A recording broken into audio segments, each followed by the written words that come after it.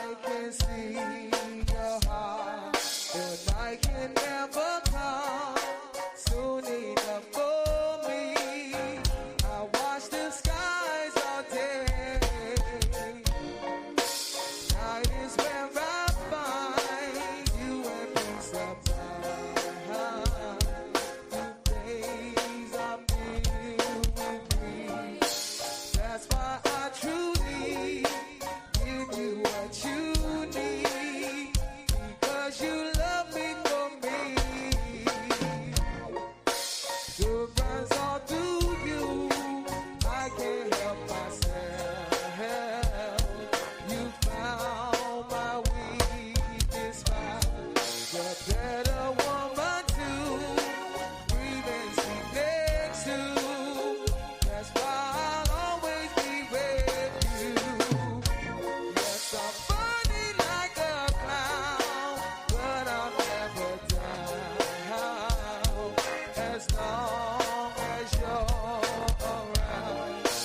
There will never be a dollar one for me. That's why you're shining beneath me. Oh,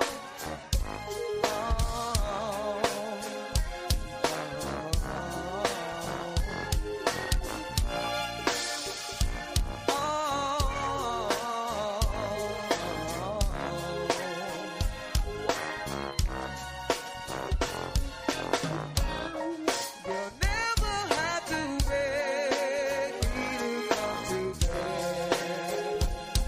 I'll walk you there each night. And if you want me to, baby, that's what I will do. That's why I'll always be with you. Oh,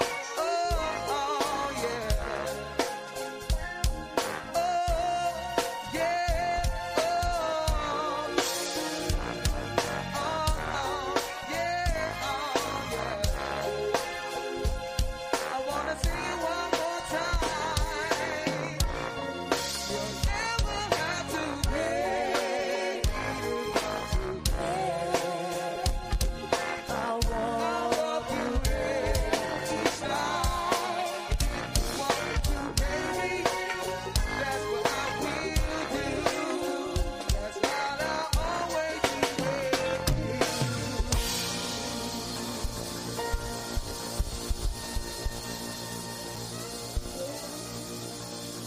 You'll never have to beg me.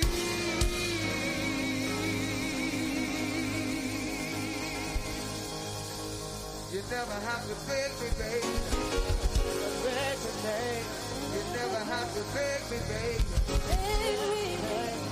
There's one thing you never have to do is beg me, baby. To come to bed. I want you there each night.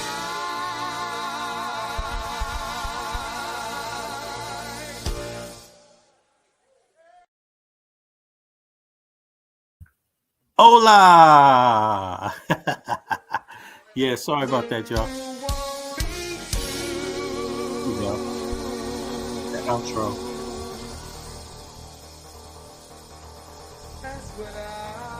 It's Sunday.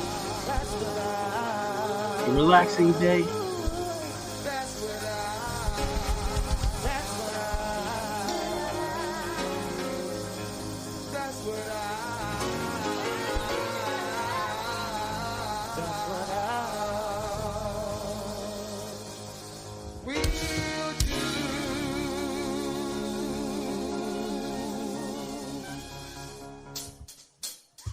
That's Yes. why I'll always be with you.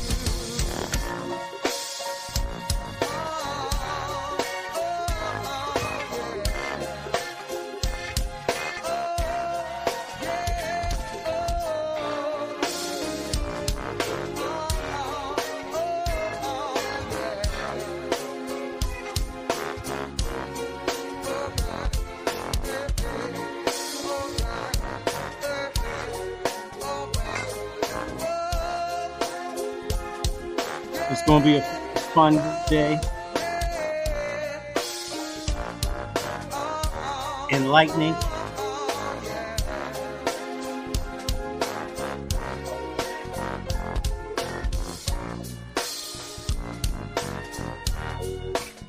Oh, that's Backyard Band. Uh, yeah, that's my favorite band right now. That's been the top go-go band out of DC for a minute. It changes up. It's many go-go bands popping. They all dope. They all really nice. To be honest with you, but I like to rock a lot of Backyard Band.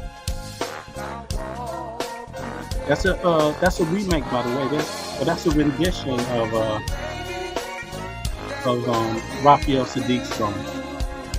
Yeah, for real. So they be rocking that one.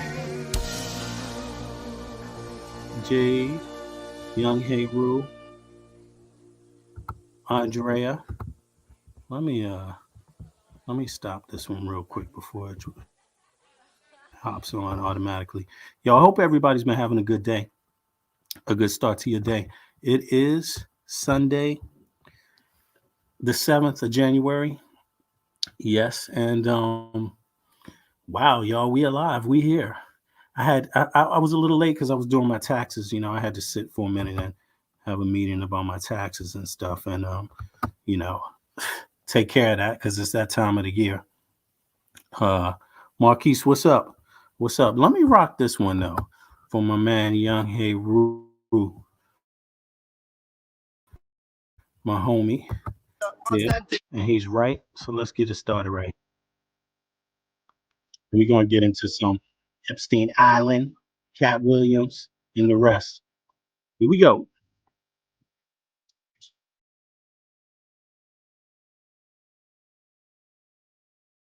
Taxes. That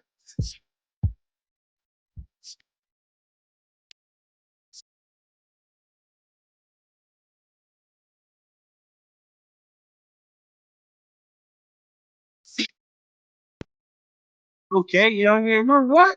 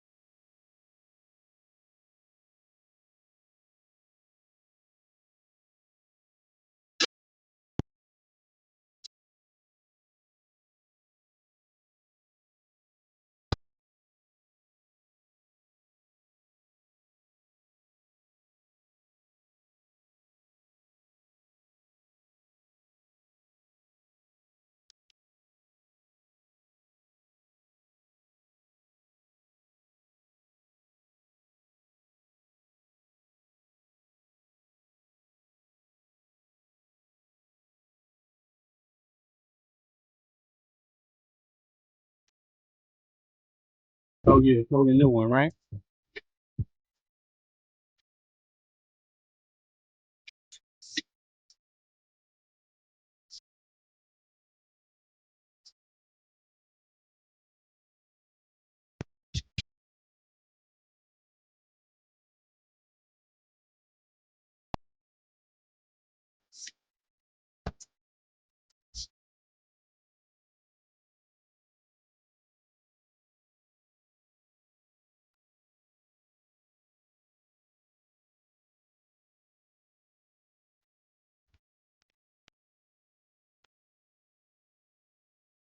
Uh, there we have it. Hold on. Let's see if we got one more tune here from Young Hey Then we're gonna get it started. Yeah, man. Actually, I heard that tune, boy. It was tight, man. I just picked the wrong one this time, but let's see here. Here we go.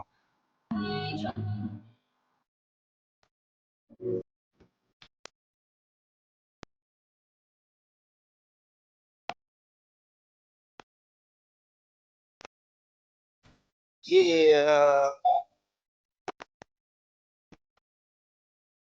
what? Hey yo, Aki.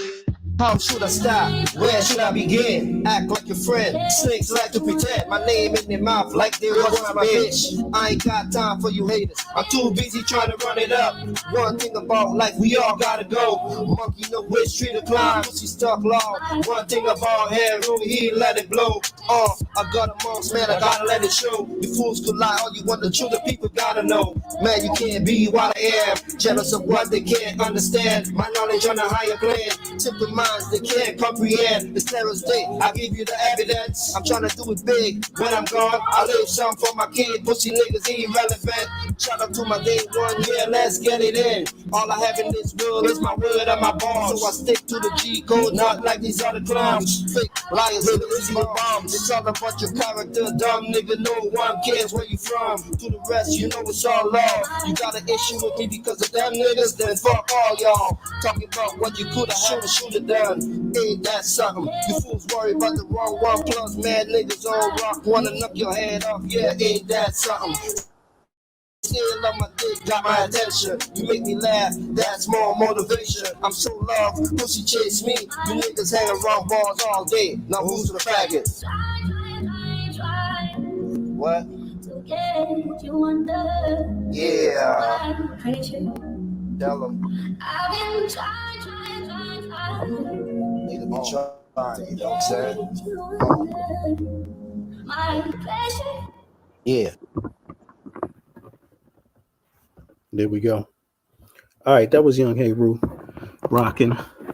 Who made them beats, Heru? That was Heru on the mic, by the way.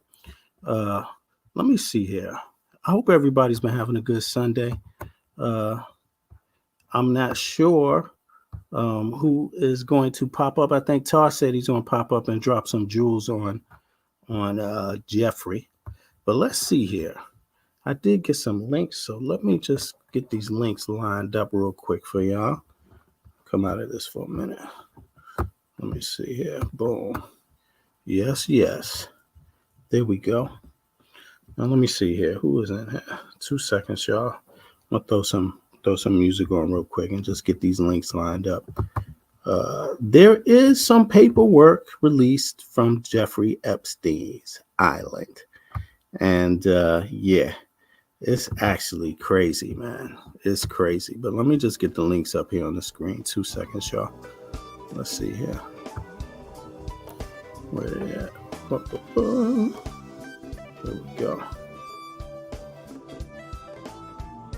2 seconds, y'all. I'll be right here. Just got to get the links from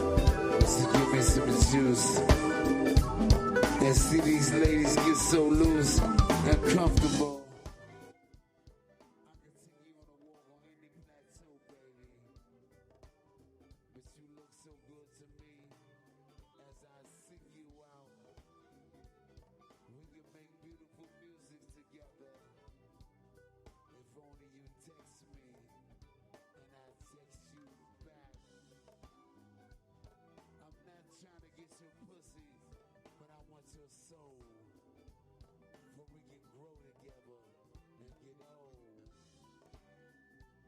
Cause old money is better than good money. Your frame just blows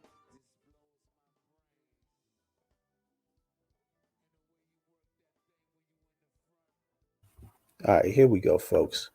Yeah, sorry for that delay. Let me try to get this up here. See what we got. Making it bigger. What is this? How can we do that? Okay, Epstein flight logs released in USA versus Maxwell. Yes. And as a matter of fact, let me drop that link in the chat too so folks can follow. Let me see here. Oh yeah, you got another one? Let me see that one. Let me see. Okay. Right. Oh, is the volume low? Can y'all hear me now? I hope the audio is good. Let's see here. There's the link right here in case anybody wanna. Oh no, that's not stream, y'all. Wait a second. Sorry, I dropped the wrong one. Why is that there? That's weird. Yeah. Copy. That's an old stream, y'all link. What's up with that? That's weird. All right. Okay, you can hear me? All right, thank you. Let's see here. Here is the list. Boom. There we go. That's the link to the Epstein log. For those that want to check it out in their own time. Yeah, this is. Oh yeah, and let me drop the real link to the live. Anybody want to pop up, feel free or hop up. Now let me see here. What the heck is this list about? Who's on this damn list? Let's see here. Can I read these names or what? Okay, let's see.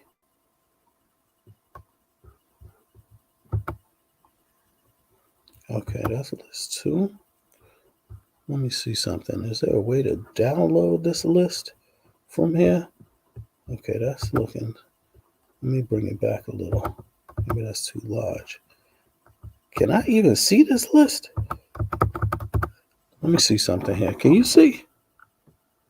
CPS. Whose name? Where the names at?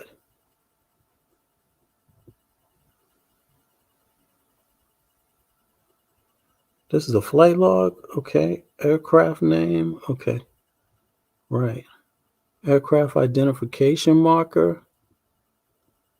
Okay. Pell Coleman. Okay. These are the names. I got it here. Okay. I see.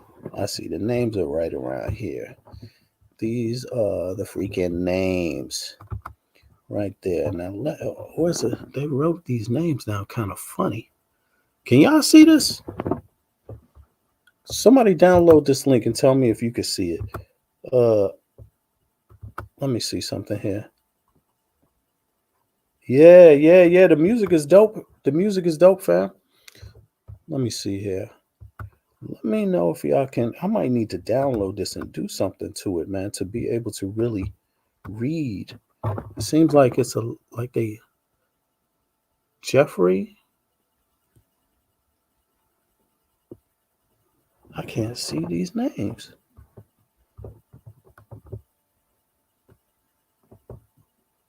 All right, let me see something else. Is there a way I can download this? How come it can't be downloaded?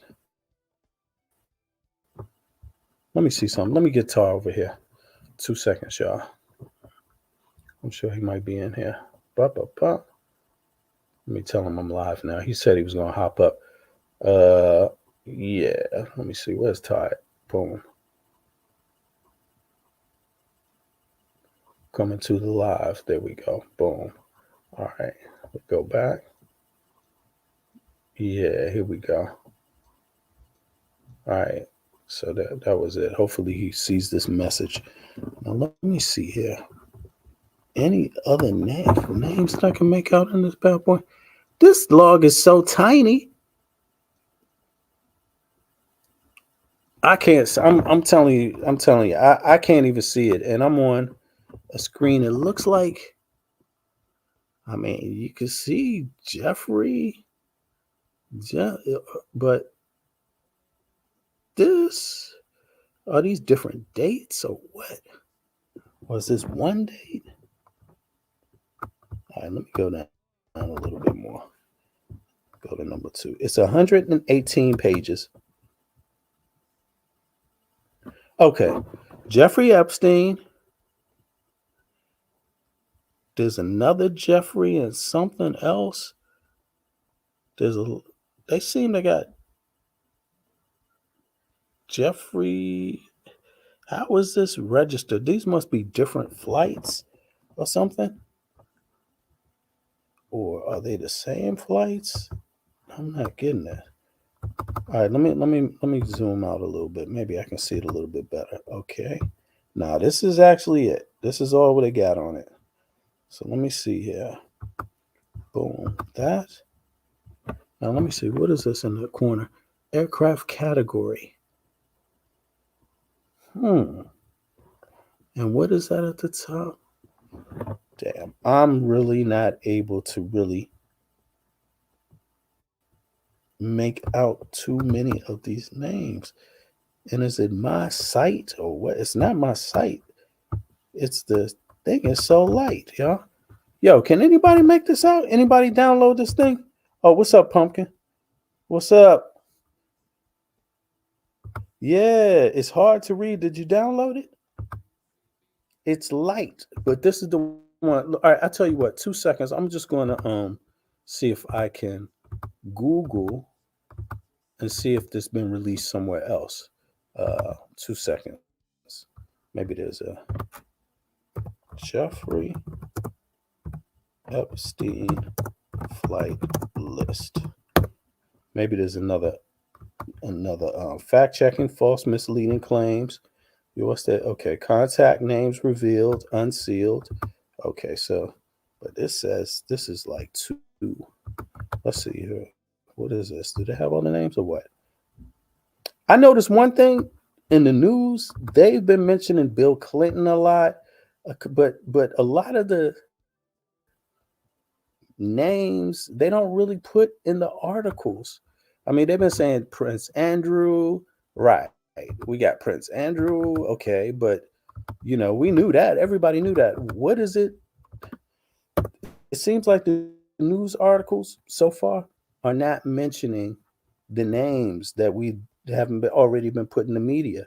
I mean, I'm talking about in major media, which is not a lot of names. They keep saying 107 names, 110 will be immediately released. One was granted an extension for January 22nd. Okay, so one is on hold till the 22nd. Okay, so number 187 is a John Doe. Okay, Prince Andrew, right? I actually thought I would be able to read that list. I saw it on my phone, but now that I'm looking at it, I couldn't actually see it. So let me see something here. Is that one there? Let me drop this down and see what they're saying about it real quick. Let's see. Maybe they got some info in here. Documents released. Yeah.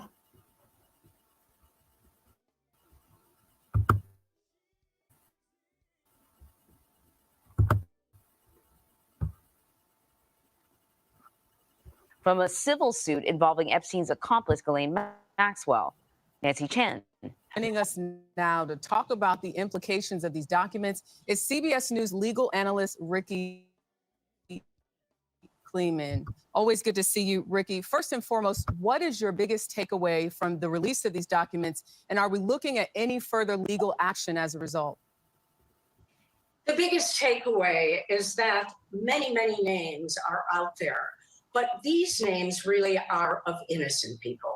It's people who may have been employed. It's people who may have gone to dinner or to a cocktail party at Jeffrey Epstein's home. It is not necessarily naming people who have engaged in actions that were anything like the deplorable actions of Jeffrey Epstein and Ghislaine Maxwell. I think that one of the people most happy on the planet as a result of this big dump of documents has to be Alan Dershowitz, who has begged for these documents, filed for these documents to show that he was innocent.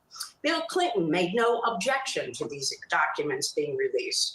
Probably the most unhappy person about all of this is Prince Andrew. And when speaking about Prince Andrew, as you know, he settled in 2022, but without any wrongdoing. Do you think there's anything in these documents that you've seen so far that could be problematic for him moving forward? I think that it's always problematic for Prince Andrew, as well as the royal family, to have all of this brought up again. And you know that the tabloid press in Britain will pick this all up. And again, we'll go back through Prince Andrew's association with Jeffrey Epstein and Ghislaine Maxwell and these young women, really girls under the age of 17. The fact that you have yet another victim who has come forward, this is in a deposition that took place way back, but now it's out there again, that he had put his hand on the breast of an underage woman. That does not help Prince Andrew in his rehabilitation of his image. Do I expect further legal process? I really don't. It's too late for that. Again, more names to come. Ricky Kleeman, we thank you for that. More names to come. Yeah, we know there's more names to come, but this is ridiculous. The U.S. Supreme Court has agreed to hear arguments next month over a decision by the Colorado Supreme Court finding former President Donald Trump ineligible. There we go. Sorry about that.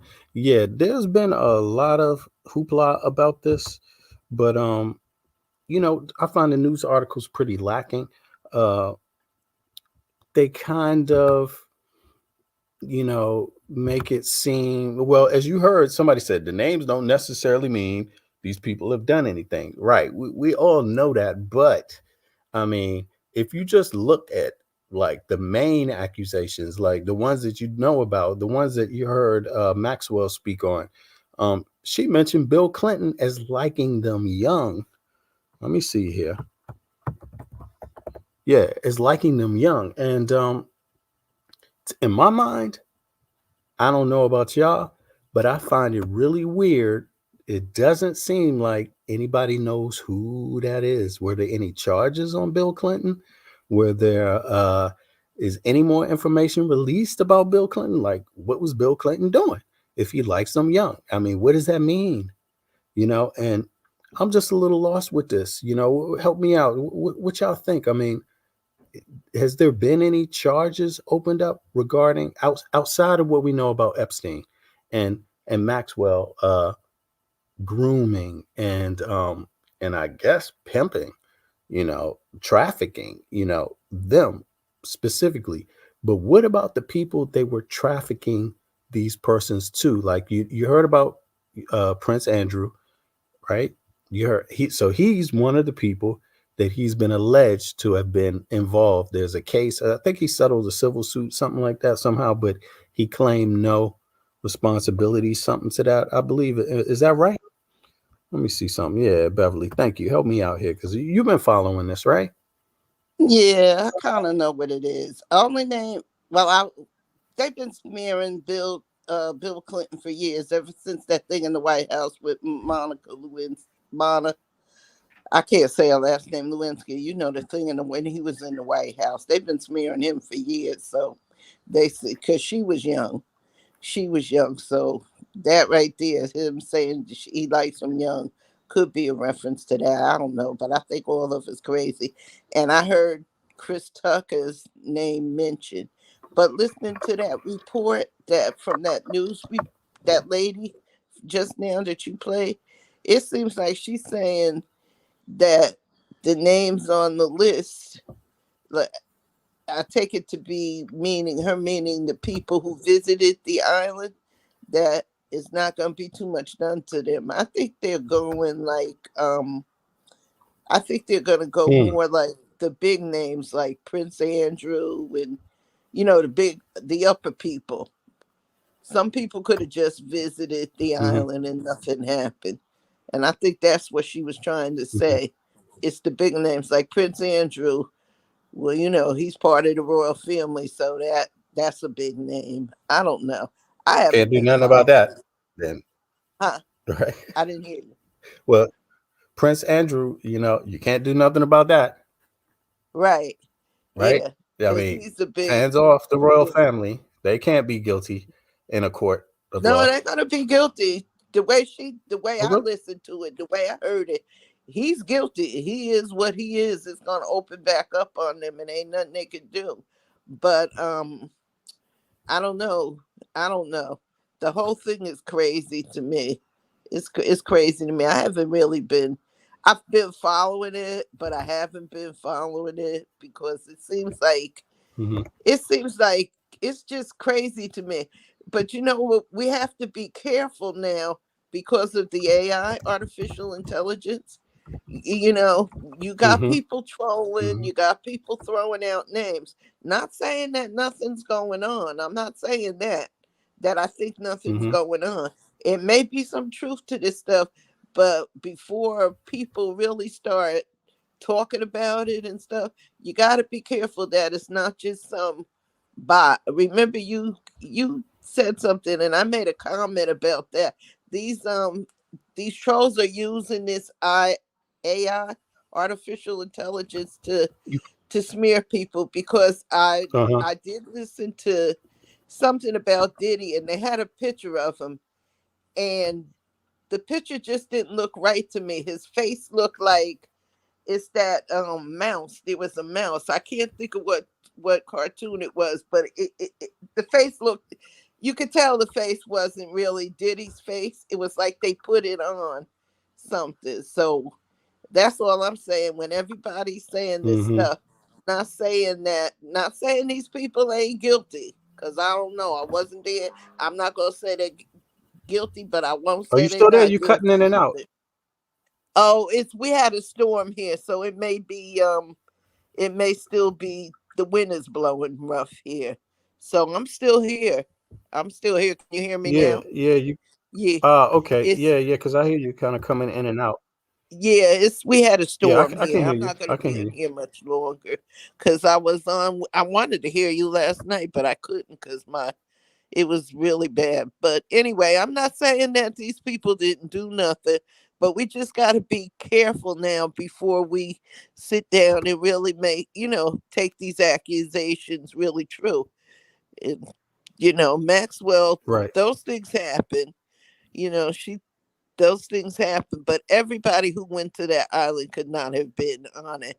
And then again, who knows? They could have been. Did people who went to the island, the question in my mind is, did they know what was going on and not tell it? It's so many layers Hmm. to this thing. And that artificial Hmm. intelligence really, in my opinion, puts a like a caution light for me. It's like a caution. If is this true? You understand what I'm trying to say. It's making me think Right. before I say anything, but anything's possible. Yeah, the Anything's AI. possible. I just find the AI. In general, like A. I think there's way too much AI. Now, don't get me wrong. I don't mind if people use some AI, but I find it troubling that they have a lot of these YouTube pages that they are purely AI. Like you don't know anything about the person who's putting this stuff together. You don't even get to Faceless. hear what they like. There's no Right? face. Yeah, they're faceless. And if you remember, like a few times, people try to hop up here on the panel, right?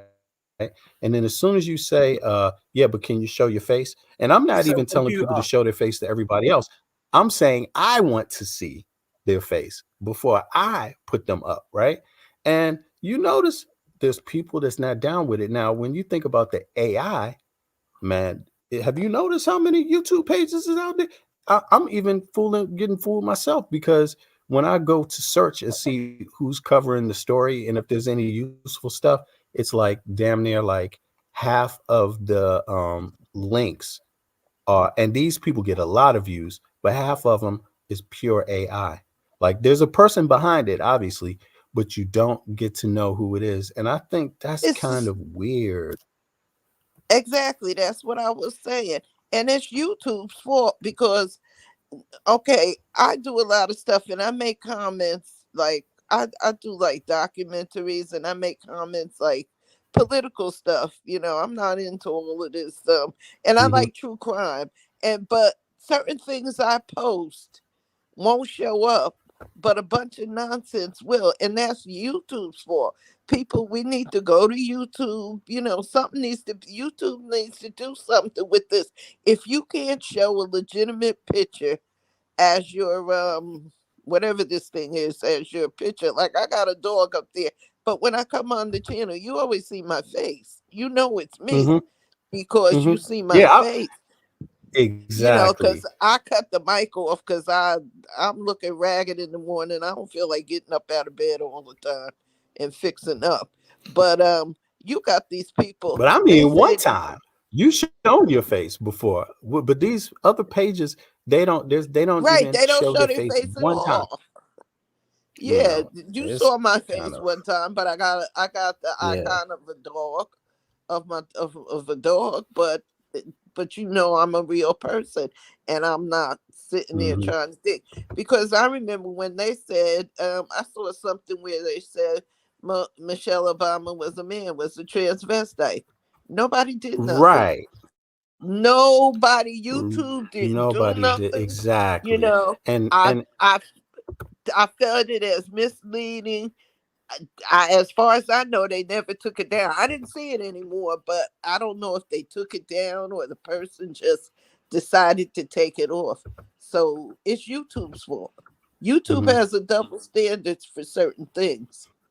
You can't say anything about Trump mhm, because Facebook, they will delete everything you say. They will put it on your page. You will put it in a, like, a regular feed, and they'll take it and put it in the back. That's what they do to mhm, me, because some of the stuff I that I that I talk about, they don't like. They don't want to hear it. So you gotta be careful now with these things. And like I said, I'm not gonna say they they didn't do it. I'm just cautious. I'm just very cautious about what I see, because I believe it'll all come out it'll all come out, and the names are gonna come out. I heard Chris Tucker's name mentioned, because I've heard Chris Tucker's name as mentioned as being gay, and this, that, and the other. And I'm like, okay, so what else is new? If you think he's gay, he's gay. And when I saw that picture where they had mhm. Diddy's face on it, the face definitely, I can't find it anymore. The face definitely looked fake. It looked like it was plastered on something. It just didn't Well, look like yeah, him. Beverly, Yeah. I'm really sorry. Hi, Pumpkin. Sorry about that. VB, big up, big up. What's up, Jay? I'm just gonna jump in. Sorry, I won't be long. But it's probably I probably was responsible for the AIs of Diddy. Sorry about that. No, no, I don't think it was you. I I don't tried to think it make was it you. look as Are you much as like serious? him, but the AI decided that he was Are you a serious? mouse and a rat.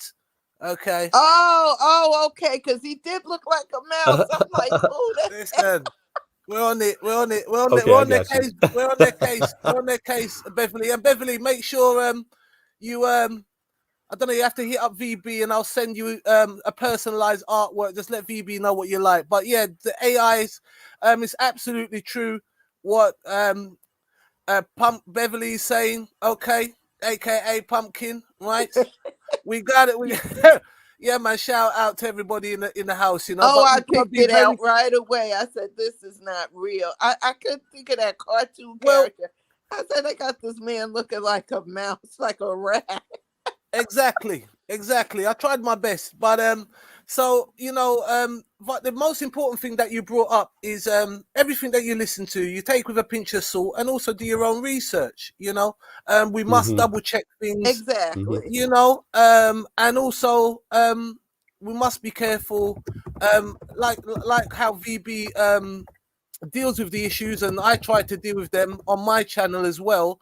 Is that I'm just reading something. I'm not saying this my point of view. I'm just trying to trigger off some thinking, But it's a fact that a lot of stuff is all AI generated. A lot of the channels, and also a lot of the black channels are kept down, and mostly the other channels that you see are very successful are from a certain race. But look, we're on their web, so we've got to give them some leeway. But the only thing that I won't give them any leeway is on this list. Now, this list, going back to the list that VB was talking about, I can't see these it at people, all.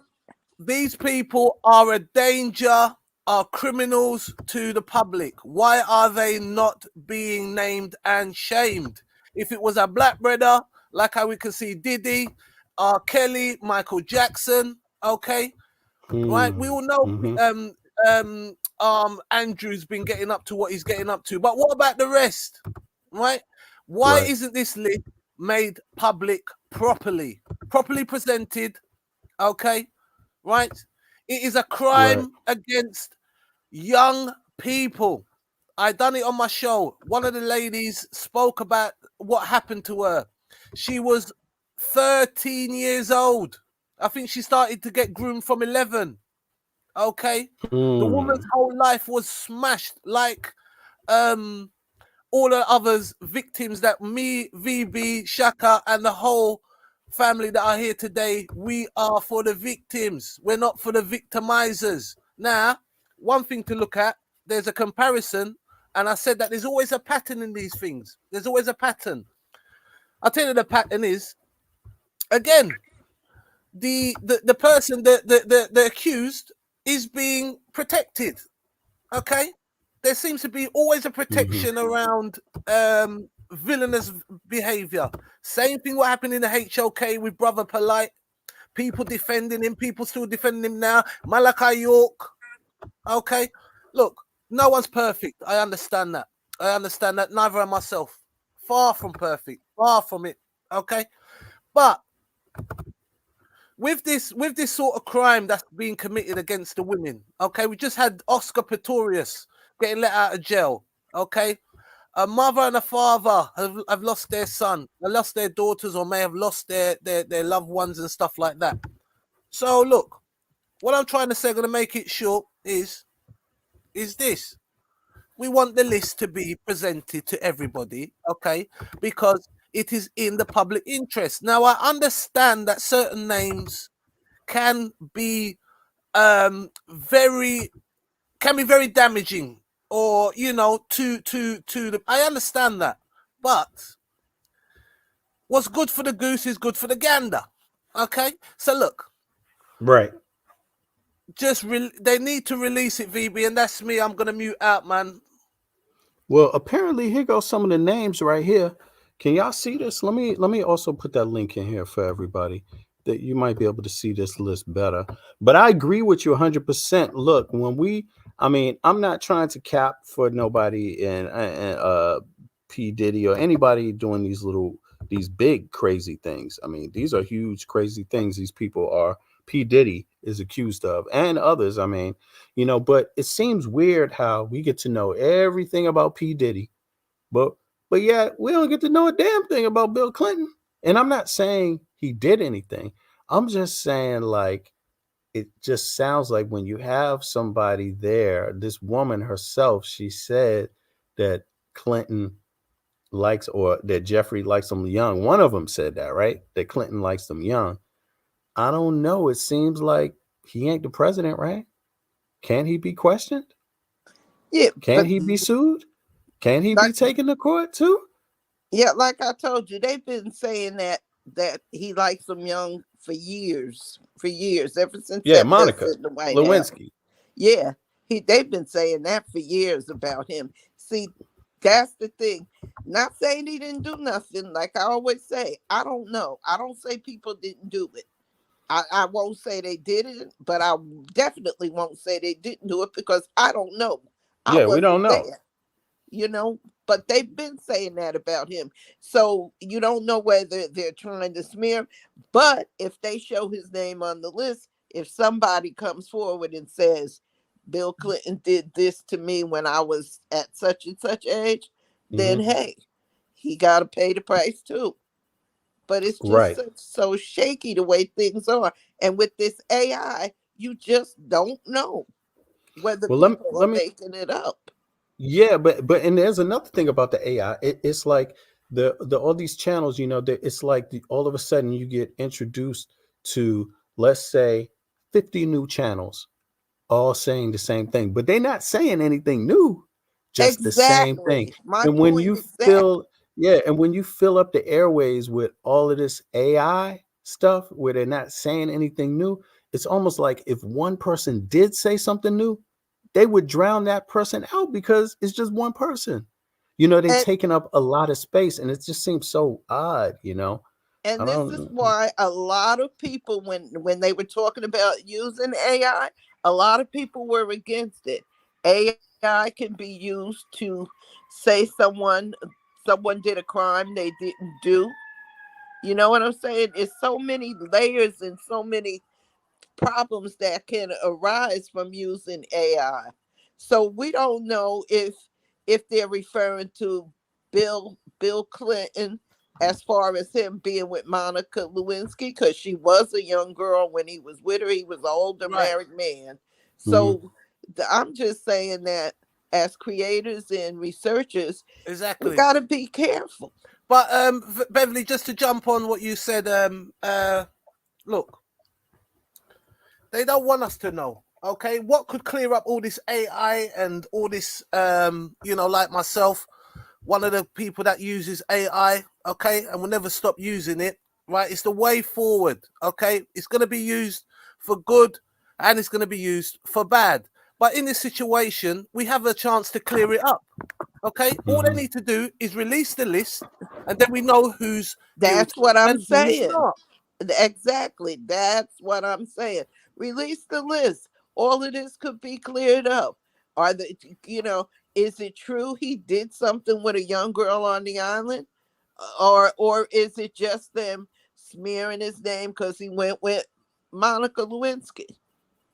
See, but if they don't clear it up, then it's out there. It's so much is out there.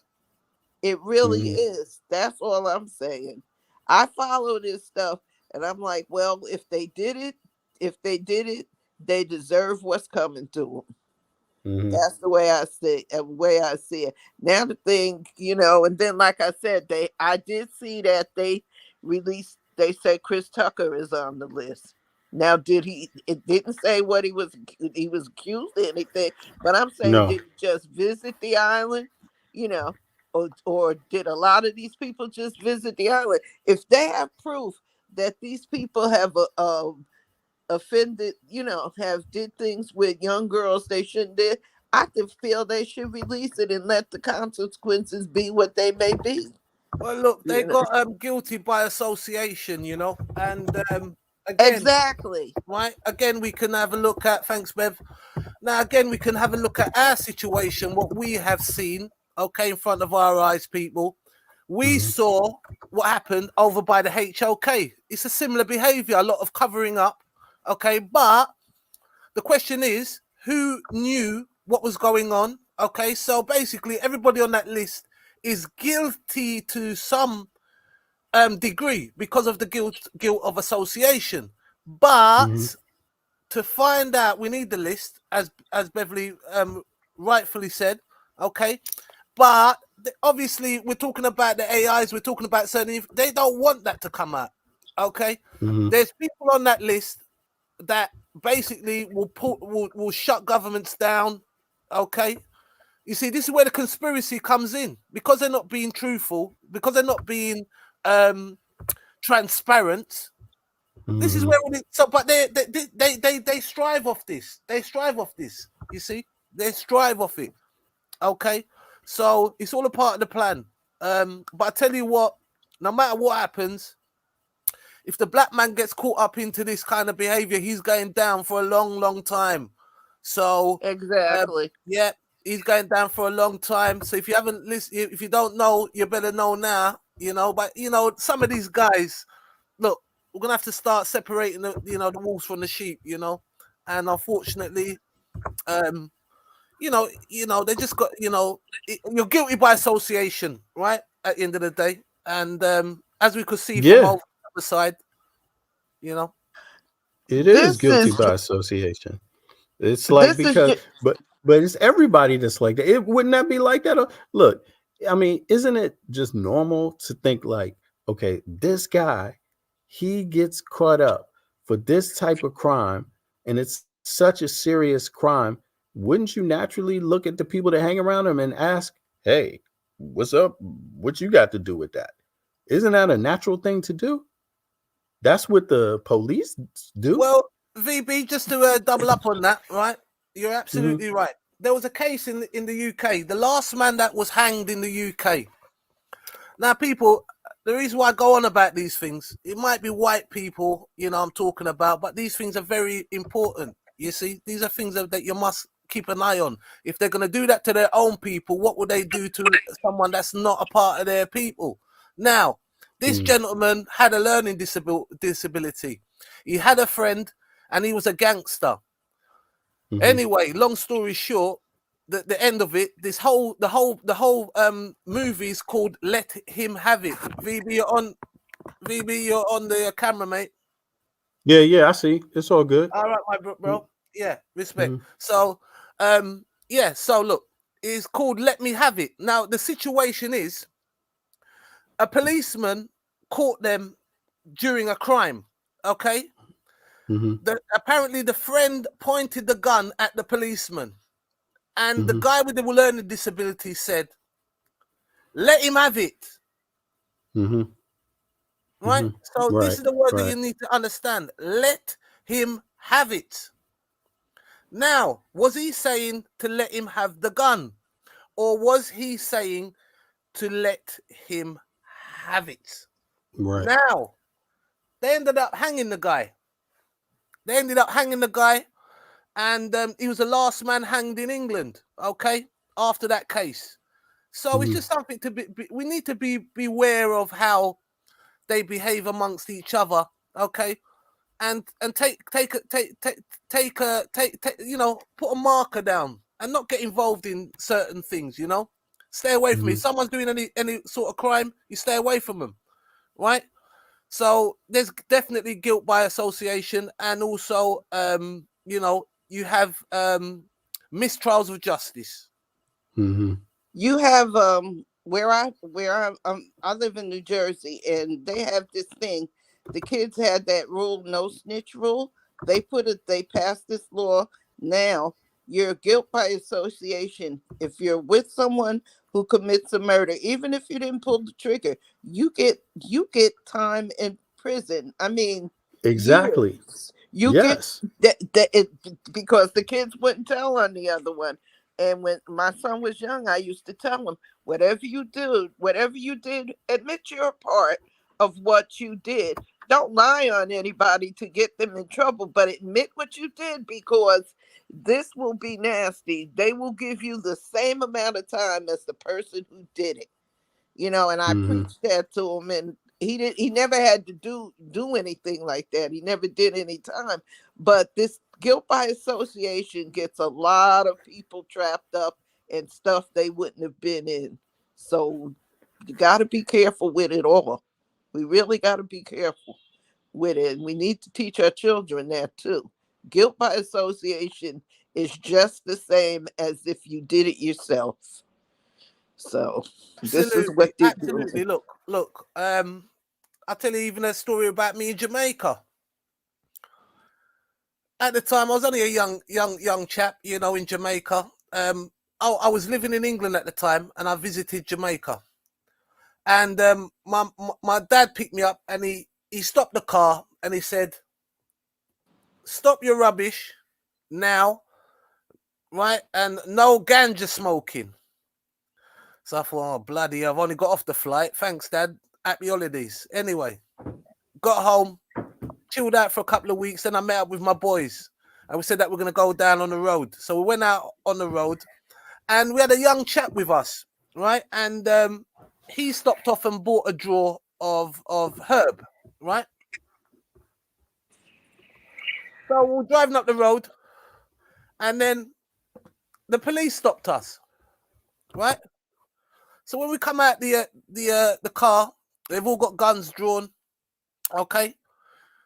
One of the officers found the drawer of herb on the floor. So I hear one of them say, "Oh, all three of you going to jail tonight." So I was like, "Hold on, what are you talking about?" That you know, he's underage, and you know, it was. I've not smoked any herb.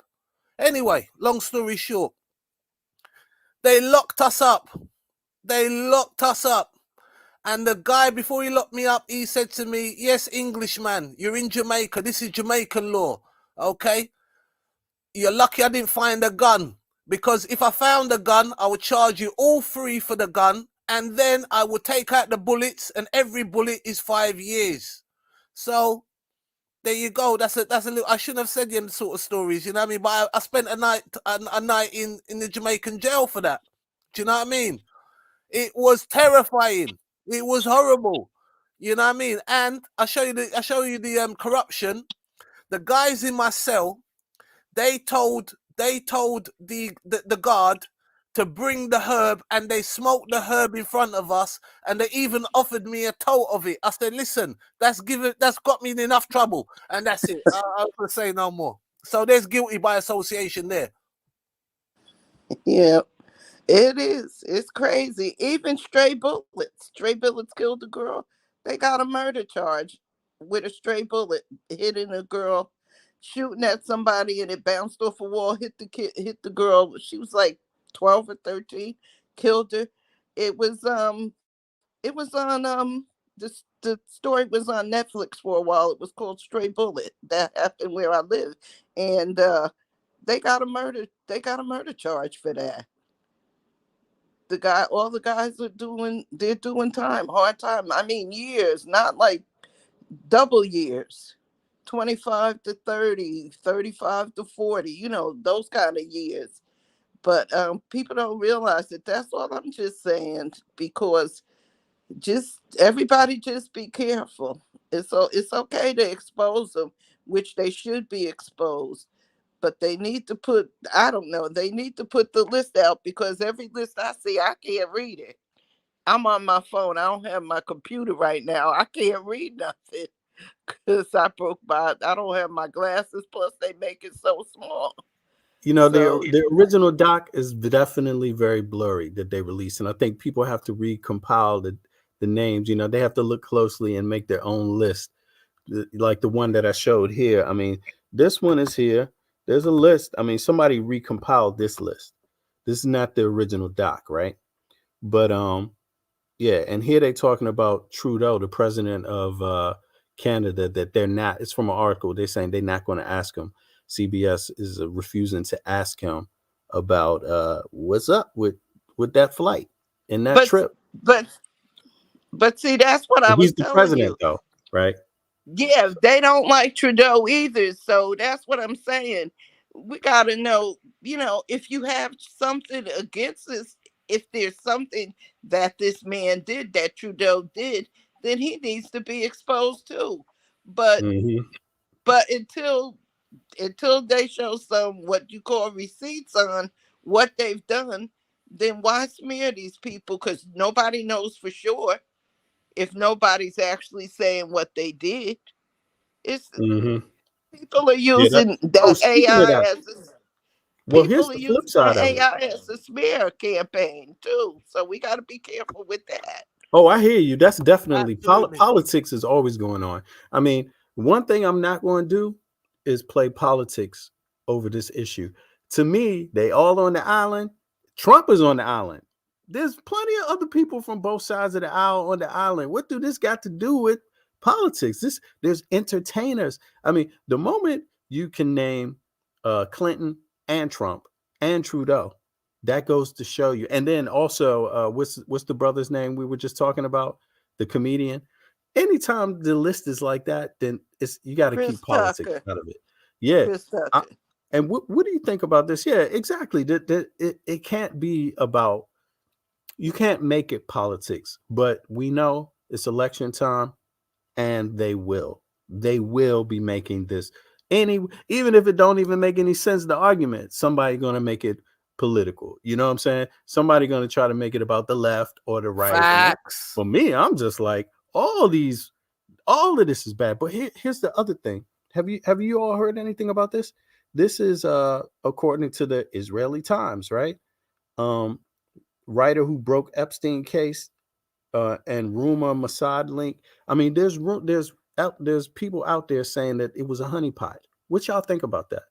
That Epstein was running a honeypot. That ultimately it wasn't just about sex for Epstein and providing little girls. It was about blackmail. Get some people to do some things that they wouldn't want Right. the public to know, and ergo you got them by the kahunas, and you can now get information out of them that you would otherwise not ever be able to get. What y'all think about that? What a great But- military tactic. Sorry, Bev, I'll just be won't be long. What a great military tactic. Okay, now you have the enemy, because as VB said, is why is it political? Everything is political, because to them it's about control, and you're going to have certain people can benefit from your experience in social media, right? The rise of the social media is very powerful. Okay, they totally understand that. That's why they're controlling it, and that's why they're trying to do all these things. Especially now we're seeing with the list. Now, what a better way than to have your enemy on tape, okay, recorded, okay, audio, video, okay, written down flight logs, okay. This could be a perfect tool to be used by any military organization across the world, okay. And I'll mute out. You Well, I know, mean, they've I'm been using it. It's been used before. It's almost a no-brainer. It's also, ironically enough, is what they claim. People claim that Steele dossier had Trump caught up in a honeypot, but let right? me. This is just my opinion, and I've Mhm. been thinking this. Trump is on this list. I've actually seen him with people there, pictures of him with that Giselle, the girl, and with Epstein. Giselle Maxwell. Right. I've seen the pictures of them all together. Now, this is just my opinion. I don't have any proof, but it's a feeling. Trump, Mhm. I feel that Trump is somehow all of this woke telling on this one, like Diddy and all this stuff. Not saying he didn't do anything to Cassie, but I'm just saying it seems like somebody is behind it. I just feel like it's Scapegoating. exactly. It's an effort to dismantle anybody who disagrees with Trump, because Trump's followers, he could shoot somebody dead and they would swear they didn't see it, because they're just that But to be ignorant. to be fair, it's like that with many rulers, many But political. I'm just Unfortunately, speaking. I will understand that Trump, but he's not the first one. But I'm just Okay, speaking people on are it. I very yeah. know he isn't the first one, but I'm speaking on the political climate for now. It's being politicized. The attacker, you got people attacking black institutions. They want to do away with historically black colleges. They don't want it. They say it's divisive towards the white people. I'm just saying politically, I think it's just him wanting to get in power. There's politics in You it. see, It Bev, sorry to cut you, but you just said something important now, and we'll need to shine light on that. How dare they tell us, right, that our institutions are banning white people or something like that, when their institutions are doing the same thing to us? It seems as if things can happen to the black man, okay, right, and the black man will survive everything. What a great race of, not the black men, the black people. Okay, sorry about that. It's not the black men, also the black women who are important, who brought us here.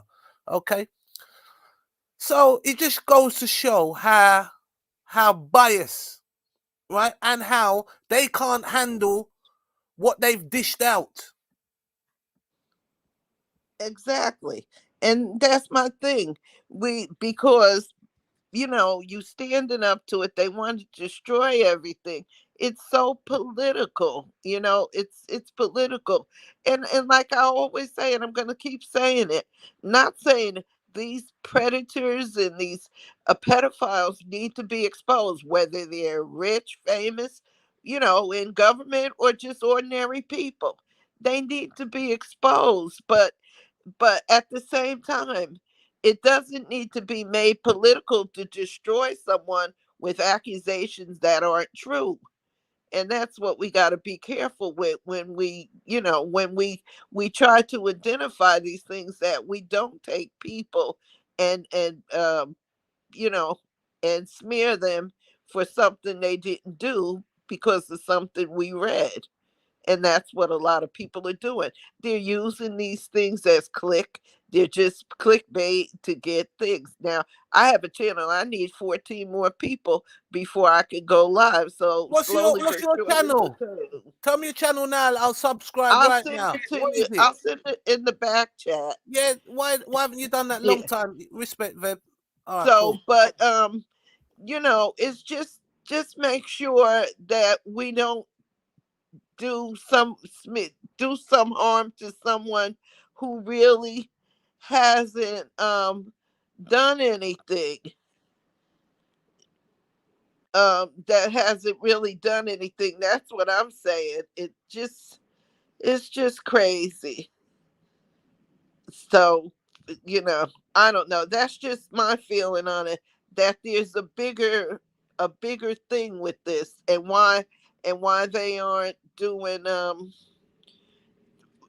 why they aren't doing anything with the names, why they aren't doing anything with the names. So they won't tell on these certain people. There's certain people like Bill Clinton, he's political, that destroyed the Democratic Party. But I don't know. That's just my take on it. I don't know. Maybe there's nothing to it. Maybe it's just a feeling I have, you know. And I would love to see the list, but every list I see, I can't read it. And this now they're saying, I did see something about somebody in the Israeli government. I don't know who that is because I really can't read it, but it is what it is. I'm gonna go. I'm gonna get up. I need to get up. I got some things I need to do, even though it's Sunday and snowy. I still got stuff I need to do. But I'm gonna be listening, and if anything, I'll pop back in. You know. But I'm gonna be listening to you guys, and Oh, and I'd say Happy New Year to everybody. Well, this article is Happy New reported by the Year. Daily Mail. This Is that a real newspaper? I've always wondered about Yeah, that. Happy New No, Year, no, no, Beth. Yeah, no. Happy New Year to That's a real everybody. Actually, newspaper. Cassie had Yeah, 30 mil in a. It's in London. it's a Yeah, UK newspaper. Oh, okay. No, it's yeah, proper. it's a real newspaper. It's a popular newspaper. Yeah, it has some shock value, but They have a gossip yeah. Can you section. hear me? Yep, Yeah. we can hear you. You on mute? Yeah, but as far as the news value, I mean, they're pretty much up on it. They don't make things up, even though they do try to. There is some salacious aspects to the paper, but at the same time, this kind of stuff, if they're putting inaccurate information out there, they can be sued. So just like any other paper. So to that point, what's up, Ralph? To that point, I thought it it's was like the legitimate. National Enquirer, Yeah. a garbage paper. That's what I thought it was. No, but this claim, this is not the only outlet. This is Yeah, not the but only outlet there's even smoke without fire, reporting this. Sorry to cut you, VB, but even the gossips, you got to kind of take with a pinch of salt, saying that Yeah. maybe it might be right. Maybe it's right, or it might not be fully right, but there might be something there. All information is to be used with a pinch of salt, but to be honest, sometimes the way how things are with like sci-fi films and how they used to show things back in the day, and it's become reality. Who's to know that maybe these gossips are not gossips, and they're some of it is true. Well, Exactly. yeah, and There's look at this. Look at this.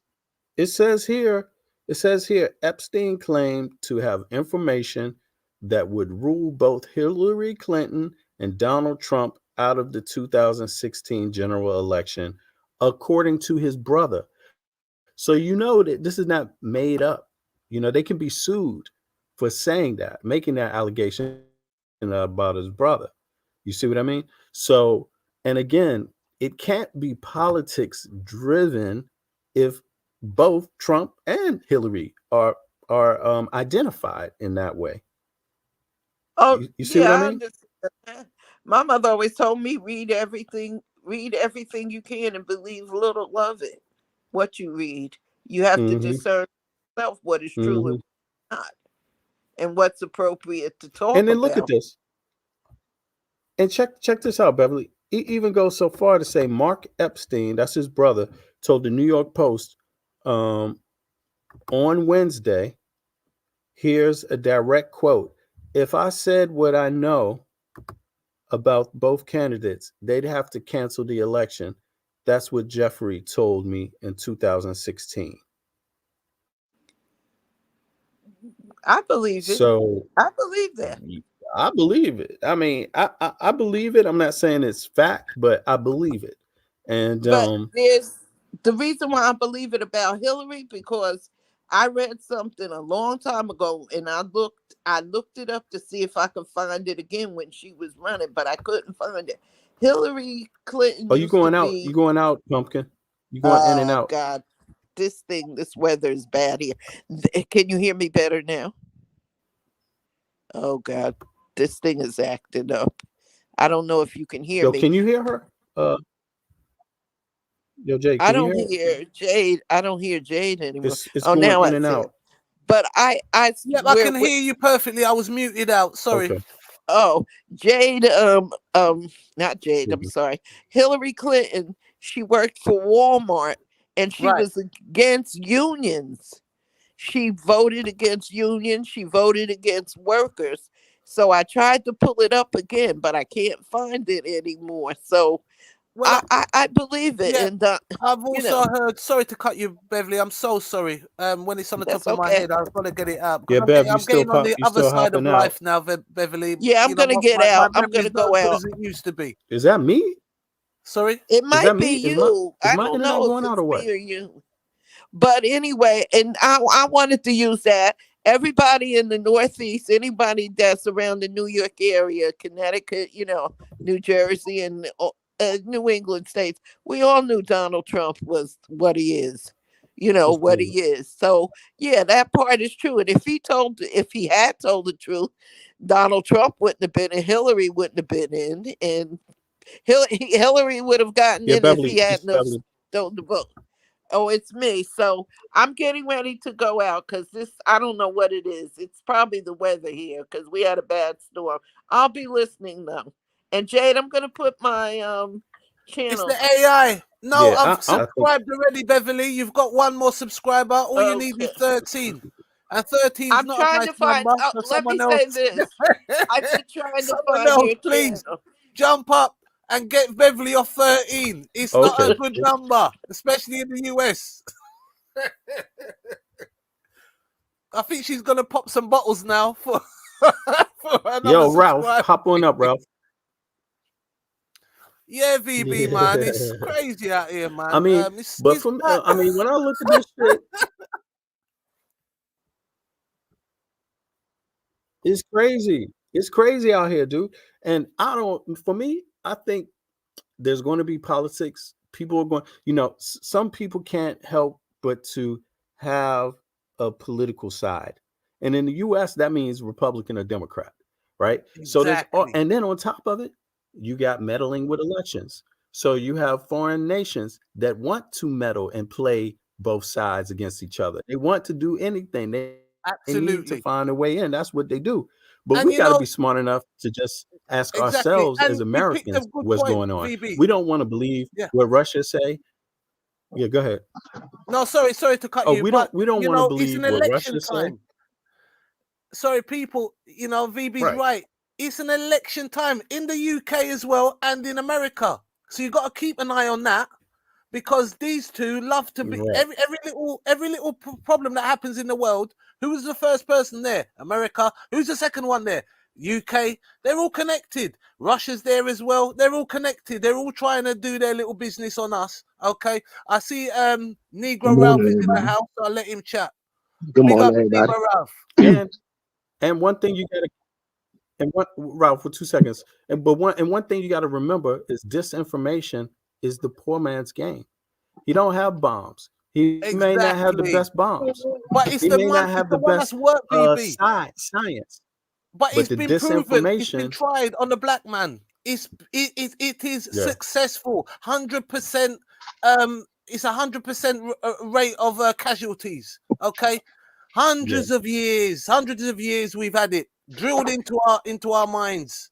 Okay, we can see the effect on the black people today. The black people in any situation find it difficult. But one thing the black man is very resilient, and the woman very resilient.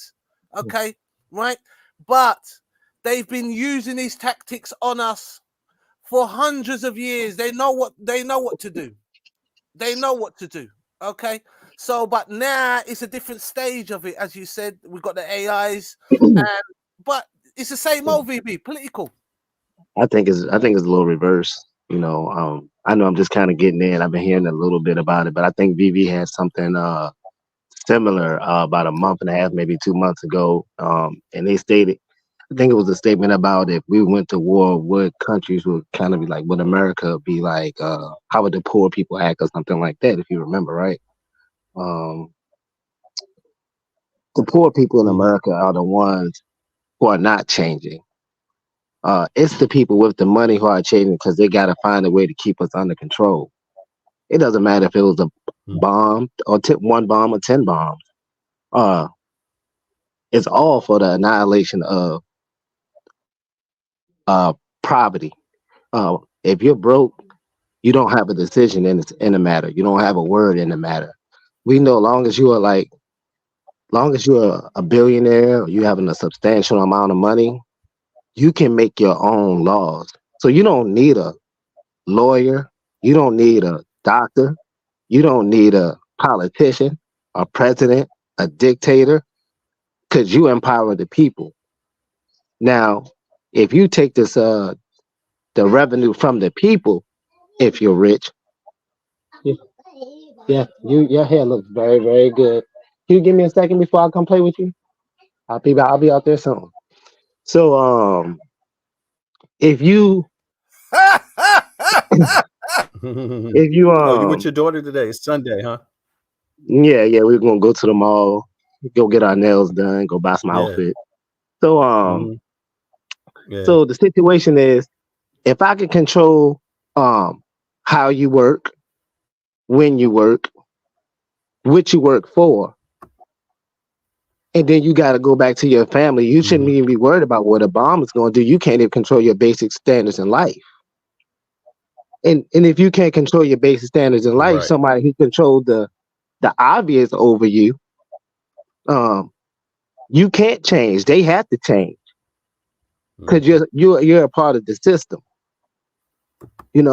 So if you keep funding the system, if you want to buy Teslas, you want to go pro energy, if you want to order off of Amazon because you don't like to go outside and shop, we're the people that's giving our life away.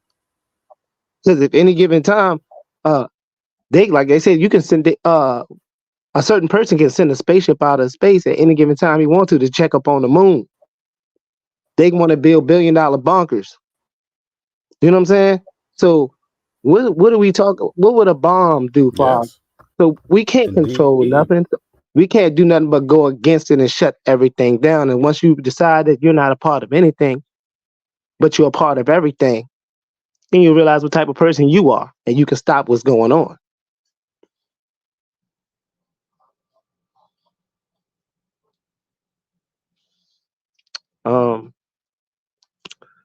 I think that the American society is what pumps and fuels every other society, because it's ego based. That's why you can look at the Americans and then see that the European is copying it, or Europe is copying what's going on from culture of rap and music and politics. Well, America is always bigger and better. No, just faster, not bigger, not better, None of that. It's segregated and faster. So if I Yeah, do if I but if I do drill, that's what they have in their that's the mind, you know. yeah, that's But delusion. That's you're delusional 100% thinking. right. That's very delusional thinking. Just because you seen me do it first, like it's like when you go to school, right? And I was popular going to school, right? So if people seen me do things first, they seen me do it, but now they need their own way of doing it, so it make it seem like they're not copying me. But we all doing the same thing. We just switching it up a little different. Now, once you find out your identity on how to switch it up different and be just like me, but a little different, you're gonna get the same things I get, but you're gonna want to pass me in life. So that's Europe. Oh yeah, we see America doing this. We want to Yeah, do it a little bit better, right. and we want to keep our name popping. It's not saying that you're the same. You're delusional by thinking you're gonna steal my image and be greater. Because America already gave itself the title, the greatest country on earth, right? Hold on there. Europe never had a statement like we're the best on earth. No, they look like the second best on earth. But compared to China, China's saying, look, we don't even need to be in that conversation because we're totally different from y'all and we're marketed different. VB, you brought up a good. Yeah, you're right, nigga Ralph. You know what? You see that picture there of that guy on your screen, Robert Maxwell, right? Is it Giselle Maxwell? Is that her? Is that her dad? Oh my gosh! Wow, it gets deeper, people. It gets deeper. That guy there, right, was one of the richest men in the world, and he disappeared. VB, pull up his thing. Robert Maxwell, and check his story. They all do it. They all do it. From Michael Jackson, Tupac, whatever you want. Even if they say they put you in prison, you don't have to believe that a person's in prison. You don't even have to believe a person's image is gone. True. When you got a certain amount of money, you can go where, like you say, we build islands. They make islands. Real True. islands that are already made are getting destroyed. Dubai Yeah, is self-made, isn't it? Man-made. that's right. So when you want to talk about who's rich, we don't. When you have a certain stature in life, people can only live up to that quality. They don't try to live past that quality. They live up to a certain quality. So we'll never know what's the real top level of what we're doing. So if you got if you had $1 billion today and you decided you don't want to be bothered with again, who can really come find you? Mm-hmm. So it's never to say that person's gone. Michael Jackson himself. Michael Jackson himself said when he got his money, he didn't like the way Eminem spoke on him. So since he couldn't get the people above Eminem to stop him from making his music and talking about him, he said, well, how about I do what real dictators do? Let me buy something over you. Now I can stop everything you do. Now you can't make no music, no nothing. Or I can make a contract where you bind to me. So whatever I want you to do, you got to follow that and stay on that topic. If you want a job or work again, you got to do it by the way I sign my contract with you. So if I'm that rich, I can do what I want to do. It doesn't matter what you think I did. You won't know.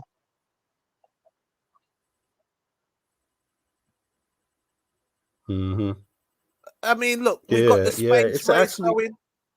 Oh, sorry, VB, you go, man. Sorry, bro. No, I was just commenting on what Ralph was saying about money, how money makes a difference, in this. And obviously, if you have $1 billion or a few billion, I mean, look, some of these people got tens of billions of dollars. I mean, but yeah, that's going to make it really difficult for a person to come after, because you got more money to defend yourself with, more money at your disposal to utilize to your defense. And that doesn't even have to be a defense like up on the wall type of tactic. That could be progressive, like that can be on the minute level. That can be on the very minute level. You can actually MK Ultra your whole side of the country to believe what type of person you are, to get a likeness and image in court that you probably don't even have to show up for. Right.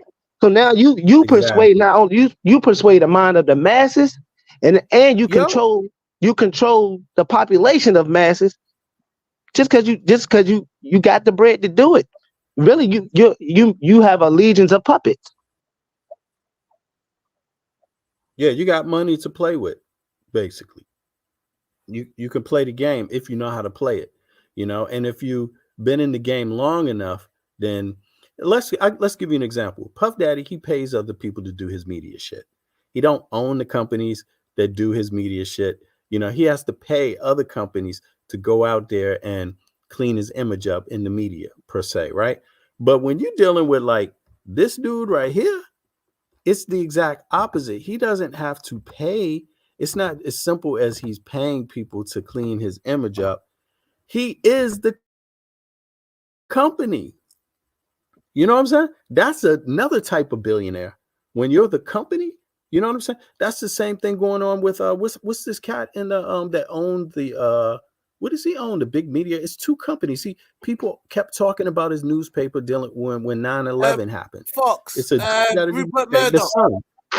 Rupert Murdoch. Exactly. How you gonna come after Rupert Murdoch when not only does he have his own media conglomerate popping off daily, every single day of the week, even the day before you even think of accusing him of something, but on top of that, it's like he's got allies that also have companies.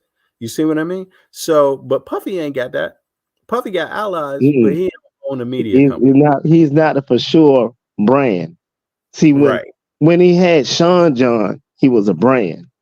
Through the Bad Boy image was the brand. Now, if you sell Sean John, so this is the thing about the American culture that messes up the American culture. We move too quick. Europe keeps a standard. Y'all still have a tea and crumpet setting. Y'all still have a traditional setting on something. Chinese still keep a traditional. What is a traditional setting for an American? To progress, to move forward, to set a trend. So if you wearing Gucci 10 years ago, you need the most exclusive Gucci 10 years later. If you're not wearing, if you're wearing Sean John and Polo 10 years ago, you need the real official Polo collection now. So you got to keep up with the brand, because we are taught here in America, you are only based on how you present yourself, not who you are in character. Your character, no, they killed the character with Malcolm X. They killed the character with stand-up guys. There's no way that you can. Our people see growth in money. We don't see growth in culture and spirituality. Our women in America push that narrative because they need to be supported. So when we go by the look, the brand means it all. So what I'm saying is, if you get somebody with billions of dollars pushing this brand, and they can control things we buy and how we feel, we don't have no control of nothing. So I say we can never set the standard as a unit of people, because we don't control nothing, not even how we feel emotional. So we're really nothing but puppets here to the game of person selling the brand. Because who don't want a Ferrari? Yep. Who don't want diamond chains and rings to show up I look like something important? Who don't want tons of women? You know what I'm saying? What woman don't want to feel like she's the only one desired? But that's not even the nature of humans. I hear you, bro. You're correct about that. It's a vacuum. You're always going to find another one that wants that car and wants that extra money and wants that fame, or, wants to come up, regardless of what the impact is on others, but those are the ones coming up. The ones on top of them that are doing the promissory notes, that are giving out the contracts, that are giving a few $1 million for you to start your company, that are guaranteeing you distribution. I mean, that's what Kanye is talking about all the time. It's the ones that are distributing his shit got the power. The ones that can say yes or no to the shoes, the clothes, the record coming out is the problem. And it's I'm not trying to take anything off of Puffy and whatever what his activities are and all of that. It's obvious he got big problems, but even he needed somebody help, that big, the big dollar to put him into business. He didn't have the ability to get into business. I mean, Puffy's shit could have ended a long time ago had he not. And he never had it. He never had it. And those people that you're naming today, they still, Kanye don't have it. And I'm saying Kanye is one of my favorites, and not because of just of his music, not because of his rants, because he goes against the numbers. Even though he does what the numbers tell him to do, is he just makes it look good. Like I say, you a rapper with a wife that everybody's seen the sex tape of, and now you're a pastor. Come on now, what is your image? So now your image to the people is, well, this is what we promote to you. Do you like what we give you? Now you might not like who I was by you liking the feeling I gave you. So we're under a spell of feelings before education and logic. And once we get the logic out the picture, like I said, we're all emotional zombies looking for validation. So we don't care if they're going to drop a bomb. We don't care if somebody is somebody's going to assault us, because we'll play the game for the money. We'll play the game we'll throw the integrity out the window. We'll play the game for, just for the fun of it. For real, we ain't even got to put the money in it. Most of us going to play it for the opportunity. We basically beggars. Yeah, I mean, we're the beggars, choosers, and the thief. Because we're going to steal that opportunity from someone else if we can, if it's not presented to us the right way. But what can I do to get in, bro? Like, what I got that you ain't got? You know what I'm saying? And then once you get the role, you probably don't even like what you got. But you got the opportunity. Exactly. So, yeah, you got the opportunity. You can shine for a little bit. Crab in the barrel situation until it's time to throw the crabs in the pot. Now we all eat together. We all get eaten together. Right. Yeah. It's actually, it's true, man. We don't have a say. We don't have a stake in much. But okay, but let's say this is like some sort of let's say it's really an attack from that perspective. Let's say that what's going on with this. I mean, because look, the people have said that they've alleged that Jeffrey Epstein is down with Mossad. That's what's been alleged, or people have said that, right? Then they even say this guy, the lady's father was down with Mossad. That's what they're saying. It's here in Wiki. I mean, they saying it even in Wiki, right? Now, let's say that's an attack. Now, let's also say that, for example, like during 9/11, they said that there was multiple cyber attacks on the U.S. right before, leading up to 9/11 was the biggest cyber attack that the U.S. has ever experienced at that time, they said, right? So what do you think about that? Like, do you think... It's hilarious. We paid for, we did that to ourselves. So I remember when Microsoft was the top thing in the late 90s, early 2000s. A bunch of random kids at this point and around this time, I think you can kind of pull it up, use PlayStation and Xboxes to hack business accounts and banks, okay, around the world. Then they use scenarios like this. Now you brought it up. I'm trying to retain it. Epstein has an island, right? So the Epstein Island. There was a tape with R. Kelly that they said they couldn't really make out with R. Kelly. They said it was Aaron Hall. Then they get videos that look like it's Epstein and on Epstein Island with these children. They don't prosecute them like they prosecute a black man for it. They prosecute him on the fact that R. Kelly looks like this in the video. This is what he's doing. This is what we've seen. We don't need a lot of evidence of it. But when you get to the Epstein Island, now you look at the and I think it was in the UK. I think that the Xbox thing that was in Europe, and they took it from America. So, hold on, say that again. The Epstein, you said they say that again about they took it from the UK. So look, so if we look at America, right? You can be judged and trialed off of something that doesn't even have to have limited evidence, right? So R. Kelly looked like R. Kelly in the video, but they said it was Aaron Hall. R. Kelly gets trialed and started getting treated for video. We got video of what looks like Epstein and kids and people on the island, but they're not going to get caught because they're going to. I don't want to use the race card, but I'm now gonna use the money card where I got a little bit more money and funding. You can't say that to me. But you can say that's my island, but you can't say that's me. So what's going on this island where I can't be prosecuted? It's private. I see what you mean. I mean, but furthermore, I think it's logical to just assume that there's always going to be some bias there. Like, it's always easier to get the cats closer to the bottom, isn't it? Yeah.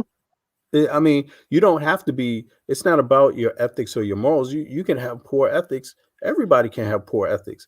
But if everybody had poor ethics, wouldn't it still be easier to get the person closest to the bottom? Look, you don't even got to do the work to get the person at the bottom. There's another person at the bottom to do that work for you. They're gonna give it to you. You know what I'm saying? You got to track that. You need to track the person in the middle. The person in the middle is the one that got the information. The person in the middle is the one. Tell these folks. You can't tell these folks to not do what they're doing. They're gonna do it anyway. Yeah, you can't. You can't. All you can say is how much you want me to do it for, or I can't do it for that price. All the old timers, Ralph. All the old timers. I'm talking about the cats born in the 40s. And you know what I'm saying? All the old timers, if you came to them was like, look at Puff Daddy. Yeah, he just got his company, Bad Boy Records. What you think about this? Look, they rapping, they selling. I told you it was on the radio. What you think the old timers would think? They've been through it already. They've been through it. They're gonna say, I need to get in that spot. I need to be in that. Yo, for real. Yo, look. I'm thinking some old timers are hip, man. They seen the setup coming up. They know. I'm gonna tell you who. I'm gonna tell you the old timers that Ron Isley. Ron Isley put on who? R. Kelly. Who's one of the greatest writers and song producers of all time? R. Kelly. You want to take it back even further? Let's go take it back to James Brown. James Brown and Little Richard literally started rap and funk. What we got now, you got Little Richard barely saying nothing, but wop bop a doo bop a bop bamboo. That sound like mumble rap under the funk beat. Now, when you get the kid to the days, they're like, man, look how that man was moving. Who that sound like mumbo rap. That sound like a Little Trippy Red, the Migos. It sound like all these what you hear now. Yeah, you hear now you get it. Now you get that's Little Richard. Now you got it. I do like take off in them. Mama. Bad and booty. Moving the gun with the Uzi. Now listen, I can still mimic that beat in with bop bop a loo bop a wop bad and bougie. But you know what I'm saying? It's the same baseline. It's gonna be refunded, recycled, re-indoctrinated, and it's gonna keep getting pushed. You know what I'm saying? So as much as you want to believe it's changing, it ain't changing. The people are getting more opportunities to express how they making the change, but the change don't change. Yo, Ralph, if you ask me, I mean, I'm pretty sure my pops, I didn't even have to talk to him about this because there's so many examples of this, you know what I'm saying? But I think my pops would just flat out think of them all as jigaboos. I hate to say it, but coons, you know, there to distract people, there to prove one point that, hey, you can make a little bit of money. Yeah, you can get that fancy car. And then in the end, it's going to be a setup ultimately. That's what I think my pops would have said, you know? Yeah. I'm trying to figure out what year was it they used the PlayStation and what's the name to do? I know it's between 2015. I think it was between 2014 and 2020. I know I'm trying to look it up myself because this was on the news, you know. Oh, what you talking about? With the hacking of the PlayStation. Talking about PlayStation. That's 2000. I think it was 2011. I had it right up here, man. So what I was trying 2011. Yeah. So what I was trying to say about this is, if you got this, it was children who did this, not adults. Now, if kids can find out how to put almost 100 PlayStations together, line all the accounts together, and get into a banking system, an email system, what do you think they can do with Wi-Fi if they get the right code or break the right genetic codings or they find the right way to get? They can drop a bomb. You would think it's a president. No, this was an outside nerd that dropped the bomb. It's happened before. You know, the Russians are big on the cyber crime. the But Chinese, the Americans, the I English, don't they're hear, all but we're involved. not talking. I'm not talking no elite at this point. That the elite can do You it talking whenever about they this? get ready. Yeah, You I'm talking talking about about. this, bro? Yes, sir. Yes, sir. Like, you Millions. know where Yes, that sir. yeah, 77 Yep. million users. Yeah.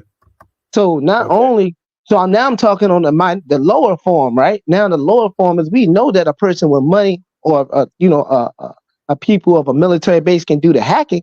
What about this nerd who came up with a plan? Now this nerd sees government information. Now he can say, "Look, Right. I don't like America. I just want to be a goofball." What will happen if he says, "Well, this is the access code to want to drop a bomb in DC," and then he hits the button, and now you see rockets coming to DC? That's a person that outthought the military just with his brain. So we are all open information. It's just what we're gonna do with the information. Some things we shouldn't have, Some things we Yeah. shouldn't be wanting to be so quick to progress into in life. Oh, where was Shaka at, man? He was just up here. Hold on, let me drop the link again. Yeah, go ahead. Shaka just dropped out. I don't know what that was. Maybe he got maybe it's the internet, or maybe he got busy. But yeah, I follow you. I get what you mean. And it's like, yeah. we got to stop listening to like I love listening to a person who's going against the clock. A person with limited time. A person with limited time ain't got nothing to fear. When my days are Yeah. numbered, you can't tell me nothing is numbered now. I'm about to go.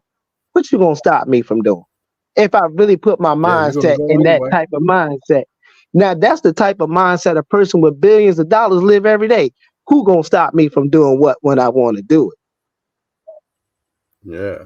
So if you live every And I day think like you that get to to the last, point where it's like, well, if you got $1 million, $1 billion, or a couple billion, or 10 billion, then what's that money for anyway? right, It's to do what you want, make let's something bring it happen. to the lower form, the poverty form. I'm gonna say the hood form. If I got $20,000 in cash, and the next drug dealer I know, or the next person I got beef with that slept with my girl, or the next person that stabbed me in the back, I already know people. I got $5,000. What you want to do for that? I need you to break up everything on this body real quick. I know you need it, man. Your kids are struggling with no Pampers, man. Shoot, man. When the last time you had a good steak dinner? Shoot, if I give you this, bro, you already gonna get a half a key off this, bro. You can start your own movement. You know everybody anyway. Let's just get them out the way. So let's put that on a minute level. The opportunity when an opportunity is in your face is really integrity. What type of person are you going to be when the opportunity is in your face? It's a lot of opportunists, brother. It's a lot Yeah, of yeah, that's my point. So, when you drop that bomb, when the president decides to drop a bomb, he said he sees an opportunity to take over a country. What we do from there, we make it up. We make it to what we want. We remold it to what we want it to be now.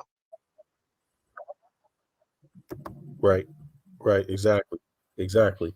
Yeah, I agree with you 100%, man. It's a lot of we deal with a lot of opportunism. I mean, and that's just what it is to be in the bottom class, on the bottom. Mm-hmm.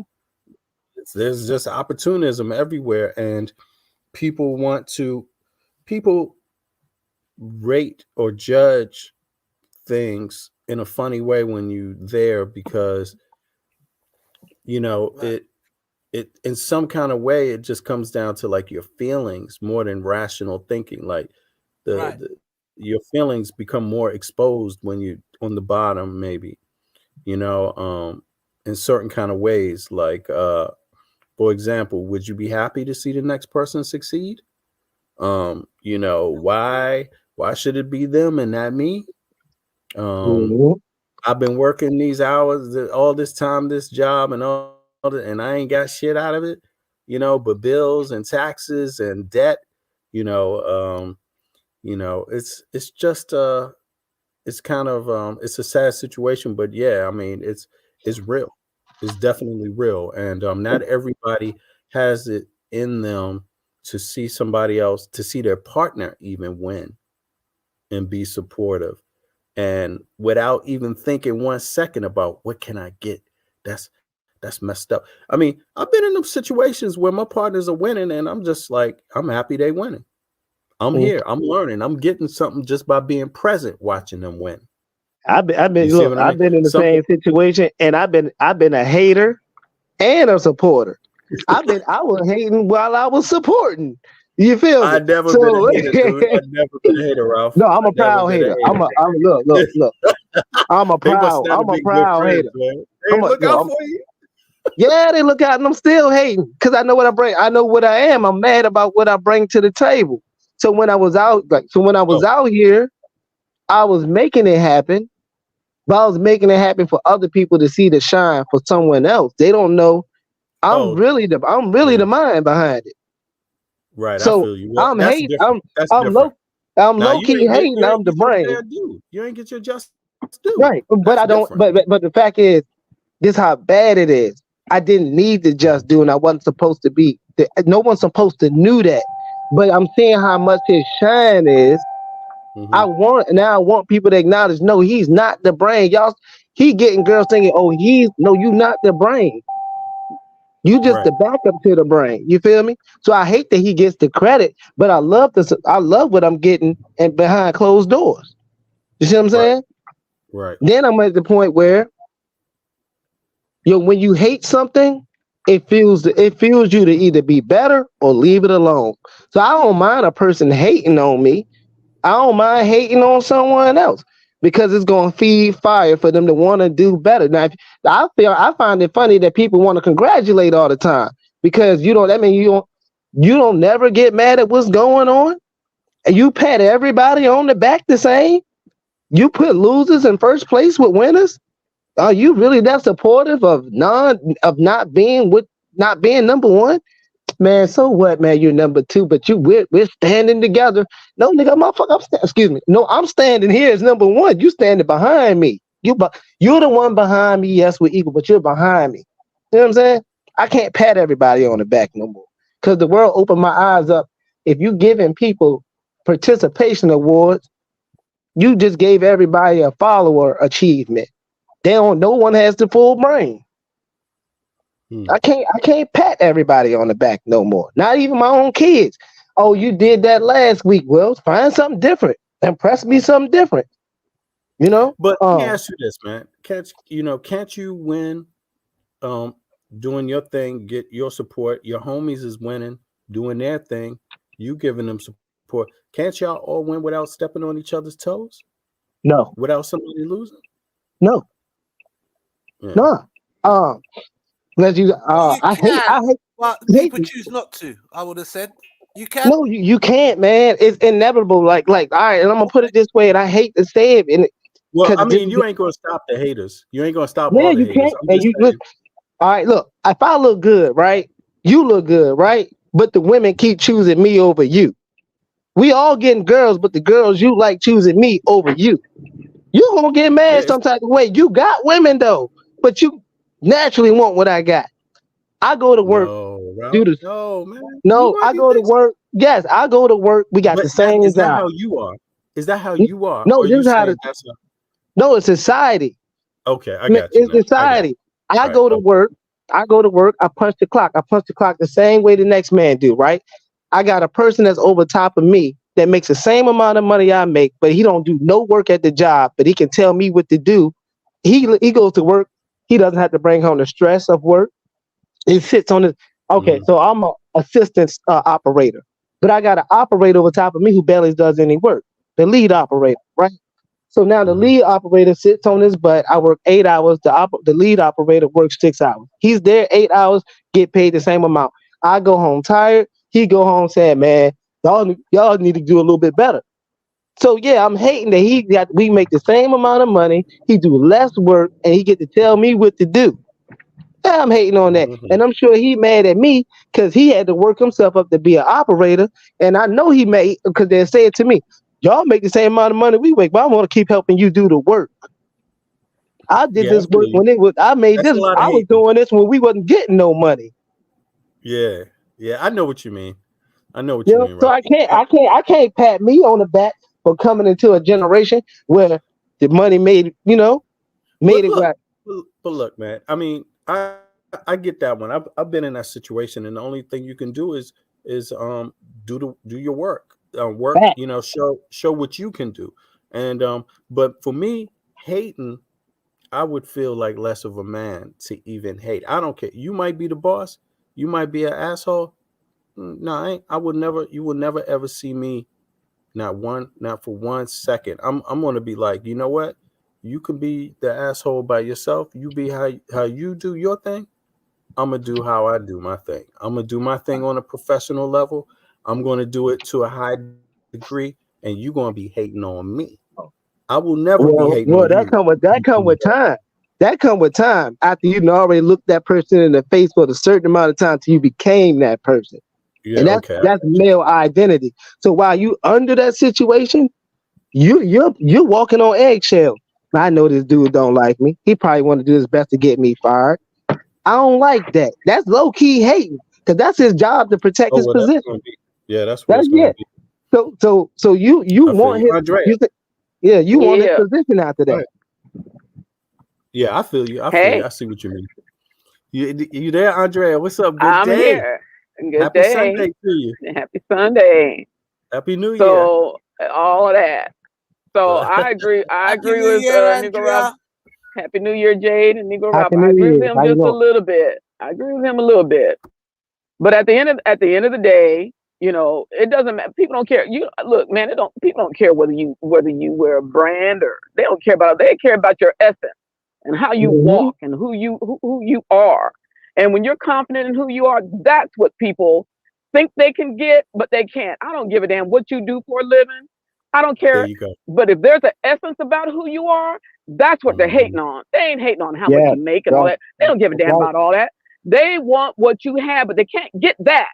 So they're trying to come at you with whatever else they can come at you at, you know, because they think that thing that they're coming at you at is going to bring you down.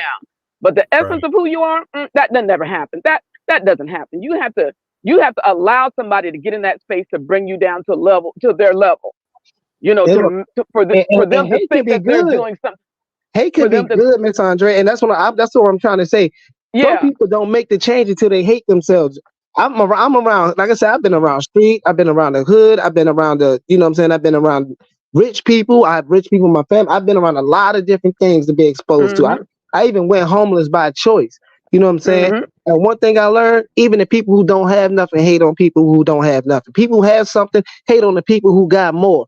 Now, when I say this, you would hate yourself to make yourself want to change. You got to hit rock bottom and hate who you was to be something greater. Hate is a natural essence of life to fire or fuel whatever you want to become. So whatever you don't want to, whatever you don't like, you use hate. You're not going to use love to be something greater that you don't want to be. I love you so much. I want to be a dope head like you. You hate dope heads. Why are you trying to be the dope head now? You and Miss Andrea, what I'm saying is, if you don't do dope, why would you go to the dope head and say, man, I care for you so much, we gonna do this dope together and work it out?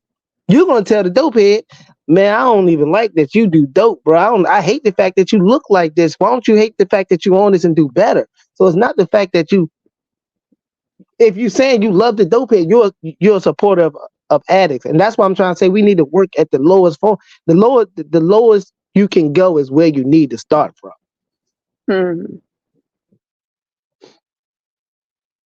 You can't build at the top. You can only tear down at the top. Go ahead. For me, it's not to me, this is my opinion. It's not about what you have. It's who you are, right? So I you know, people at the low, I don't care whether you're at the highest rung. I mean, people can have it all. They can have all the money. They can have all of that. But there's still something missing, and they don't. And at that point, when a person gets to having all that, they can hate on you all they want to. That ain't going. But they're not going to be motivated to change because they got all that shit. They don't care. So it doesn't matter whether you're at the top of your game, it doesn't matter. When you know who you are and you walk and you don't have to know that. I mean, some people, you just have that essence about you and you're not out there bragging about it. You just walk in it and people are going to hate, you know, as they say, going to hate on you just for that, because they're going to wonder, how the hell what is this that you possess? Even though you may not have nothing, but you still have this essence that people are trying to get, but you can't get that from, you know. That is an energy based thing. And yeah, but that's what I'm saying. But you can't get that based, you know, trying to. I don't have to hate that. I don't have to hate to do that. I'm just when you are who you are, you ain't gotta hate or something. You know, I don't give a damn what people do. I understand what you're saying. Yeah, I hate everything that doesn't stand against righteousness.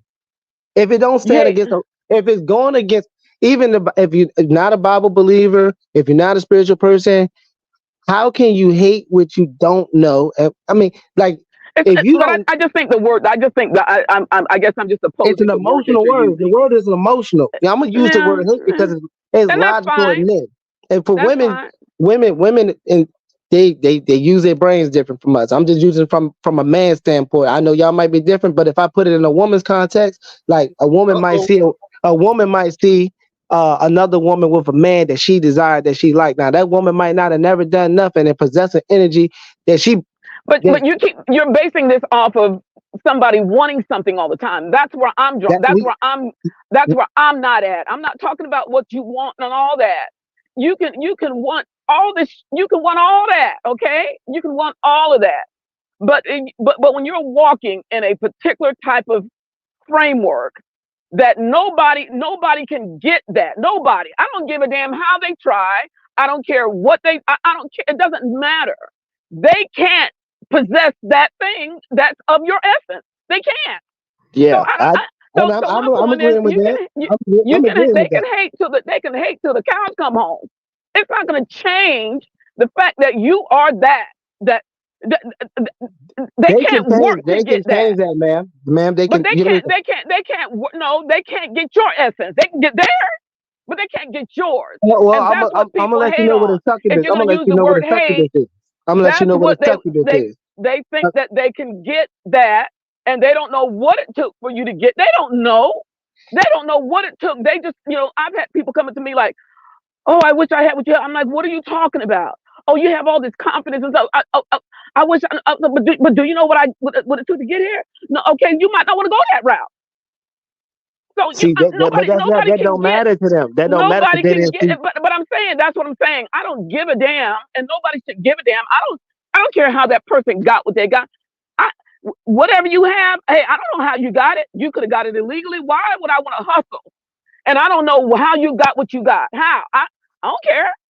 But look, I agree. But my point is, I agree with you, Miss Andre. I agree with you 100%. But what I'm saying is, that doesn't take away from what the other person feels. But we're not supposed. So why are you concerned about what the other person feels? No, listen, because it's a circle, right? This is what I'm telling you. If you like you said, the lady said she want what you got. She didn't put in the work to get what you got, right? But she liked the perception of what you portray or who you are, right? She automatically put her life at the bottom to uplift yours. Now, if you think this person wouldn't take a chance to sell themselves out to have what you got, you're sadly mistaken here. I'm not saying any of that. And that can actually hurt your home, and then that can cloud your judgment of who you are. But I'm not. Like I said, for anybody that's trying to get something you don't know what it took to get there or not get there. You don't know. So I'm just saying, for me personally, there is not anything that anybody has that I feel like if I don't do this, I don't give a damn. I'm not one of those people. I could care less. I don't care about brand name anything. I don't care about none of that. All I care about is me being the authentic and genuine person that I can be, the best that I can be. I don't give a damn whether people like it. I don't care if they hate me. I don't care. And I think we waste too much energy trying to figure out what somebody. I don't give a damn if somebody comes along in my path and tries to cause harm. That's when you start. That's when you do something about it. But other than that, who gives a damn? So that's what I'm saying. So listen. When it comes to the material part of things, I agree with everything you're saying. I don't care what a person have. I don't care what a person can get. I care about the integrity of the situation.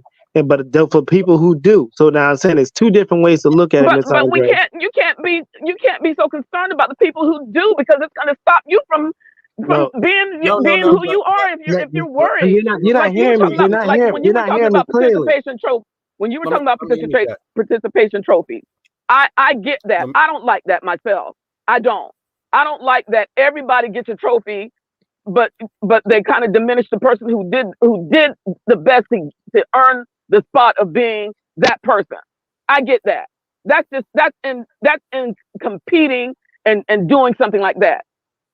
Other than that, when it comes to living this life, nobody knows how people get to the top. I don't care. I don't care who you are. I don't care what position you're in. I will talk to you like I talk to anybody else. I'm not going to treat you no different. I don't care. Yes, some of them inherited it. They got their money, got it handed down to them, whatever. I don't give a damn who you are. I'm not going to treat you no different. I don't care who you are. I talk to our CEOs. I used to say shit to my CEOs that most people probably got fired for. I don't give a damn. Your position does not give you the right to mistreat anybody. You're a solid. You're a solid, well put together person. You know. But I'm saying I get that. I mean, but I'm just saying I don't care about how other people feel about how Andrea feels about herself. I don't care. But the wealthy, I just mean politically, though. I mean, not politically like politics, like the left and the right, or Democrats and Republicans. But how the dynamic works is that people at the top, you know, that are creating. Let's say you start a business. When you start a business that's employing hundreds of people, right? Mm-hmm. And that's still small. That's still small, right? The person that's maybe has that, you know, has grown up with that wealth. Where that starting a business or 10 businesses like that with 100 people or 200 employees, that's normal for them, right? So they're seeing the world a little different. They're seeing themselves as being a chess player. Then when you look at a person who's coming from a background where their parents never owned anything, they never owned anything, they literally are going at life from bill to bill, check to check. You know, how those two things merge, how those two things collide. You know, often people that have the upper hand take advantage of the have-nots. But they've been doing that. The people at the top are going to always need somebody to blame something on. We see that all the time, right? So you got when they gave Congress and all them that the millionaires and billionaires $1 trillion tax cut. Oh, that's not a problem, because those people at the bottom, they're getting entitlements, and we got to stop that. They do that shit all the time. It's not new. No. It's not new. No. They always need a scapegoat because they know that the stuff they got, they didn't get it because they worked hard. The majority of them, I'm gonna say the majority of them, didn't work hard to get that. Okay, so that's why you can't be. That's why I can't, because when if I look at any of those politicians up there. There may be some there might be some of them, but but to me, the majority of them are all about how can I get up here and get over and do, and don't care about the people. They don't care about that. They don't care about none of that. I'm here now. I'm gonna get mine, and I don't give a damn about nobody else who's struggling. They don't care. There's a few, but they're few in between. There's not the majority. So, but when they want to holler about the money situation, well, then you give us back. Now they're trying to say, you know, we're entitled because we're getting Social Security benefits. How is that a damn entitlement? I've been paying a Social Security. Now you're trying to tell me it's an entitlement. I mean, seriously? Right. So these are the words that they try to use to justify the damage they're getting ready to do to people who've been out here and have to put their money into a system that they know they use that money to do shit they're not supposed to be doing. But they want to say we're entitled. No, you're the ones who are entitled because you think you got a right to take my money that I put into that account. It's the same. It's the same game, different day, same stuff, over and over and over and over and over again. I said it before. I said it a little bit before that. I said it's crabs in the bird. Go ahead. The folks at the bottom are always going to be the cushion for the people at the top. Always. There's always going to be more of us at the bottom. No matter how bad the world tanks, no matter how bad the economy gets, the folks at the bottom are always going to be the ones to bear up them no good people at the top who don't give a damn. It is what it is. I like what you're saying, Miss Andrea. And like I said, I do have a little pushback, but I do understand what you're saying because at one point in life I used to look at it like that.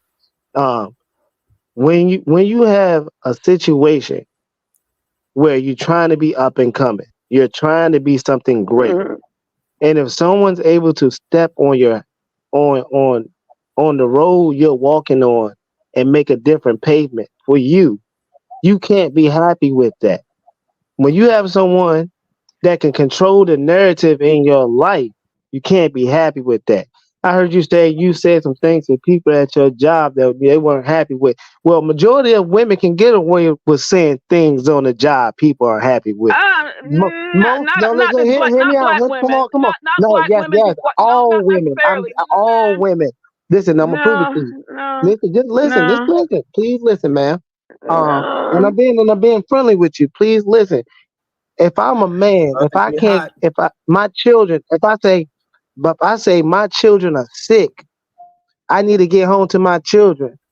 You know, I don't get as many chances to get home to my children as a woman would. And she say, "Hey, I Because gotta get my kid." Hold on, and so let me no, finish though. Let me but we finish though, please. okay, okay, Just let me finish. I don't mind okay. hearing you. If I, as a man, cuss out a male that's over me in authority, and other people see me put down his leadership or try to bust his ego, I am no longer there. They can Mhm, always look at that woman and say she's having an off day, an emotional mhm, way. You don't get mhm, the same clarity mhm. as a man. If you have And that outrage, you're gone. who? Okay, but we're gonna. Okay, so let's just get down and who set those parameters up like that? You got I'm not saying black men in general. I'm just talking about men generally speaking. Men generally speaking. You guys set those It's a parameters. You people. said that we're the caretakers of children, so you're going to give us that. You did that. No, So we're not saying uh, that.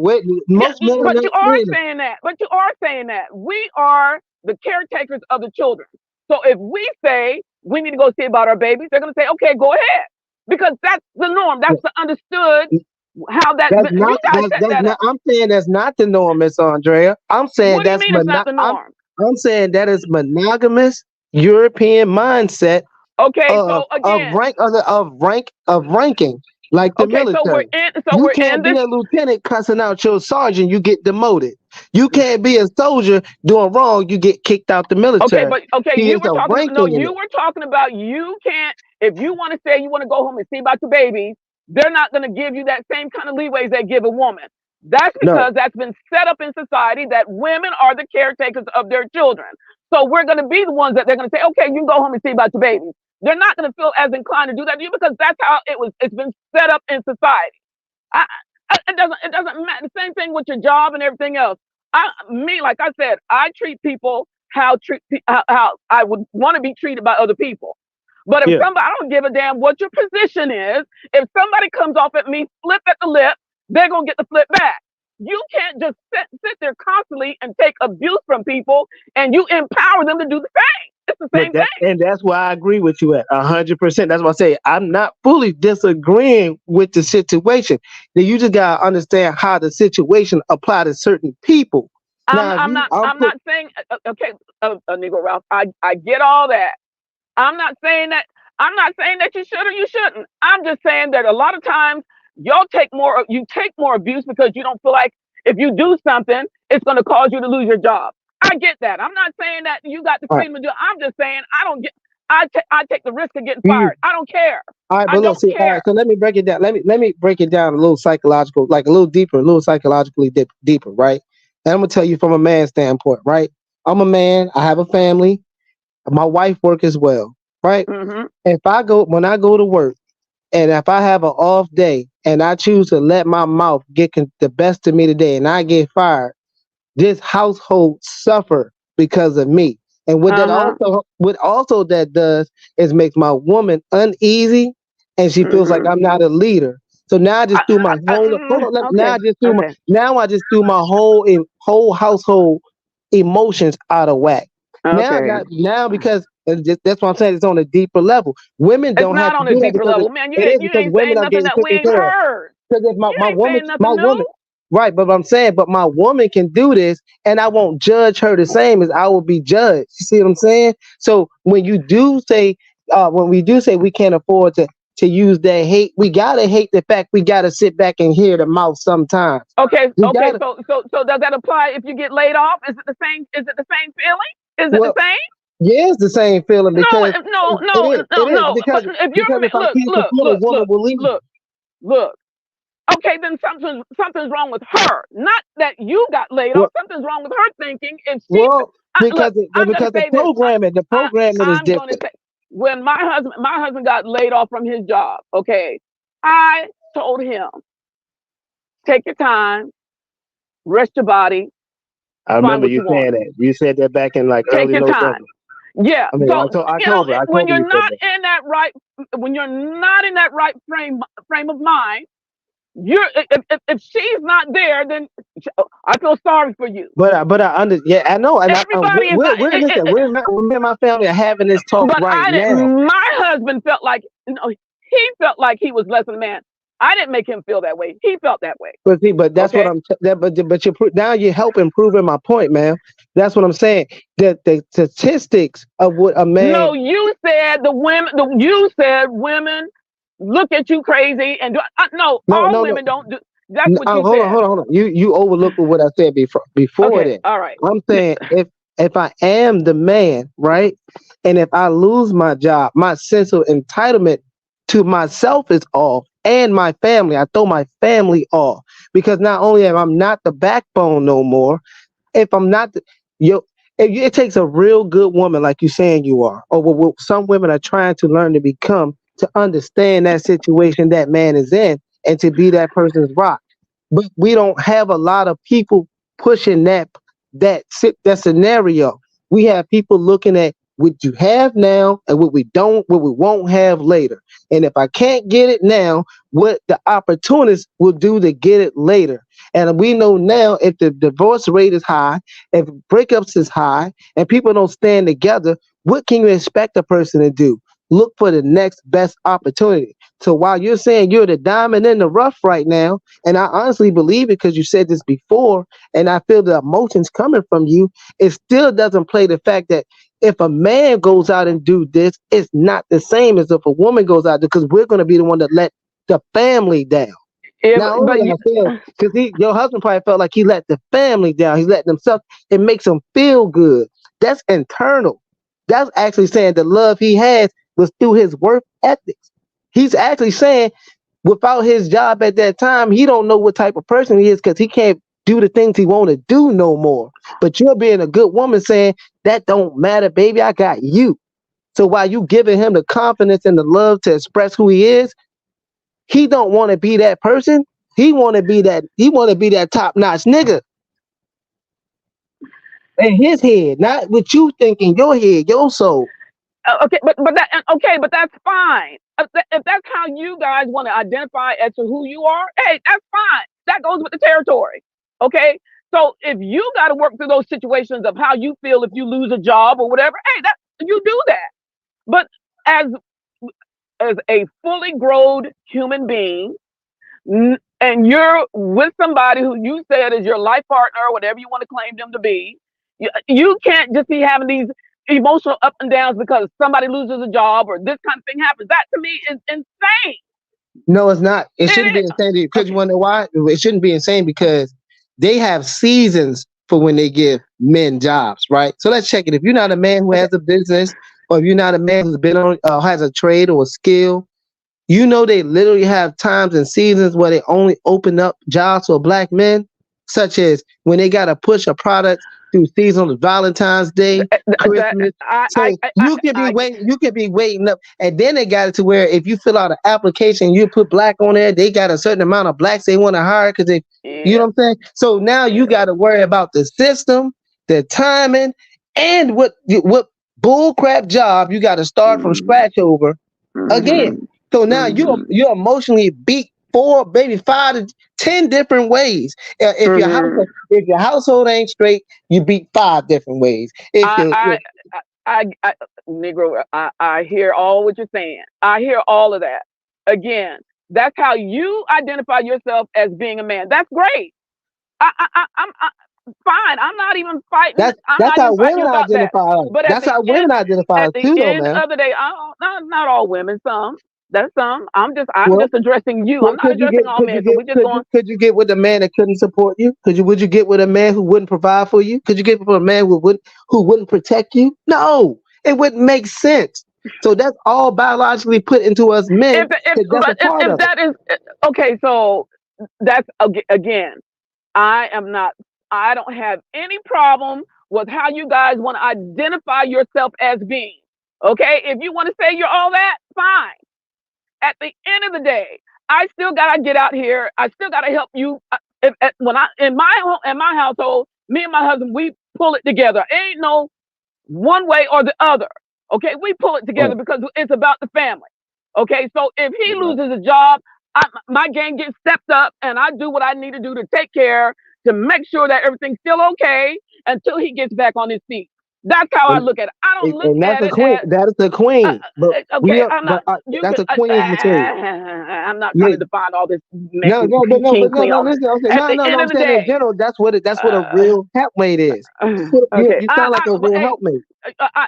I don't use those words to describe who I am. That's biblical bullshit. I ain't got time for that. I don't have time for that. Okay. I don't have time for that. I'm just saying all in general, I know you is sound like I'm a good wife and a good woman. I'm a grown-up human being who has responsibilities. And if it be that I'm being married to my husband, who I've been with for 41 years, if that means Andrea has to do a particular thing to make sure our family is sustained, Andrea is going to do that. I'm not going to look at it as, oh, I'm his helpmeet. No, I'm a fully grown adult human being who has responsibilities. That's how I look at it. That's like when men call themselves babysitter. You're not a goddamn babysitter. Those are your children, and you're taking care of your children.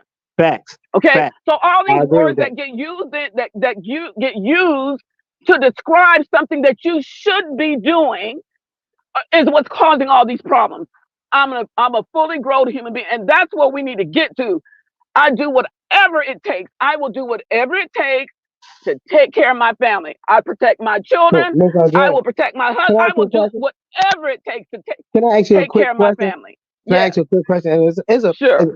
And I love what you just said. Like I said, I totally agree with majority of the things you just said. You said how long you was married? What? How long you said you were married for? 40-something years? 41 years. 41 years. And you said you don't even consider yourself a helpmate. You consider yourself as a grown woman who's going to do whatever it takes to make your family survive. Correct. That's the logic we need to have in general. Not what you make, not what you can't do, is what you're going to do to keep whatever you have. But alive. if you keep throwing out those types of words that you use, you don't get nobody there. So, but this is what I'm saying. Who we are, what we are here for. So listen, this is why I use the words, right? Because when I said the word queen, right? Or helpmate. Or helpmate. Listen, that's what we signed up for when we use this European marriage. So I thought I was talking to you on the level of a European, where you're not even using European concepts. You're using human rights concepts on life. And that's something we don't even have no more, because now we say things, I want to be your peace. I want to be your helpmate. I want to be your queen.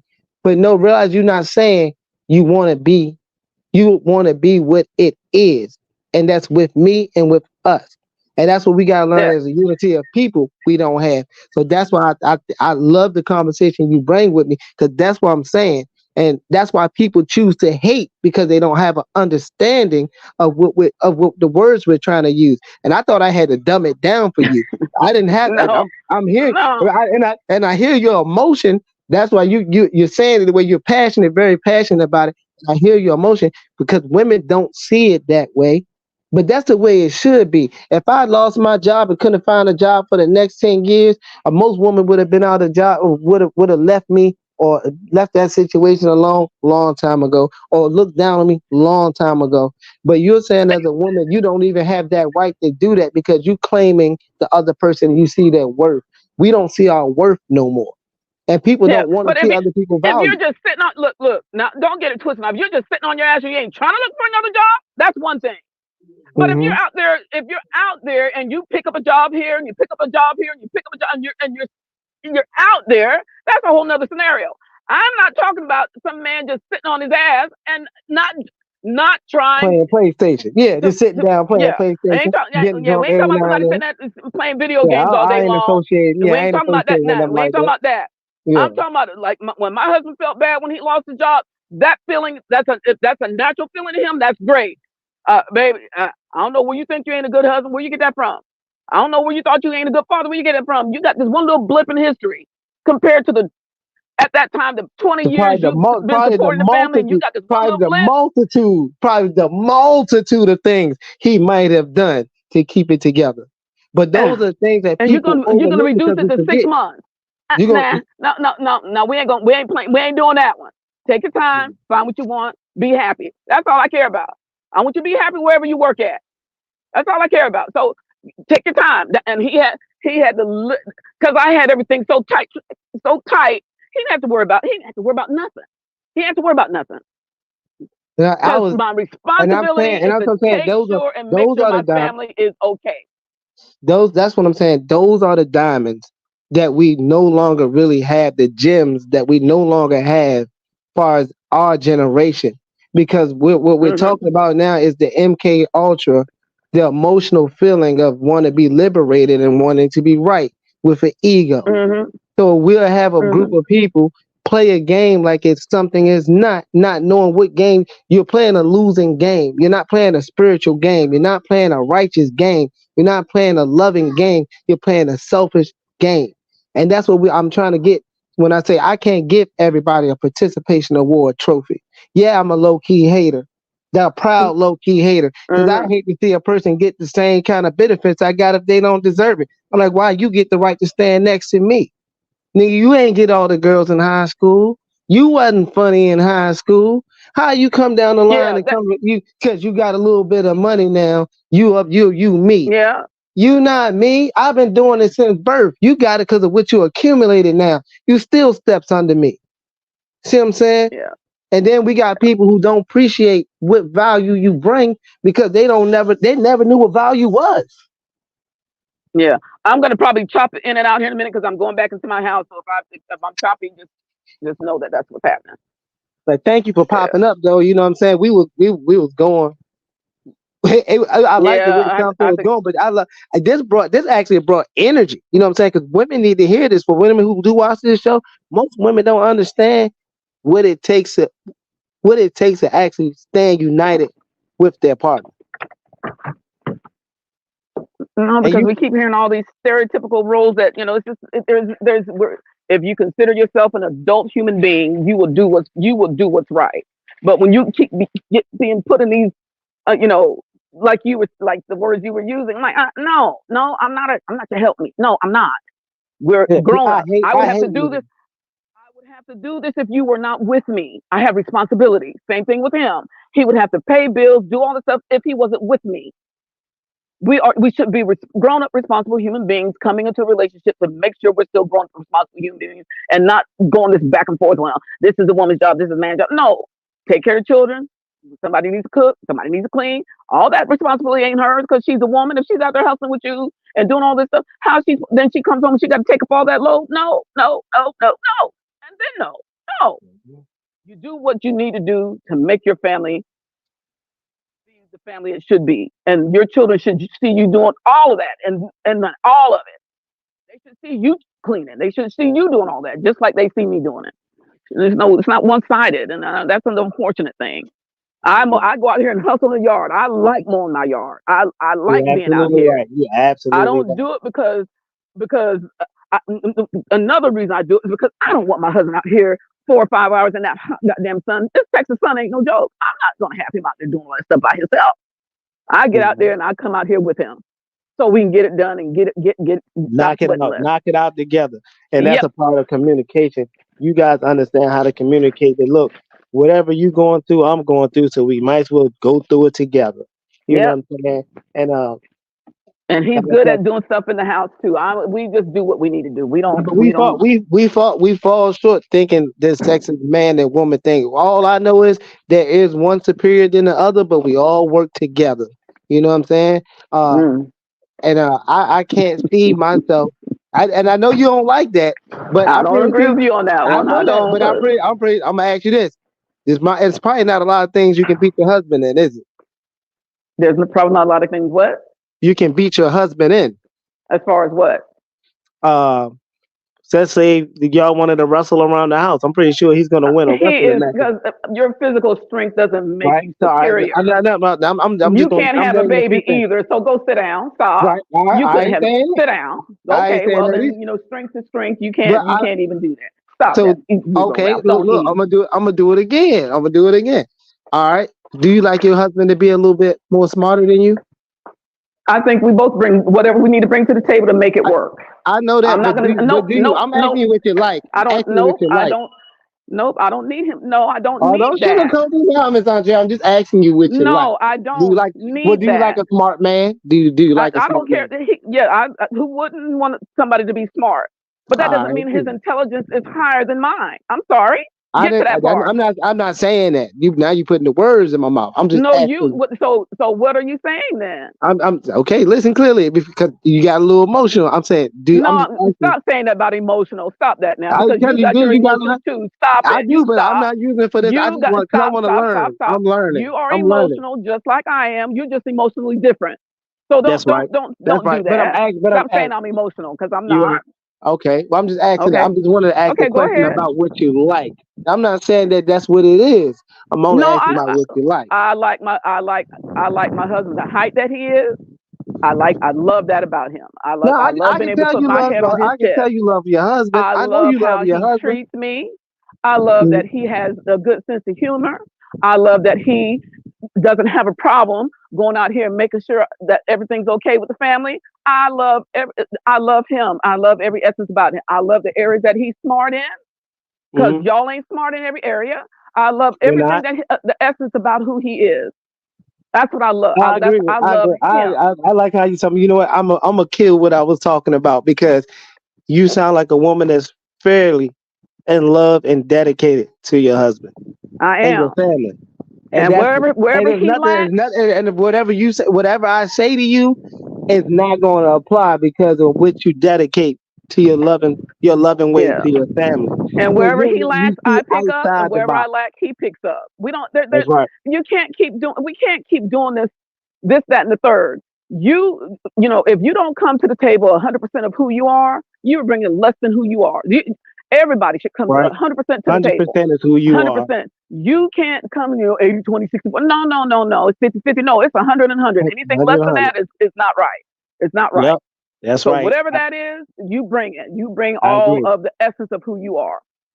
And then I you agree. stop all that. That's when you get out of all this, is a man stronger? Yeah, you're physically stronger You're than my I am. favorite That doesn't female. mean you're superior. You're my favorite female on Thank this you. show. Thank you. There is certain things we gonna always out like when you say Negro Ralph, leave the drugs alone. Negro Ralph left the drugs alone. He left the drugs alone. But look, I will tell you this. When you say what you say, we gonna have to take it in differently. Like you said, men think different, women think different, but we go through the same thing. But it's how you internalize it and how you emotionalize it. And sometimes people don't know how to put that into logic. And that's why we're on the topic of why will people try to, cross someone out? Why do people hate? Why do people want to misuse and misguide people? Because they don't understand what they're putting people through. Yeah. And they don't understand what they're putting themselves through. So when you got a full working brain as an adult, you know that you're not going to do things of that nature. And that's why I had to calm my points down with you, because I see now that you're not a part of what society, what we were talking about within earlier, the brainwashing of what we think society is. But if people like I said, if you're wasting your energy trying to capture or whatever the essence of another person, it ain't gonna happen. It's just not. You're wasting. It's a waste of time. And so I like I said, I don't care. I don't care how people perceive me to be, because people have been wrong many times, and I've been wrong about other people. Until I get to know you, and then again, I still don't know. I mean, you know what you know, and you go off those things that you know. The stuff I don't know, I don't care. It's hard. It's hard to say you know somebody. People will sum it up in a few little bit of time of knowing someone. Oh, I got this feeling about how I like about a person. You really don't know. You just like from some emotional sense. You don't even know what that person's about to stand for, and they'll overlook a person that's giving them exactly rule, order, instruction. You'll get overlooked because of what someone likes. Yeah. And it's and those feelings are fleeting. And that hurts. Yeah, but those things are fleeting. What you like changes like the rising of the sun, and it changes. You're not gonna like. You might not even like that yesterday. Could have got it today and don't like it tomorrow. It's what you like is not gonna carry you through life. Those things don't. Mm-hmm. It just doesn't, because it changes. You might have liked some. You would have thought you like a guy who's this tall and this and next thing you know, like, no, really, no, I don't like that. No, this guy right here is just fine. So all that stuff, there has to be more to you. There has to be more in you for you to do all that. Look, I've been married 41 years. That doesn't mean that we didn't have our struggles going in. That doesn't mean any of that. But we're still here. It doesn't mean any of that. I know. It doesn't mean that there's times I didn't want to leave. That doesn't mean any of that. But every time I'm like thinking, where you gonna go? This is a good one over here. I can make up all the things in my head to say, I ain't got to put up. Well, he's putting up with my crap too, All that.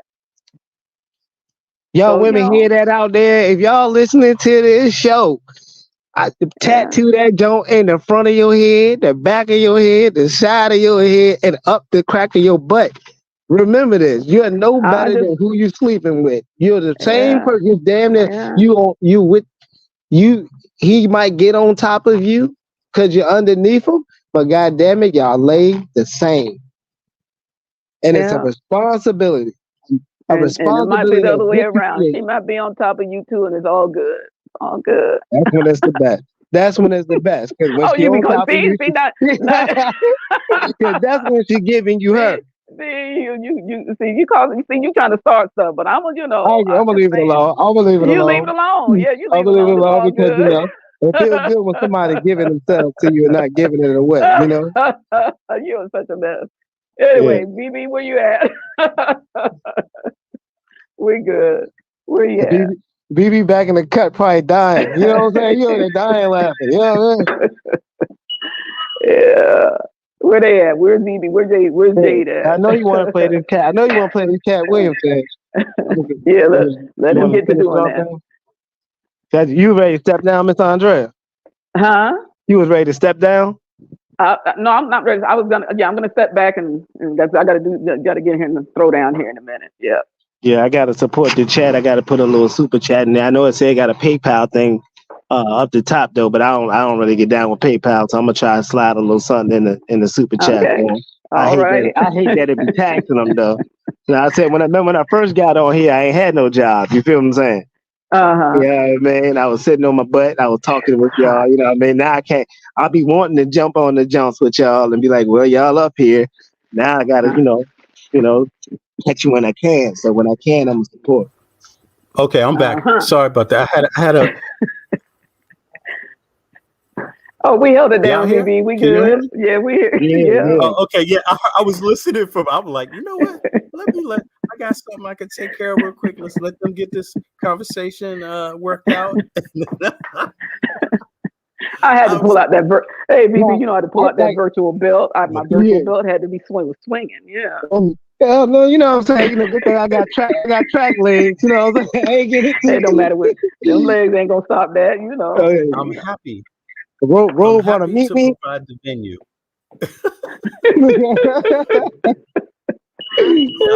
Next time we're gonna sell tickets. You know what I'm saying? All right. So listen. Now, we've been serious. I mean, well, I guess you could have sour and sweet. But we've been serious for a second. But maybe we could take a look at some of the Kat Wiliams stuff now. He's made some comments about damn near everybody in the comedic sphere, right? And what do you think about Kat Wiliams' comments? Have you heard? He was my second favorite comedian of all time. It was Dave Chappelle. Remember in the comment I said Dave Chappelle is my favorite, but he's turned into this somewhat European humanitarian for the world. I must talk religion and culture, and this is starting to sound goofy. He's keeping it on a real Cat Williams keeping it on a real standard of life.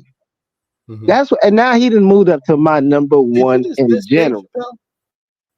No, he didn't diss Dave Chappelle. He actually gave Dave Chappelle credit. I'm still giving Dave Chappelle credit because he never put on a dress. He's still funny. He's still not going against black people. He's still, yeah, you know. But Cat Williams is calling out the people that I'm gonna say this. When you really look for entertainment, are you looking for to be entertained or are you looking for righteous entertainment? And that's what we're getting down to. If you got somebody that's a puppet and he can give you any type of image of entertainment, you just want to see you're just a puppet going along with the world. But you can't go out here and love entertainment and not love righteousness. You're going to see certain things that's going to be like, damn, that looks evil. You know, you don't want to watch a bunch of evil, understand a bunch of evil. You don't want to watch a bunch of people who gain success without hard work. You don't want to see a bunch of people out here looking you in your face, telling you I put that work in, and you ain't put no work in. Yeah, you're not really putting the work in. That's Steve Harvey for you. He talk about how much he worked, man. He's just, I'm not dissing him, but when you listen to how Kat Williams speaks about him, he's like, man, you stole all your shit. How was stealing all your shit? And he got real hate too. Not like Kat Williams. He'll tell you like he hate that type of stuff. You know what I'm saying? And it's cool because he's hating it with righteousness. It's okay to hate with righteousness. I don't hate with hate. I don't hate with evil. I hate with righteousness. And that's why it's so funny. Because when he said bald head, Mr. Potato, look like come on with a man unit. That's what we all thought. Like this nigga, what the fuck going on with his man unit? What's going on? I didn't even know men could wear men pieces. I thought that was only for the European. Right. So what is Steve Harvey pushing? Man units. Now what we get down the line. If your bald spot's showing, go get hair plugs. Go get the LeBron. We got the LeBron special. We got the Steve Harvey unit. And we also got the bald and back trophy. So if you was bald from the back to the front, you can have cornrows now. We can lace your front. I'm from the old school, man. I just shaved my head, man. I don't care.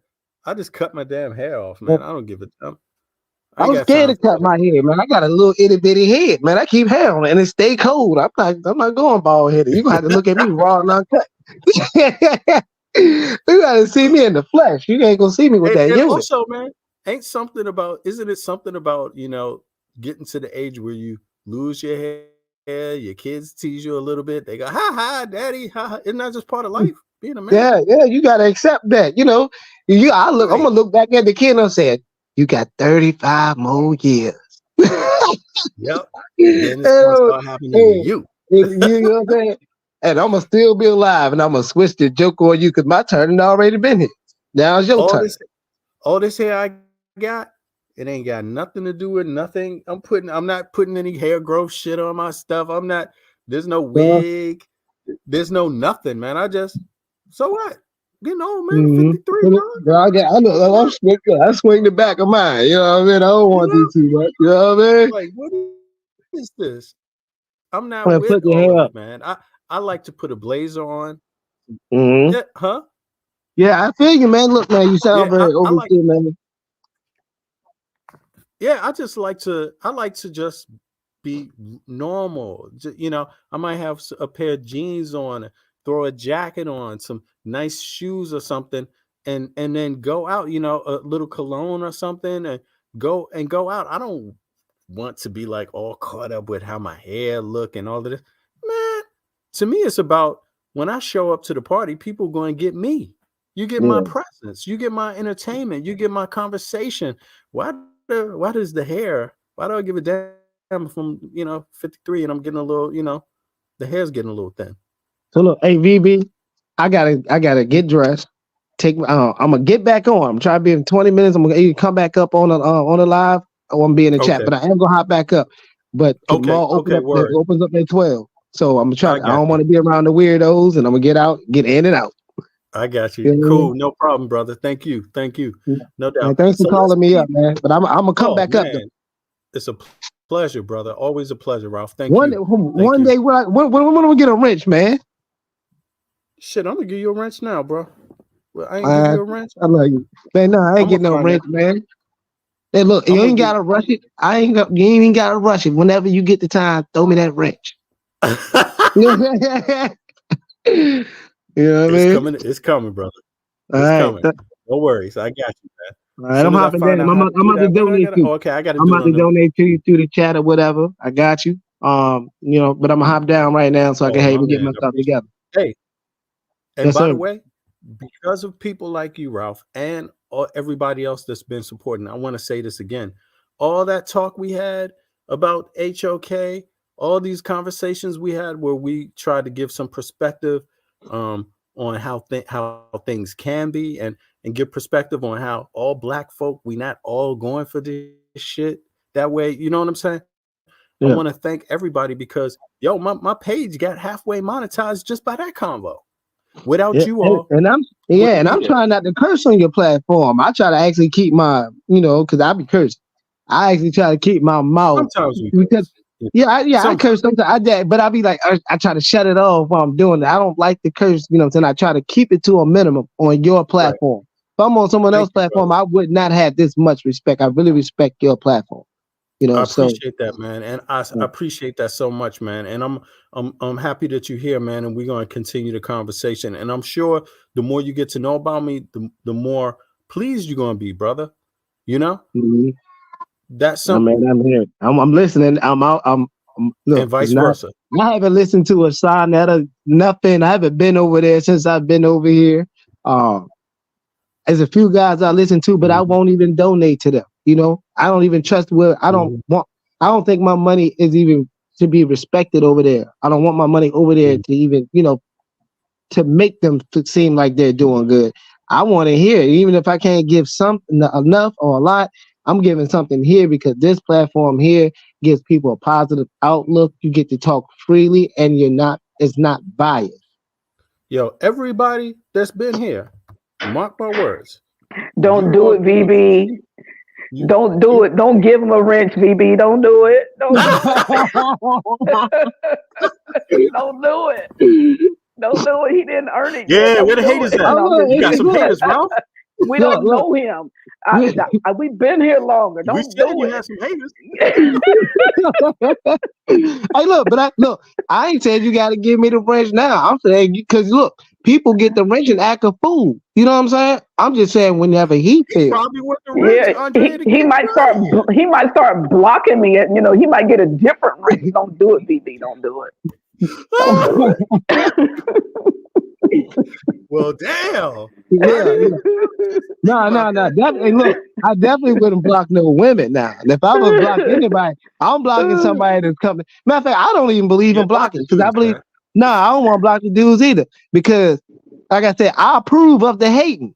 So I can't hate like that. I approve of the hating. So once a person start hating, what happens? They want to check in and see if you still talking.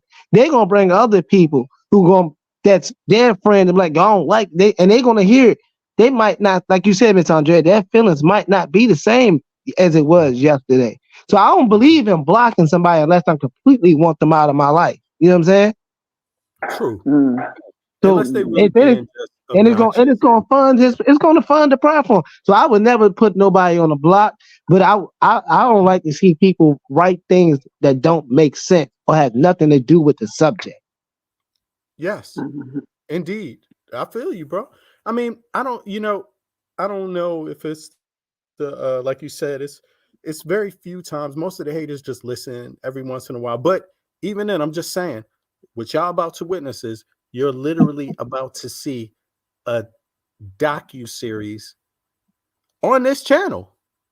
Yes, because that's what I've been working on for what, 3 years since 2019. You know what I'm Mm, saying? And okay. I've been very patient, and and because I want it to be like the next sizzler reel that y'all see in the first episode. That's going to knock people. It's going to knock the whole thing out of the ballpark.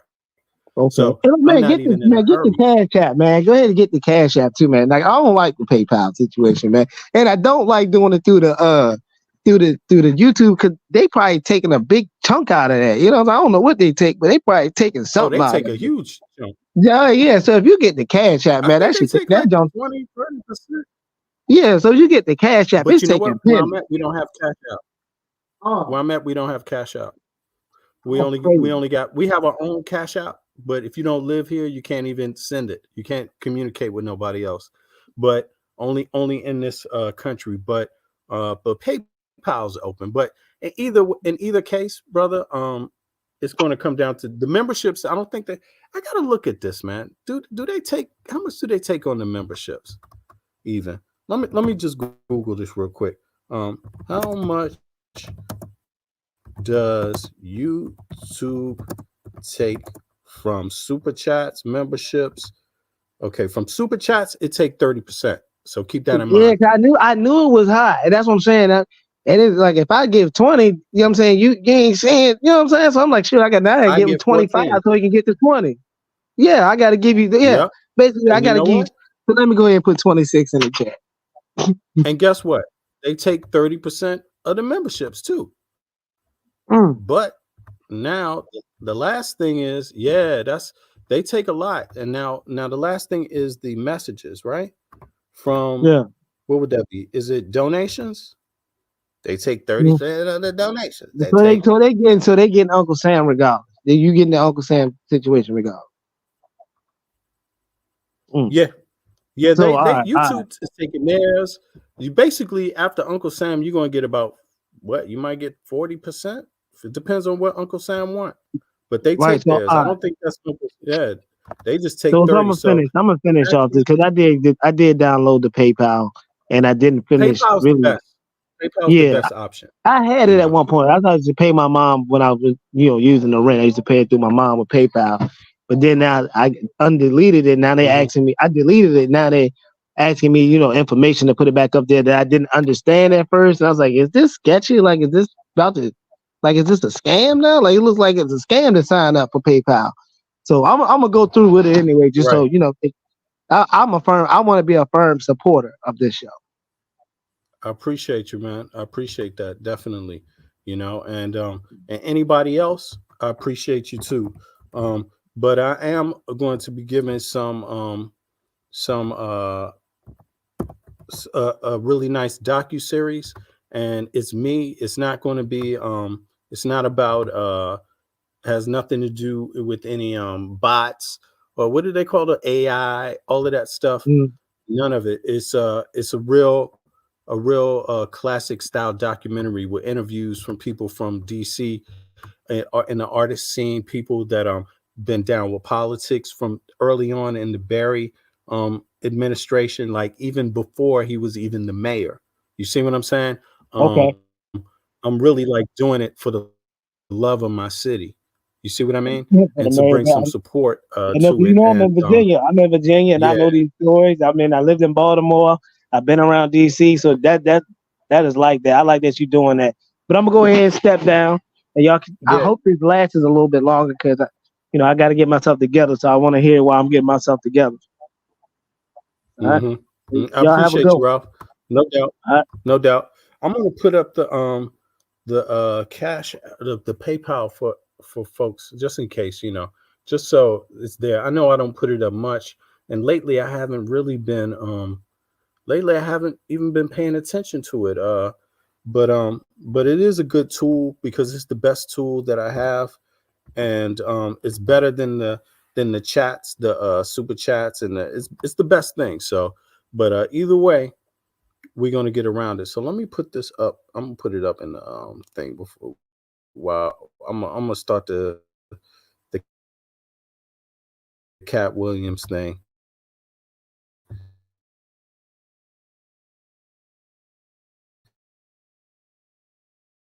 and then we could do some commentary on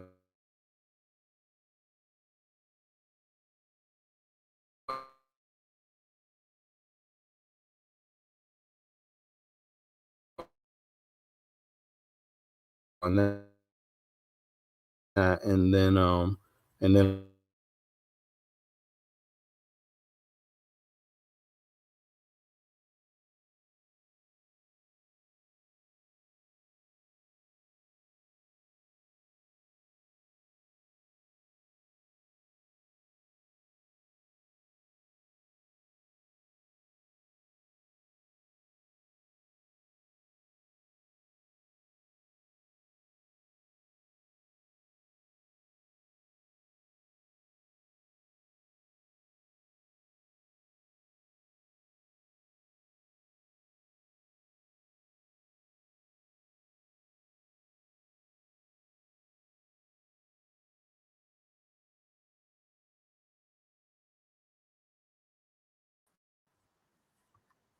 excuse me, I don't know what the heck just happened. That was StreamYard. Here we go. Really.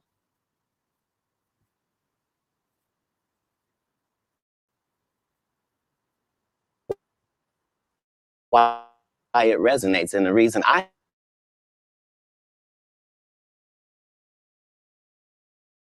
had to come is because you've made a safe place. I've watched all of these lowbrow comedians come here and disrespect you in your face.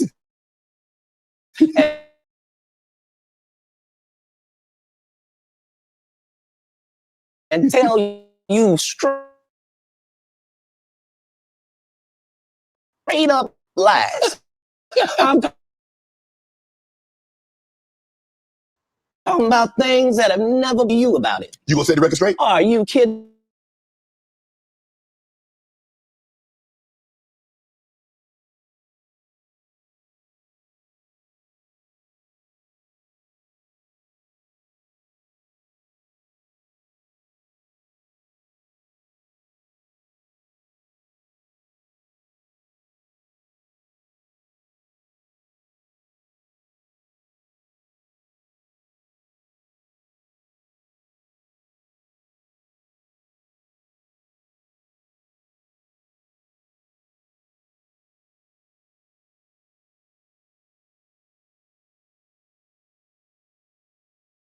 How's the playback? Can y'all hear this?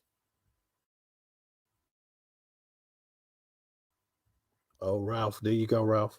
Boom. Let me put this in Yeah, we could. X4.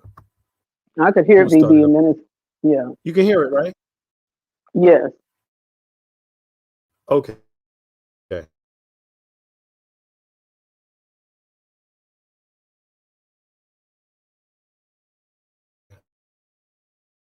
Okay. Okay, here we go. Let me see. It's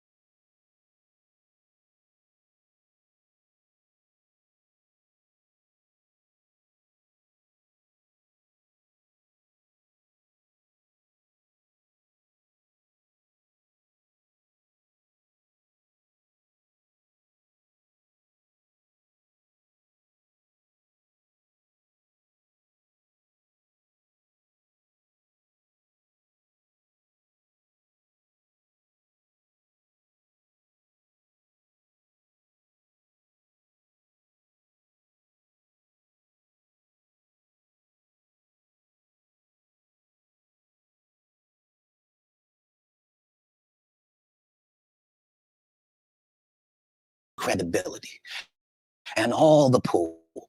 The problem with Friday After Next is we're trying to make a classic comedy. And this comedy involves a rape. And rape is never funny, no matter who it happens to or what the circumstances are. If you would allow me to allow us to do this movie without a black man getting raped in it, I promise you that it will be twice as funny as it would be with him getting raped. So considering that's the real story. Think about that, Andrea. You hear that? Yes, I did. They had a rape scene written into a comedy. Mm-hmm. And so Kat Wiliams was saying, hey, there's no need to even have that. It doesn't serve any purpose. Right. Pretty much.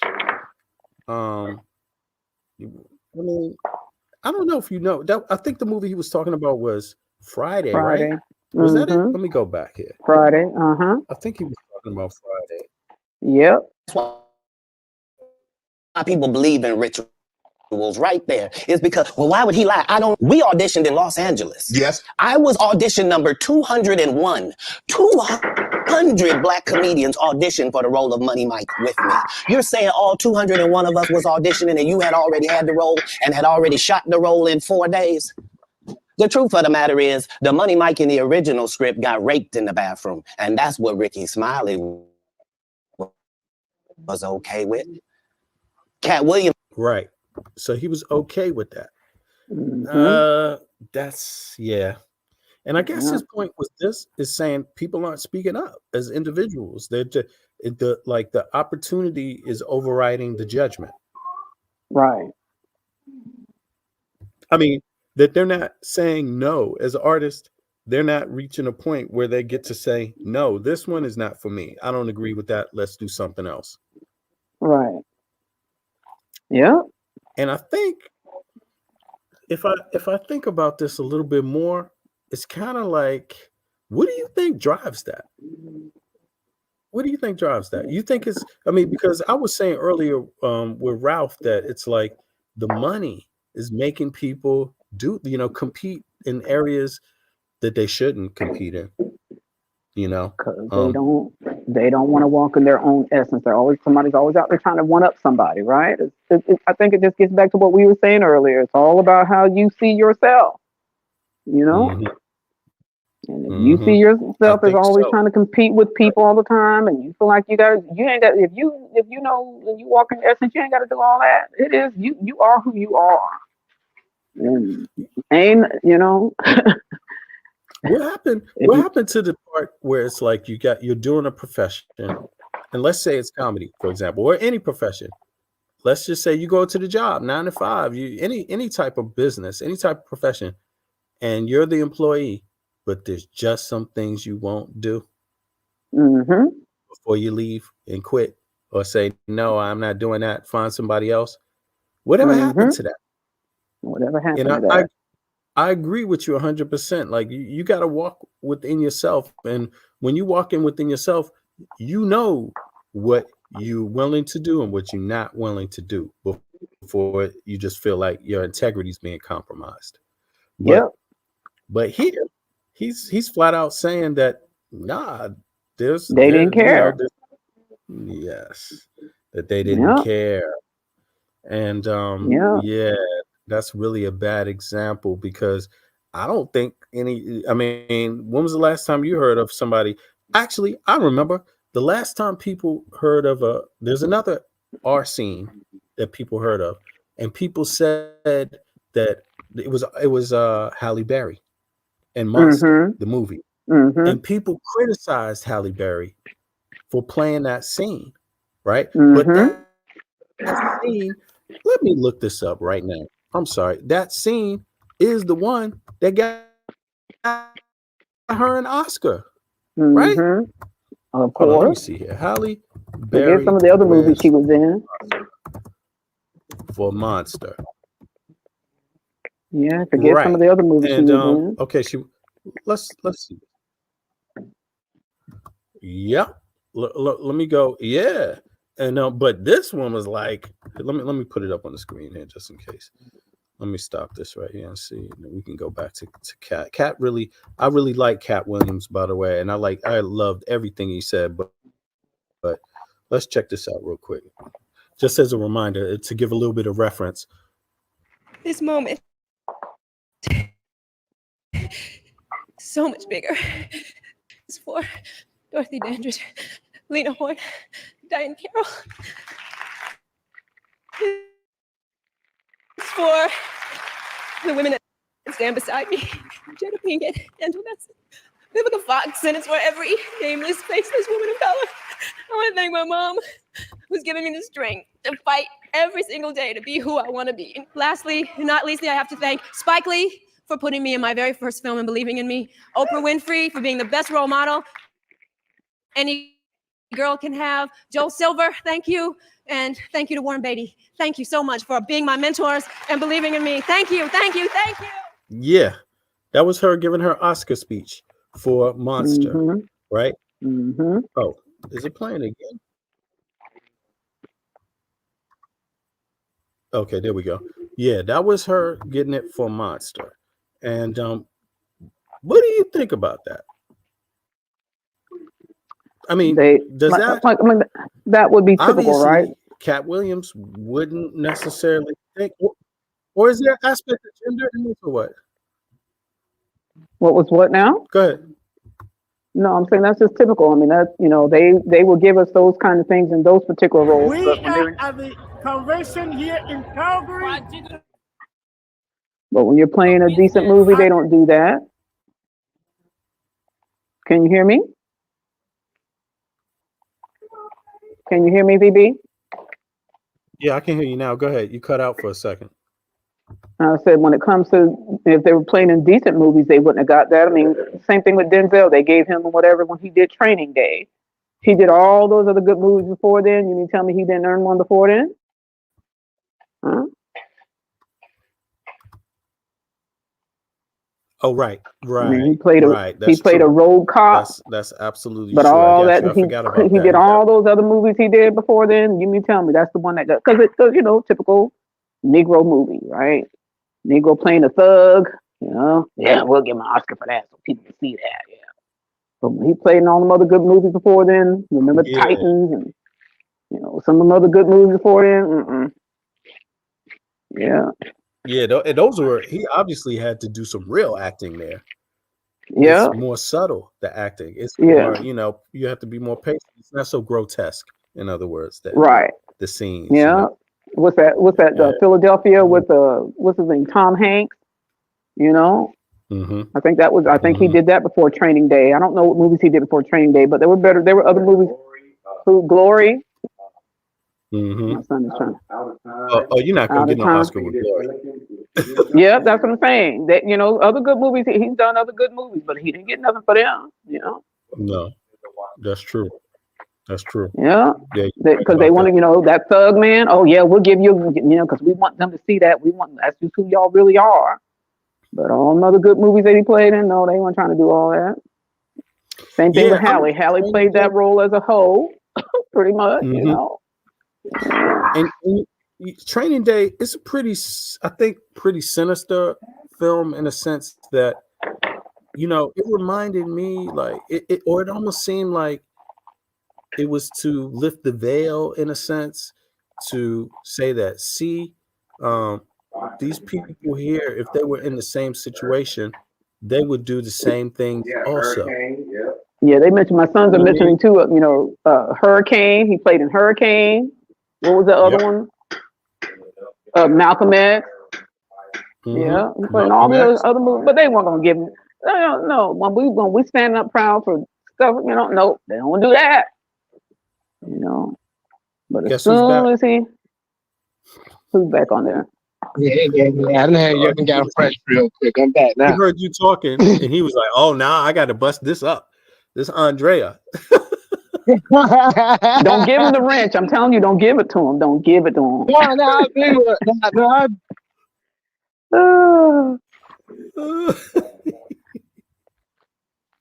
ahead, Ralph. Go ahead. No, I came up here to speak y'all right. What about the movie Pulp Fiction? Now, I don't give no woman the credit for playing the hoe. That's an easy job. but the movie Pulp Fiction with Ben Rain. John Travolta and Samuel L. Jackson. Yeah, you remember there was a scene in the movie when he said no one F's around with Marcellus Wiley, whatever, blah blah blah. He's supposed to be the big, bad, strong, bald head black gangster, and he fighting with Bruce Willis in the joint, and all of a sudden they're in a situation where both of them are getting tied down by a police officer, and the big black man getting raped, and the white man is watching it. And I'm like, whoa! I'm maybe like, when I see this movie, I'm maybe like 13, 14 or something like that for the first time. It probably was out before that. You feel me? So I'm over here looking. I'm like, yo, why was he wilding out like that on the black man? And it made it seem so visual, like they made it so, it looked more real than it. Couldn't believe that I was this, but I couldn't believe what I was really watching. I'm like, yo, how is this man, the big drug dealer, getting raped by the police? I thought it's supposed to be the other way around. If not, I don't know why anybody's getting assaulted anyway. Like, this is a drug movie. Yeah, that don't even make sense. That don't even make sense in the hood. Like, yo, you double crossed me and this and that. Now you gonna get, you know what I'm saying? I'm confused. I'm bad. I'm confused, man. Yeah. Never saw the movie, so I don't know. And does the actor say to himself, "This is acting"? You know, this is legitimate acting. Like, when you're an actor, you have to play these roles out, even if it's a role that's not you. It's just acting. That's what it is to be an actor. You're acting. It's not real. But still, what was the point in having that in the movie? The movie was still going to be dope without that. Yeah, that threw me off the movie. I was so deep into that movie watching it. Same way with In Too Deep with LL Cool J. What was that? What was that scene for? Like, why was it? What, like, why would you? And then it's like he fit the narrative to do that without even. His music didn't even represent that, but the image he played in that fit the narrative so well. You know what I'm saying? Like, how do you switch your mind frame to play that role, and then after that you go and play in a cop? Yeah. You know, I'm like, how do people not see the image that this person is portraying? Like, I don't. Man, it's crazy, man. That's why I don't even watch TV like that no more. Because. By the way, doesn't it seem like it's a lot of black men playing these roles? Like, why is it? It's happening to the men more than the women. I try to state that on one of your shows before. I'm like, yo, it's the men that's taking it. Like, your Puffy ain't saying take that. Cassie just came out there. She's getting the publicity. In my opinion, she's getting the publicity because she's a woman. You got a whole list of bad boy male artists. Take that. You feel me? Even they need to come out and tell it then. They need to come out and tell it. How you gonna tell it though? How you gonna tell it? Yo, and everybody be like, yo, you took that. Okay. No excuses, Ralph. No excuses now. Come out and tell it. I don't want no one to know I was taking that. You know what I'm saying? Okay. Then you can't be saying that she got it for publicity. Then you can't say that. Then if you don't want to come out and tell it, that is what it is. Because I'm saying it because I'm saying you should have never been in that situation anyway. A person like me won't get that situation. Let me ask this. Don't you think that it's all right if on a scale of let's say just 1 to 10 or whatever the scale is, it doesn't matter, right? You know, but let's say 10. Isn't it more worse for a man to be raped by another man than for a man to rape a woman to be raped by another man?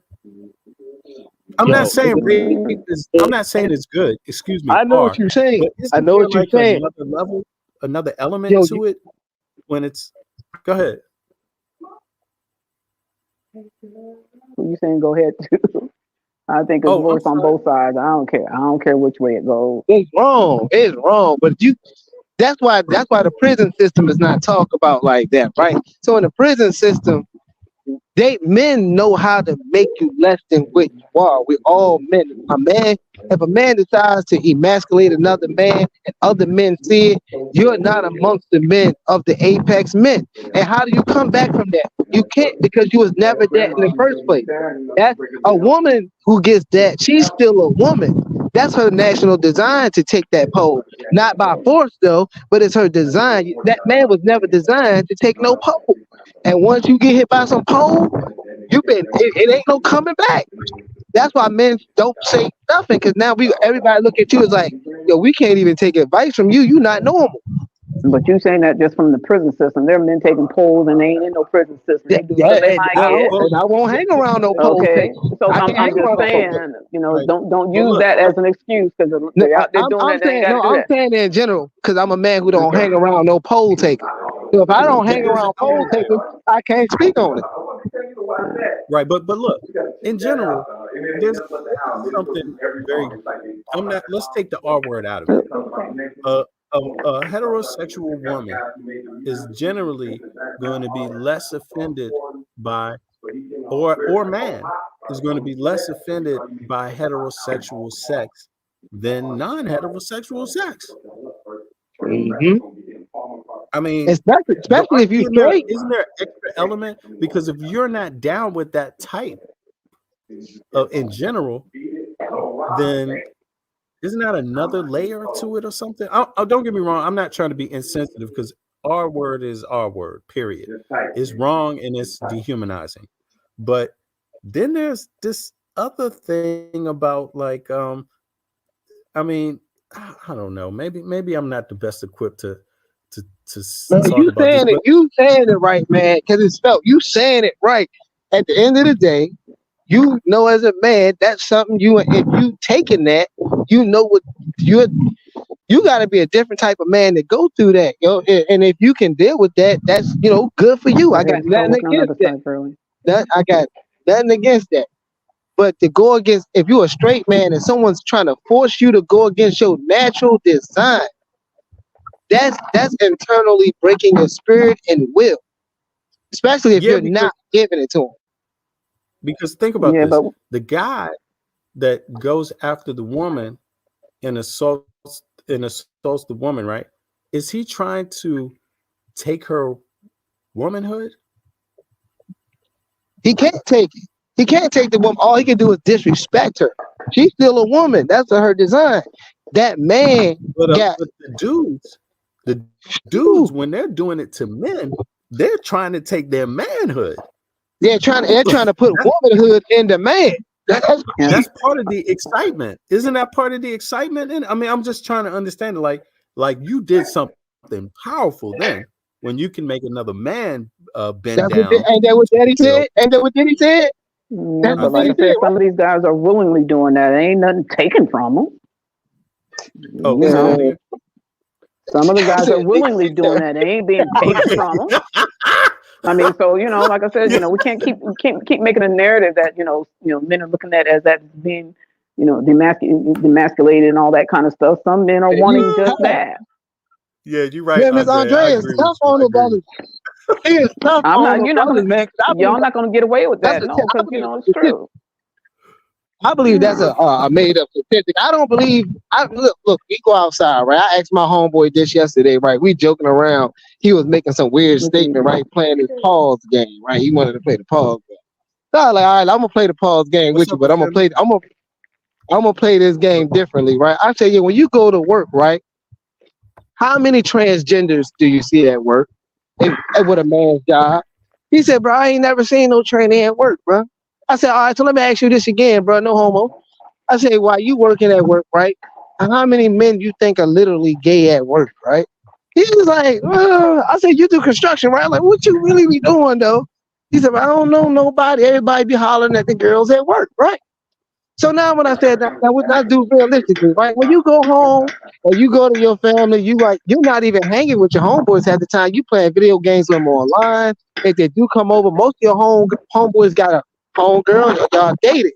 So where's all this gay coming from when you don't see it? You don't go outside to go see it every day. Where is this all this gay accountability come from? So who's all taking this part, right? We don't see it. So I don't want to believe there's a bunch of guys out here downloading, and I believe this is the LGBTQ community making stories up about how they getting men and doing men, and then you got a promotion of a production of people promoting this like it's happening, and then you got some people kind of fall into the situation. Because like I said, I don't know many homies. I don't know where to find them. Like, where do you go find them at? To the club, go to the gay club. I mean, they're out there. I don't go to Okay, clubs. so then you're not in that area then, so you wouldn't know that, right? You I'm wouldn't saying, know. where do you find it? Like I said, we hang in DC. DC got a whole bunch of them, right? But you gotta want to go where they. You gotta want to go to K Street. You gotta want to go down. You know what I'm saying? You know what I'm saying? With the museum and all that down there by that McDonald's and all that stuff. You gotta go to the main area where all the clubs and stuff at if you want to see them. But if you don't go to those places and you just live a normal life, you don't see that stuff. So I don't know about that. I see people on the street, but you don't want to assume somebody's that. You know, yeah, you don't know. You didn't see the action. You don't know. So like, where are we going to go see this type of activity yet? Don't nobody. I'm saying, I don't see the activity, and I'm not going to go look for it. You know, that's what I'm saying. So why is it getting promoted to us like that? Because I don't know where to find it at. I don't see that work. I mean, maybe you got to go to church or something. I don't know. Where do you find it? I mean, shit, you find it in TD Jake's church. That's what I'm saying. You got to go to church. That's what where you protect it. That's what I'm saying. Maybe if you want to see it. Nah, I'm serious. If you want to, maybe you want to hook up with Kurt Franklin and them boys. You want to, maybe you want to go to a place of protection. If you're gonna find it, you're gonna look for a place where it's protected. I don't know places to go where it's protected. But check this out. Don't you know, like, all right, let's just say this. You go and you meet people. You go to work. You go to a social event. You go wherever. Let's say it is a club, for example, a place you frequent, right? And you meet people there, you know people. Well, what are the people there what are they there for? What are you there for? If I'm a dude, I'm a heterosexual man, I'm single, I'm letting people know I'm there looking for ladies. Women, real women. I'm not there looking for dudes. And, not looking for no and the reason why I'm saying that is to avoid the confusion. So to avoid the confusion, so the gay men know that. You can come and chat, we can rap, but don't, when it comes to that other stuff, take it to the other dude that's there for that. I'm not here for that. You see what I mean? And normally there's never been any confusion about it. This or conflict. It's There's like never a real conflict about it. Yeah. You know, but now I'm just when I take it outside of the club, right? And then I go into the workplace. Like, how come it ain't that damn simple at work? Like, how come you can't say to Puff Daddy, hey, I'm not into none of that, and just let it be? Oh, I'm not this. Why can't they just see how you rolling and that you're not in? Don't you give cues to what you're up for? Don't you give signs for what you're up for? And aren't those cues and signs usually things people, learn how to pick up on in life? Or is it just like, because I would be one to think that once you put it out there or once a person knows you heterosexual or that's how you see yourself, that anything else is going to be a violation. Unless it's a person that never knew, that just met you. They weren't privy to seeing you before. They never met you before, and for some reason they had it in their head, and you had to tell them, "Oh no, Leia, I don't go that way. I'm a brother. I'm a straight brother. That's it." Usually one time I'm thinking should be enough. But when you're talking about P. Diddy and this stuff, they're getting people drunk to rape them, to R them. Getting them drunk is to R them. Yeah, drugging them. They saying they're drugging them. Drugging them. You're falling out. I told myself, hey, don't get dirty. Don't y'all get dirty out here either. Don't be playing in no dirt. Don't fall down or none of that. All right. So look, look, I'm saying like that's why I never drunk Ciroc. I feel like it's certain things you should get an internal feeling about in general. Now I do a little drinking. Yeah. But I ain't drinking that. I ain't never drunk no Ciroc before. If I'm picking the bottle up, I might get a little Grey Goose. I might go ahead, you know what I'm saying, get a little bottle Hypnotic. You know what I mean? Something that's light on. But for when you see a video with a man hugging another man, both arms wrapped around from the back, and he pouring the bottle like this, I'm like, I'm not drinking. This is what it makes you do. Because most people wants to show you the image of how you get down. And he's showing that people are drinking this in party forms. And when you partying, when I used to party, when I used to sell certain things, we all know certain guys, man, is going to try to slip that joint in something, you feel me? And you be like, man, bro, like, you might want to give the woman a heads up, like, yo, look, you might want to pay attention to your stuff, shorty, don't drink that. What, man? You were doing what? I used to hustle. What? But I ain't said I ever did that. Don't misquote me. I said I used to hustle, and people around me who I knew were doing wrong. This is how I learned to disassociate myself with them. And women, I'm gonna say this. Come on, y'all gonna play Knock Out Loud though. Y'all play over there. I'm saying that the women that wanted to, like I said, when I got jealous earlier, I'm like, I'm the brains behind the situation. You getting played with by a guy who wants to drug you. He wants you to sell. You won't want to buy e-pills. Oh well, he gonna drug you with some e-pills. He mad that you like me, but he wants you. But he gonna flash money in your face, so he gonna spend and have that conversation with him. So now he gonna do what he can to get to you. Now you might want to be the man like me and be like, yo, shorty, don't do that. But you gonna look at your friend like, dog, what type of brother are you? You see what I'm saying?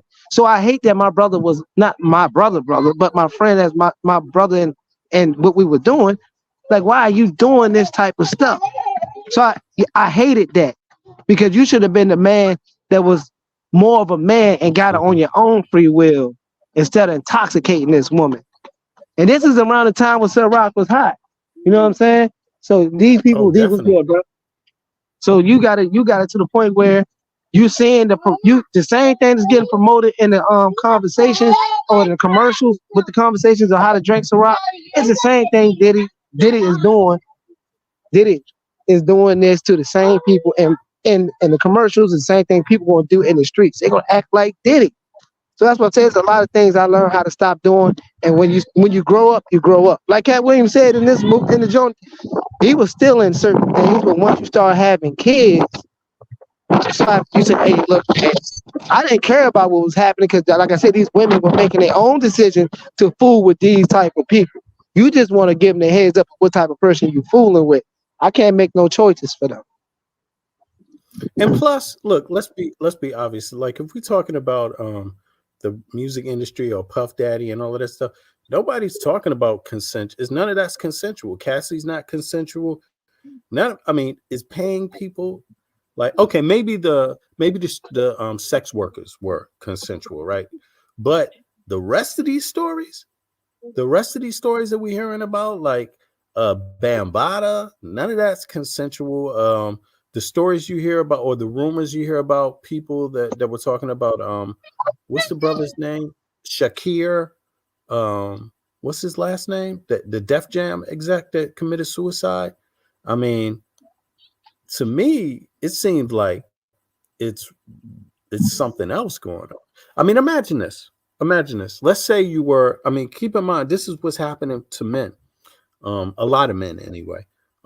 Let's say something like that happens. You end up in a party, you getting slipped a Mickey, you're an exec somehow, and then all of a sudden you find out that somebody, while you was passed out, they raped you or argued you. Damn, I have to stop saying that. I'm sorry. Argued you, and they got a tape or they got pictures, and they wait for you for years, right? And so you get into that company, and then they come along with those pictures and they blackmail you. Now, you could say to the man, okay, you need to come out. You need to tell people your story. You need to say that happened because you was blackmailed. How do you do that? How do you come out and tell people that was you? And how do you do that when you have a family? You have your kids, you have your wife, and What do you think, Andrea? What would you say about that? What you say? If that happened and you are taking, I mean, your behavior will show how that sometimes that something has happened to you. I think they just need to tell it. That's just my opinion. You can't sit there and cry and say, "Well, women get what." No, if you ain't telling it, then it is what it is. It's up to you to help yourself heal. Yeah, you gotta get out there. I mean, I you got to agree get out with there and you. tell your story. All those guys who said, "Well, how come Cassie got none?" Well, you get out there. But you're ruining your right. But you're ruining your career now. Your career is You're ruining your life. The next woman that get with you, you say, "What happened with you?" She think you really going. She gonna think deep down inside, did you like it? She gonna be wanting to know questions about you. She gonna want to have answers about this situation. You gotta So you deeply gonna want her to explain. find out later? No, I'm So you saying, want to find out through the grapevine? I'm saying that I ain't saying that either. What I'm saying is, what you saying then? Because it's gonna come out one way or the other. I'm very clear on what I'm saying. I'm saying, okay. Let me rephrase it. Let me rephrase it then. Let me rephrase it because maybe I didn't put the right scenario together. I had to think about this for a second because I agree with Andre. I'm thinking the way I put it at the end is almost the same. So let me change that. Let me change it now.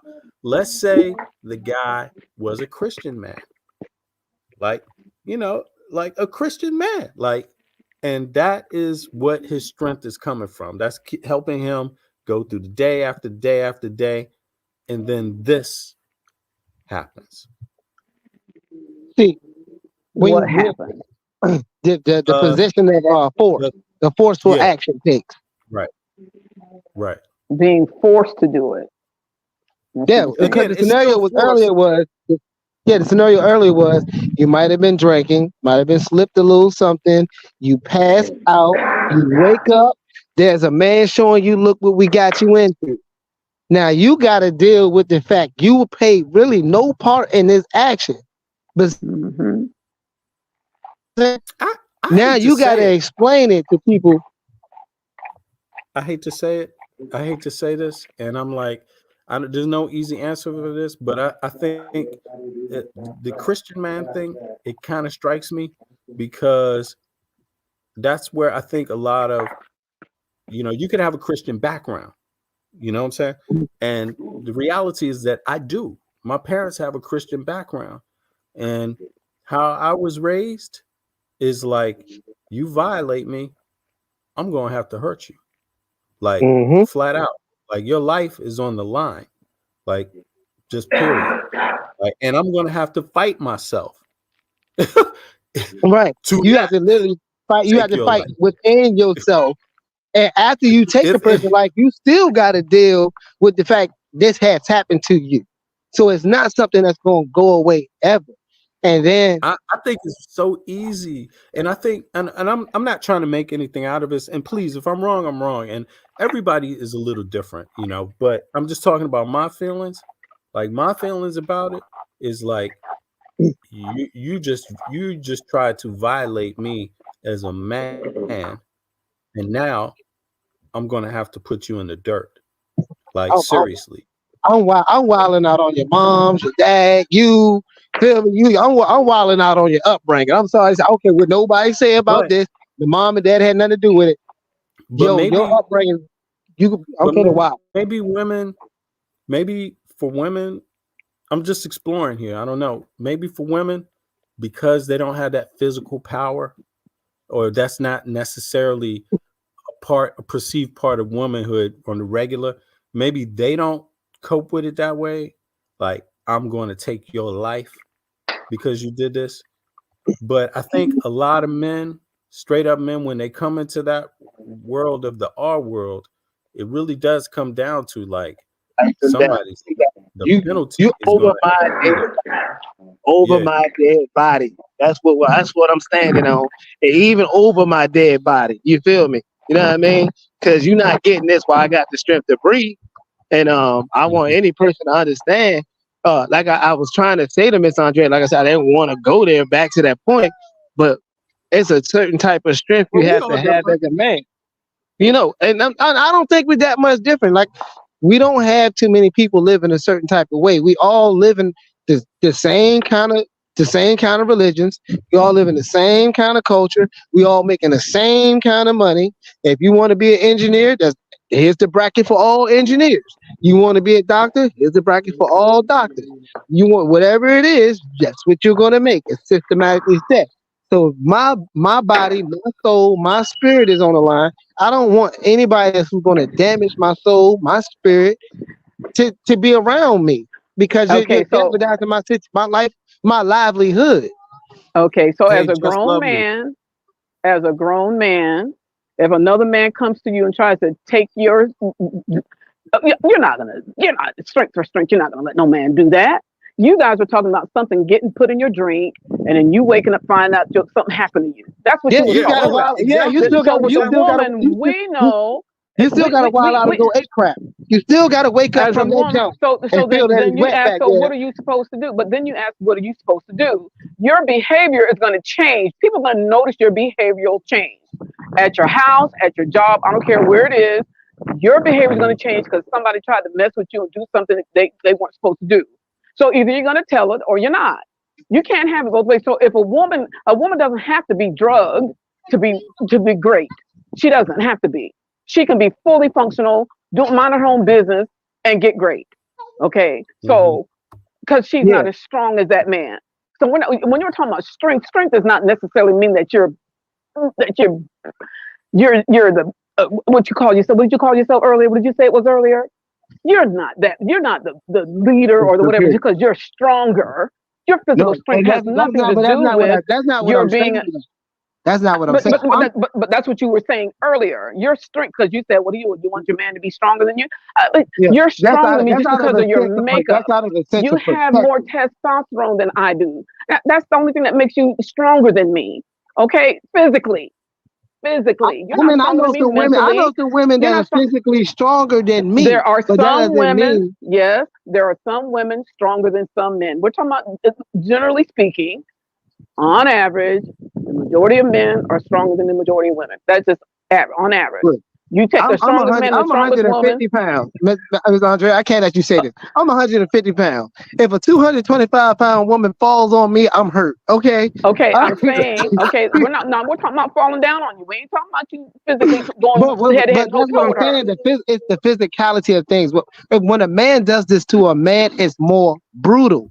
That's why I'm asking you on strength, because when women look for men in strength, they look for protection. When men look for but you see big women with little men, so that's the same thing they're looking for. Maybe you packing something that another man ain't got. I'm just saying. Okay, so how do you explain the big woman and the little man? How do you explain that? With that comes with respect. That comes out of respect in a relationship. No. I'm just trying to debunk your little argument. You can't just say that across the board. All women don't want a man bigger than them. All of them don't. Yeah, I know they don't, but they do. But they do want. Because you might be packing something else that the bigger man ain't got. I'm just saying. Listen, I'm not saying. I'm not even saying that. I'm saying even when they do want that, that's cool. But when they go for the little guys, they still feel that little guy has some sense of protection. See what I'm saying? Women are not getting with men that they feel they cannot protect them. He may feel the same way. Right, bro. Right. He may feel the same way. No one's saying that about the man. The woman is going to get what the man is going to protect her. You don't look to your husband to protect you?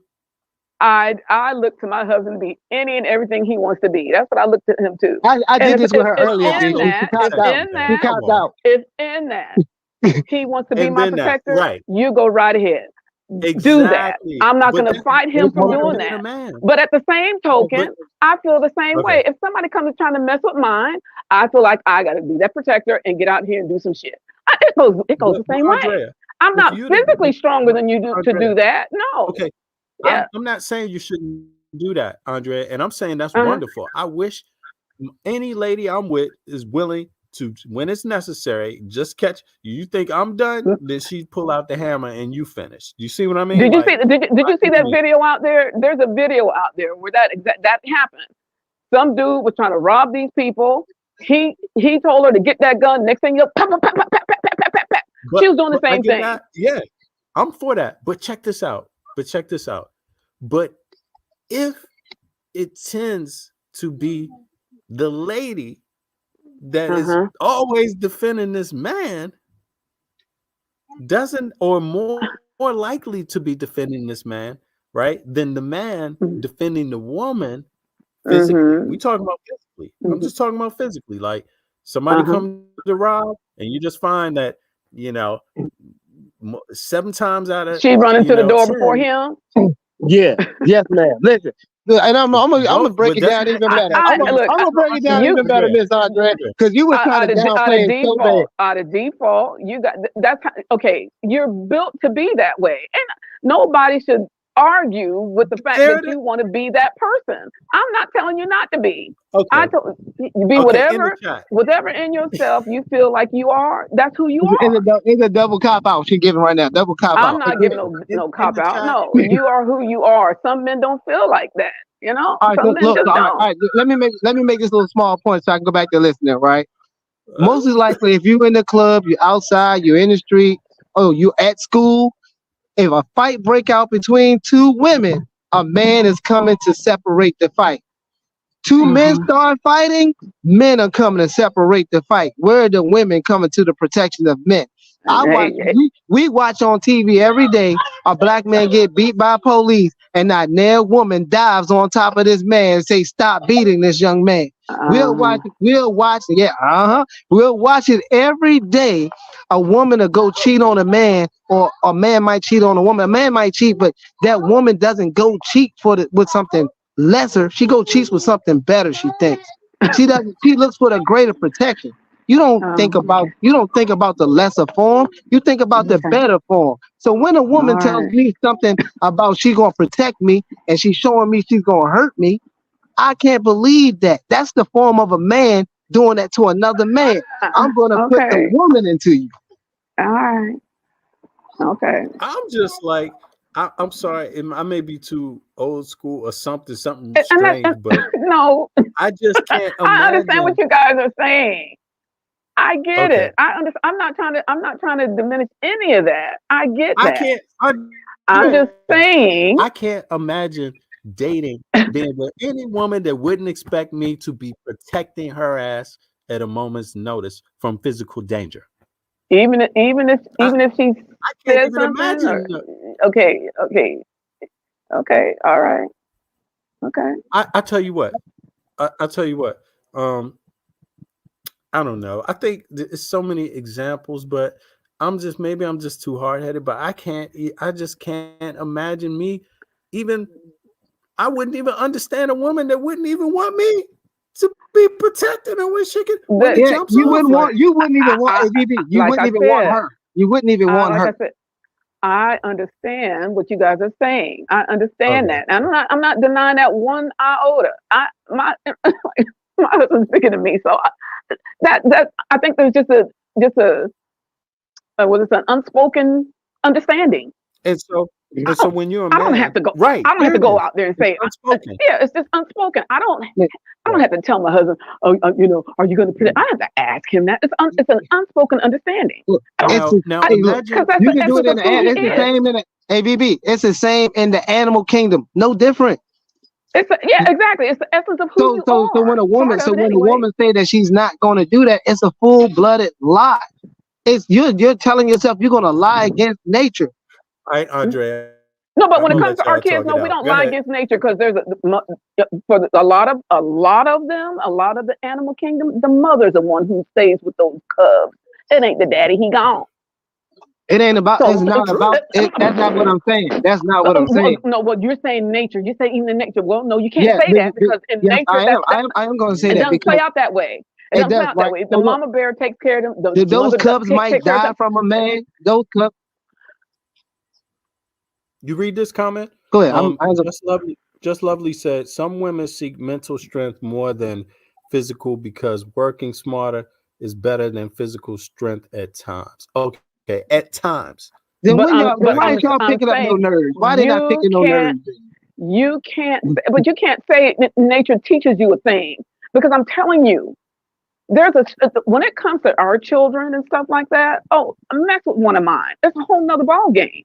I hear That's the same thing with the mother bear. You mess with one of her cubs. the father's going to do over. even more. The The father bear father, ain't nowhere to be found. Once them listen, cubs the are born, father he is is going to do gone. even more.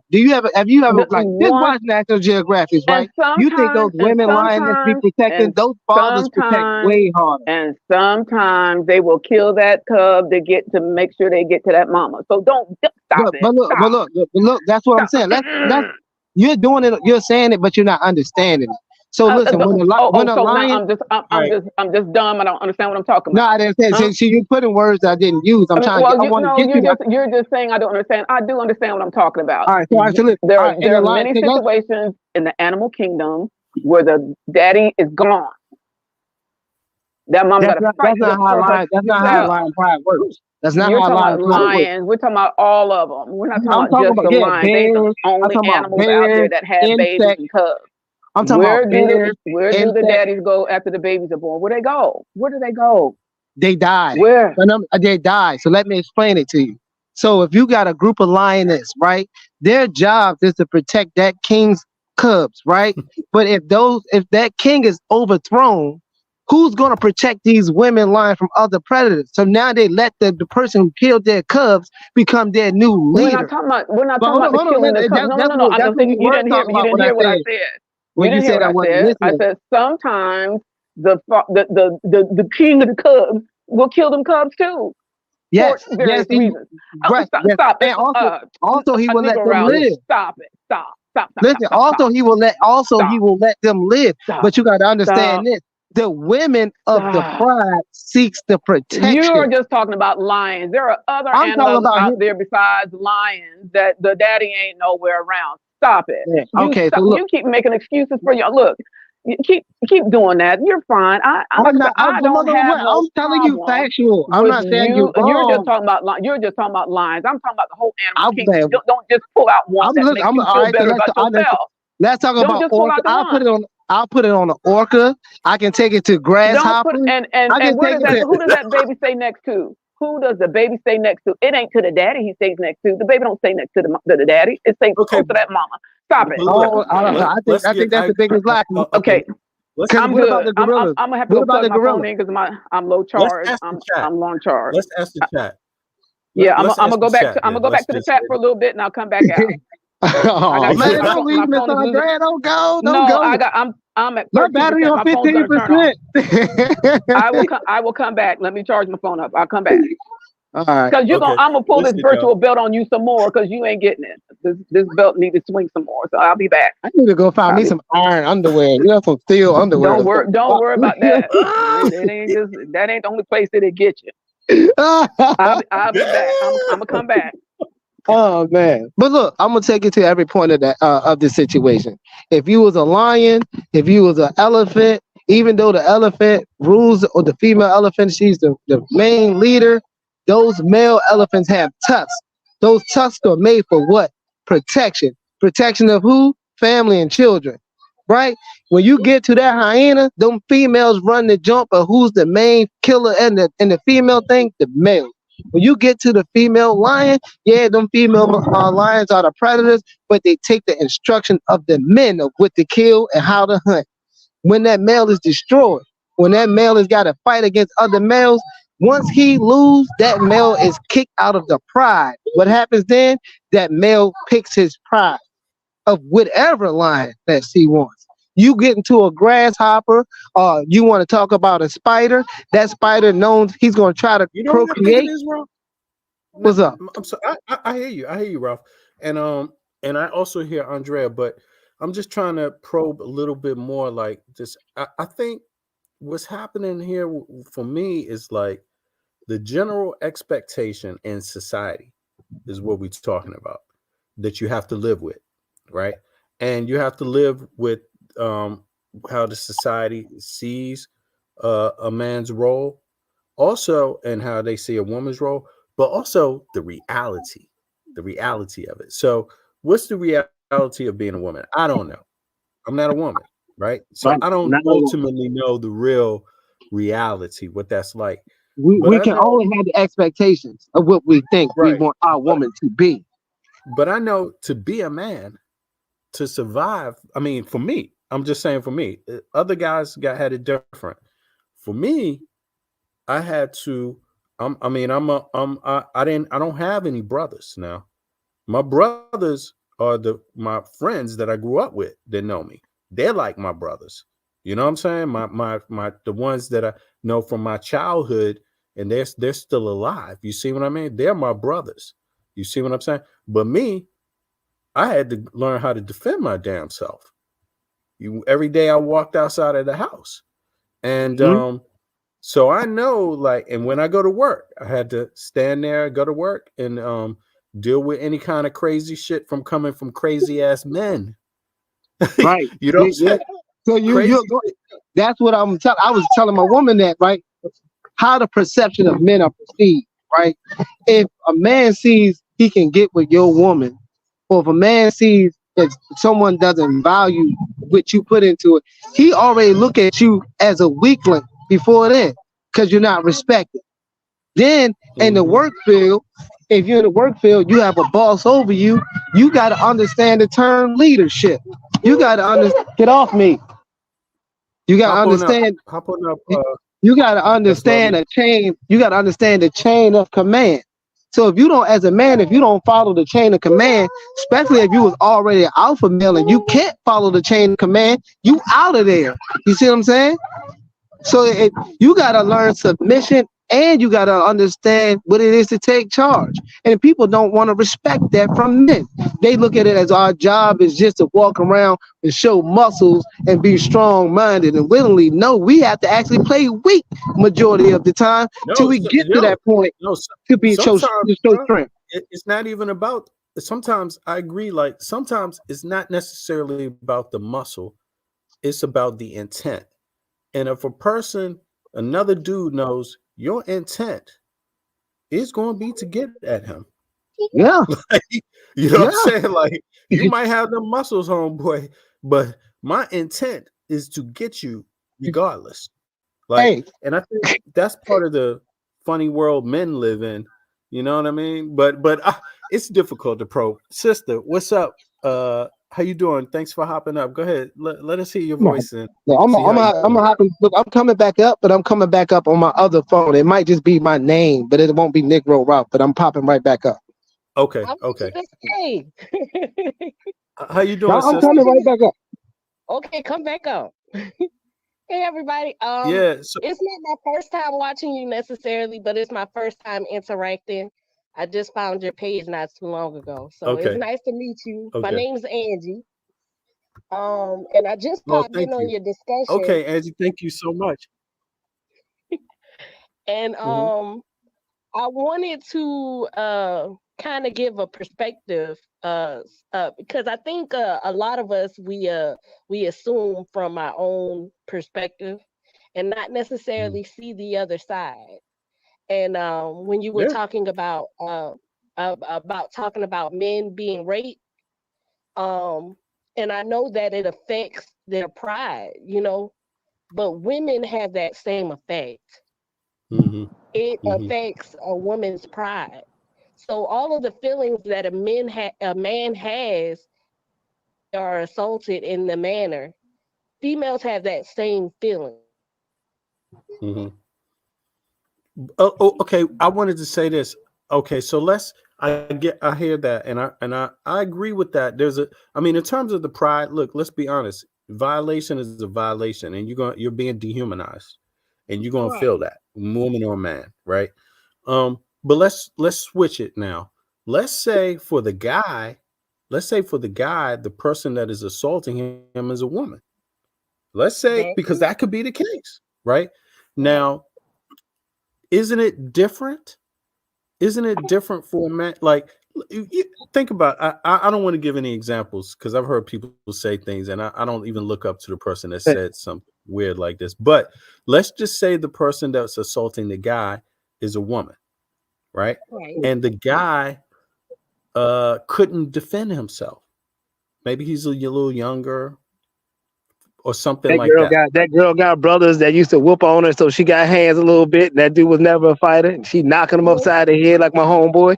I be laughing about that. You know what I'm saying? Well, they don't have to take into play of women being raped by women as well. I was just about to say that, and Right. that's really Yeah. a far fetch. I can so think about this, right? A woman taking something from another woman is what But they it do can't it, be. bro. It can't. They do it in I prison can't. too. Yeah, but listen, look, they do it in prison. So what? It's no internal with it. They're using a man's unit to do it. They're not doing it with just oral. They're not doing it with just fingers. You're using the product of what a man has to take it. See what I'm saying? And that's the strength. Okay? They are making their own products to look like men down there. I've never heard of a woman say she took something from me and she just wanted to please. You got to please that thing down there that a woman has. See what I'm saying? So if you're going to take something from her, you got to, for a man, if you're going to do that to a woman, you're getting pleasure because it's a feeling to you. A woman taking that from another woman, there's no feeling in that. She has to want her. Oh, she got to Well, make her want to do something to her. And those well, are choices. Like if you put your mouth on another man down there, you made the choice to give up and do that. See what I'm saying? That woman is saying, "Oh, I gave up and put my mouth on another woman." You know what I'm saying? She's not. Something is not being extracted from her. Something has been extracted from a man. See what I'm saying?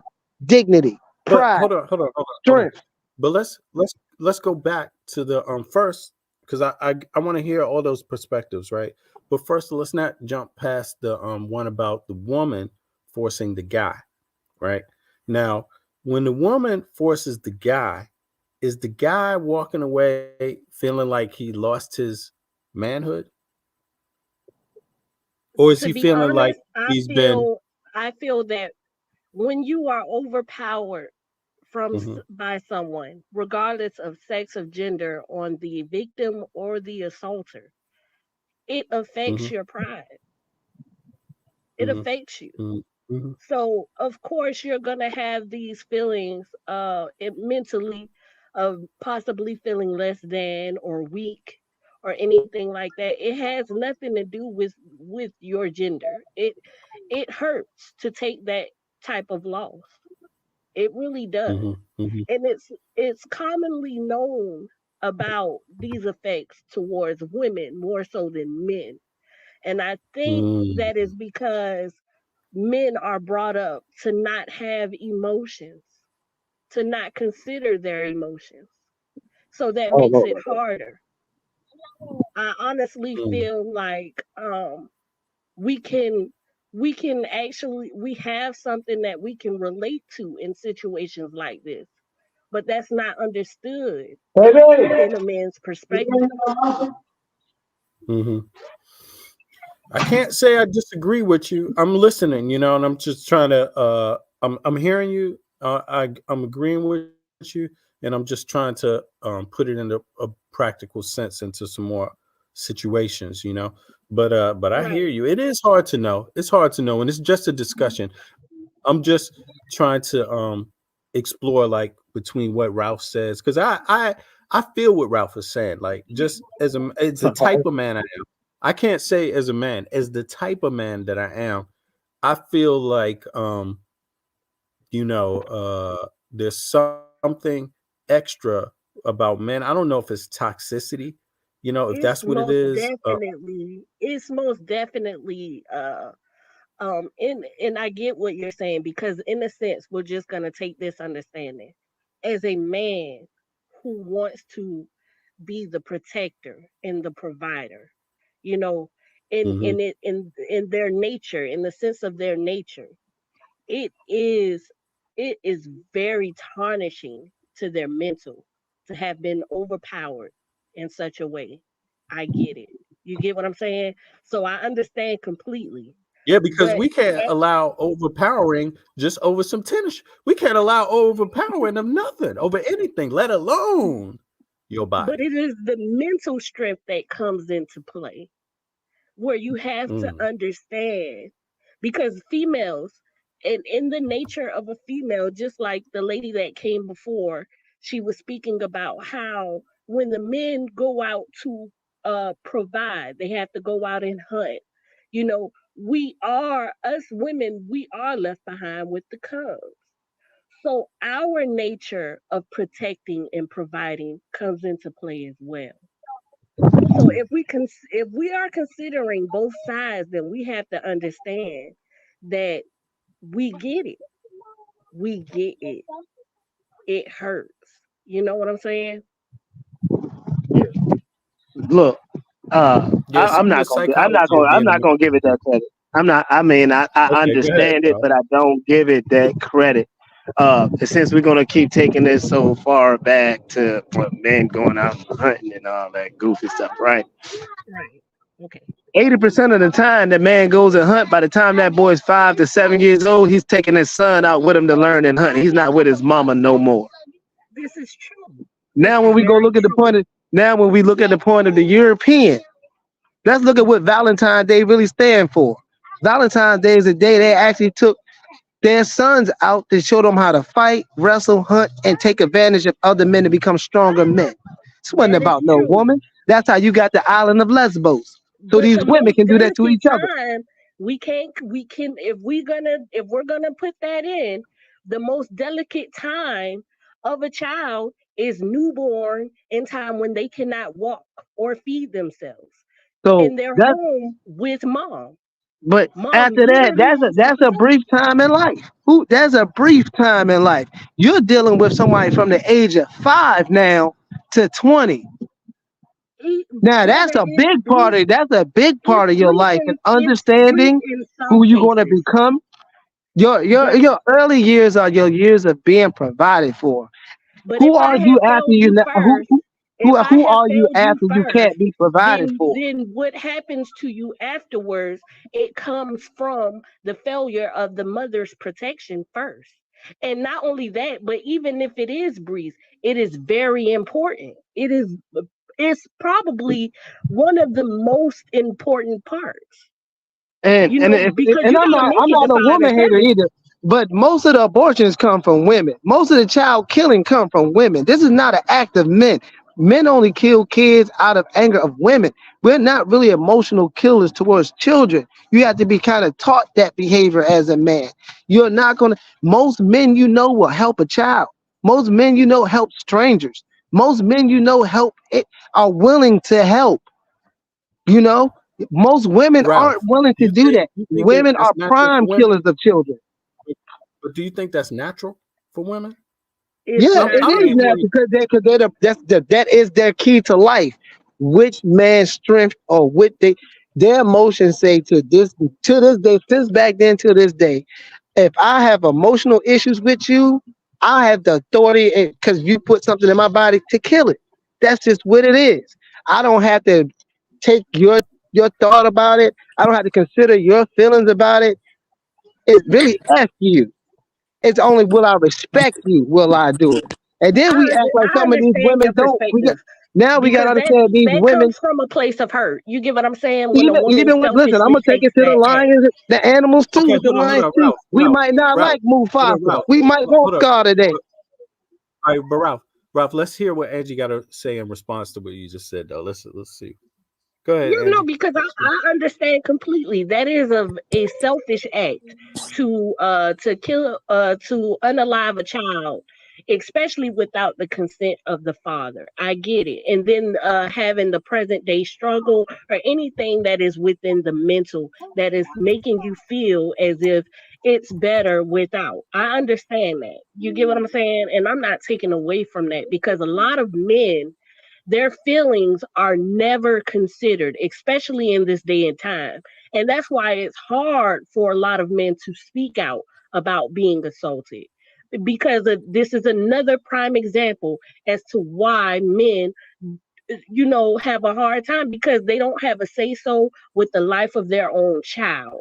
And so I get Yeah. it. You get what I'm saying? You're not. Your life is overlooked regardless. You think if you're a man and you go tell people how things are happening to you, you think other men are gonna respect you? You can't even tell your homeboy my girl had an abortion.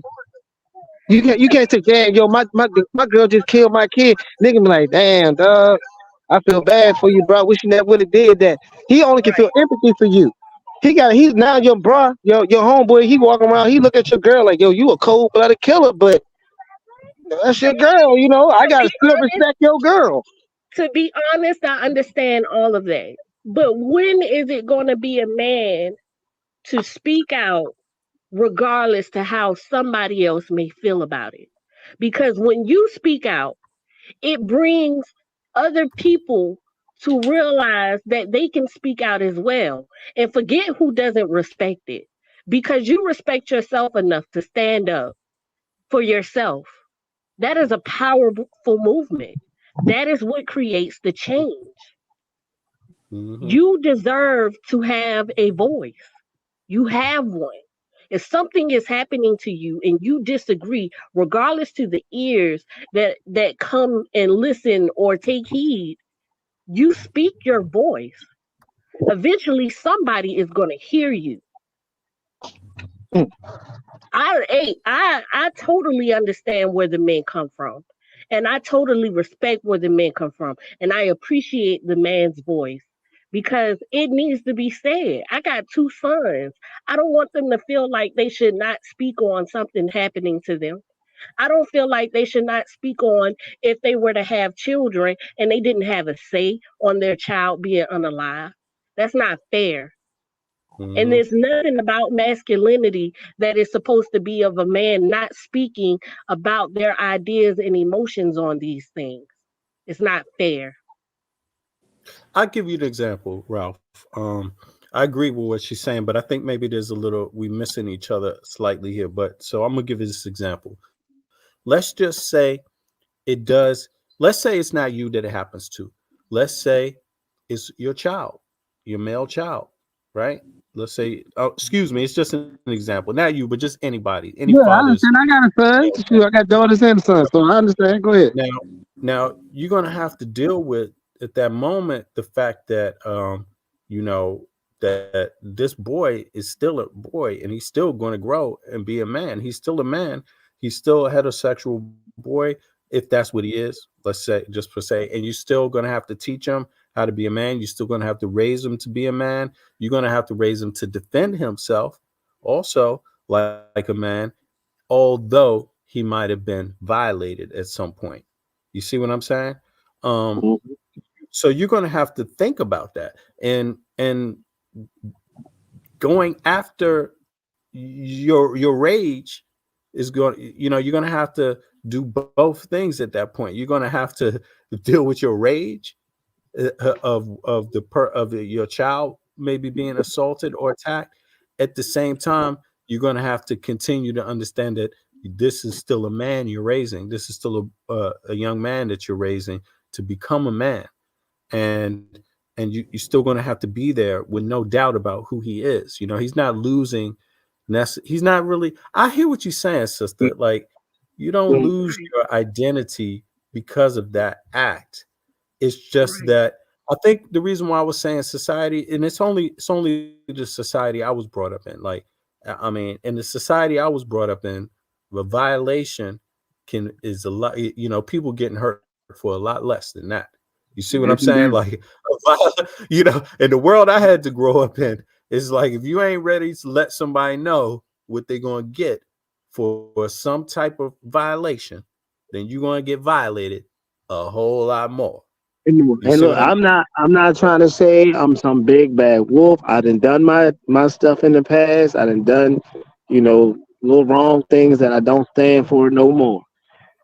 But if that happens to a child of mine, I'm raising murderers after this. Yo, we coming to take the fam. I want me and my children to come take the lifeline. The whole tree, the whole family tree must go with me.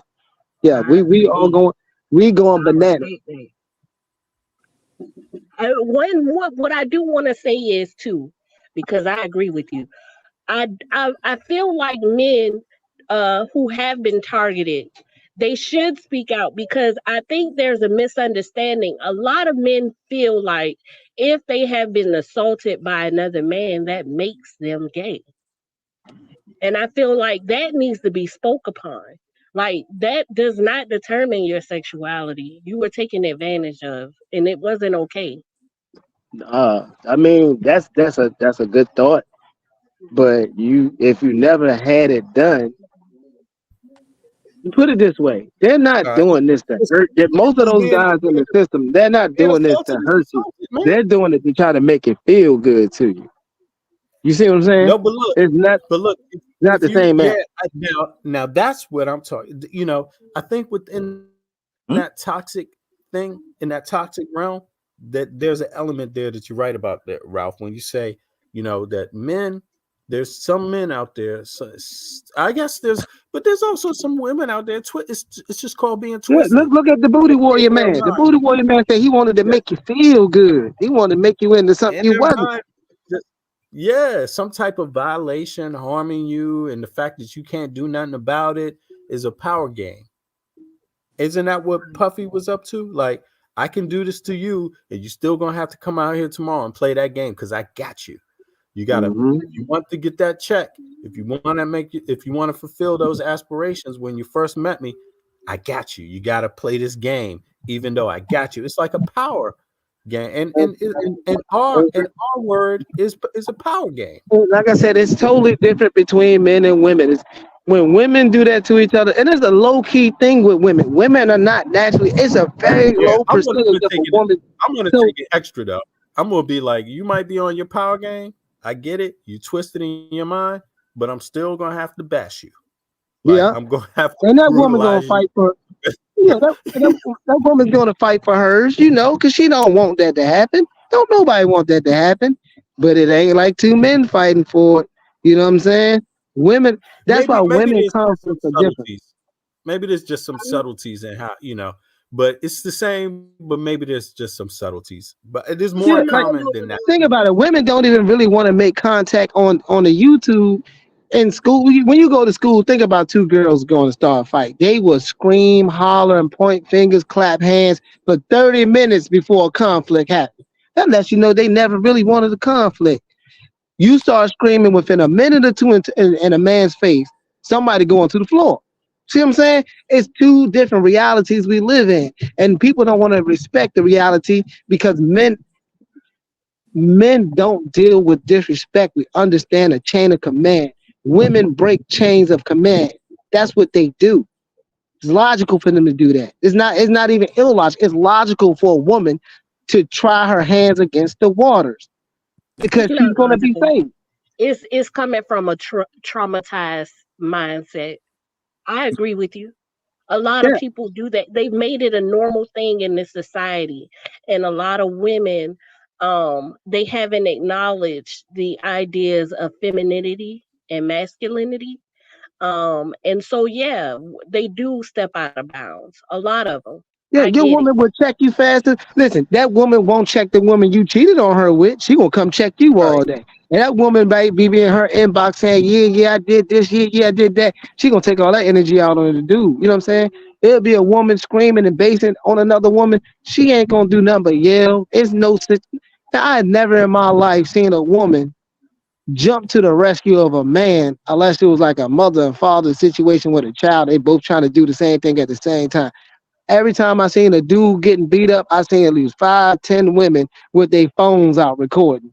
No woman called the police. You might get that old lady out the window. Y'all stop that. But ain't nobody physically breaking nothing up. But she's a lady. She said stop that. No, I'm joking. That's not stopping anything. That's just a voice. Yeah, I'm sorry. I was just being ironic. Yeah, okay. I want to think of that. Hey, come on, we scrapping now. I'm trying to get you off me. Ain't no y'all stop. Did you hear? Let's go around the corner. Yeah, but the logic. Well, me personally, I'm not breaking up nobody fight, girls or men. I'm not doing it. It's dangerous world we in today. It's true. But let me get divinely inspired and Ephemia in here. He's called Calvin today. Calvin, divinely inspired. What's up? Hey, what's up? What's up to the panel and to the chat? What's up, y'all? Yeah, what's your thoughts on that, brother? Well, first of all, you know, what woman is going to get involved in a male on male fight? That's not even real. I'm 6 foot 350, man. Plus, if I start to fight, what woman's going to get in the middle of me fighting somebody? Yeah, there's going to be some. There's going to be hell to pay. I'm telling you right now. I'm swinging. It's we're fighting. So a woman's going to say, hey, let me go to this to bring up these two men fight. What? That's not even realistic. And also, we brought up that A booty lot of men war. ain't going to do it though, A lot of don't right? don't put your hands on people when they're fighting. I mean, just let it rock. You might have to just let it rock. You know, if you know the people, you know the situation, blah blah blah. Yeah, if you That. know them, it's different. But if it's two big, gorillas fighting in the middle of the street, no, man, leave it alone, man. Let it peter out, man. In fact, it might not even end at that. It may not even just end at a two dudes fighting. Actually, sadly enough, it can turn into something else. Unfortunately, I mean, Unfortunately, that's what we're talking because about. It's not just it's true what you said. I feel you. Go ahead. Sorry. yeah, Go ahead. because it can lead to other things, man. Now, personally, I shared before, man. I'm armed every day, so I'm not Right. going to be fighting like that. Yeah. At some point, you know, Mm-mm. but it's an interesting conversation. It is difficult to, you don't know 100% of the time. Some women are different, and the situations are different also each time. You never know exactly what's going to happen. But my general sense in society is that it's still just a norm that men are expected to be the defenders overall, Yeah. even if that's not right. And Well, women are not necessarily expected to go out there and physically be doing all this stuff. but the thing is, I have to agree with Andrea when she said about in the animal kingdom, the first line of defense is the woman, the mother, because Yeah, they the fight. baby are always around the mother. Yeah, they're You going to know, defend their kids. They yeah, of fight. I course. seen it, man. I seen I mean, look, the reality is that my mom the mother of my kids, they're not big. They're not, these aren't that huge people here, Right. But when it comes down to defending, the kids, There you they go. can get wild. And Yeah, we and they can definitely. right. And like it or not, They we might get are, knocked out too. but they're going to die You know, trying. But I see, mean, some women are like that. I wouldn't type all Same women the here. same and all men the same no, necessarily in no. that. But I'm just talking about the society. It's kind of But like I think it does hurt men, and it's just a way like to know that when you grow up, you're taught to be a defender. At least I was. I was taught by my father, defend your home. That right, dude got to come out there and defend that home. You know what I'm saying? And right, I learned from my father how to be a man, right? And I seen him do it plenty of times, like hmm situations where it's like, dad, on man, my dad is like a superhero here. Like he going out there he's going to take care of this. Okay. You know, and then when you grow up, you see that example, and that's who you become, and right. but again, that's just my own like experience and perspective on it. People are different. People going to be different, and that's okay too. But it's interesting to explore it. Yo, Afemi, what's up, bro?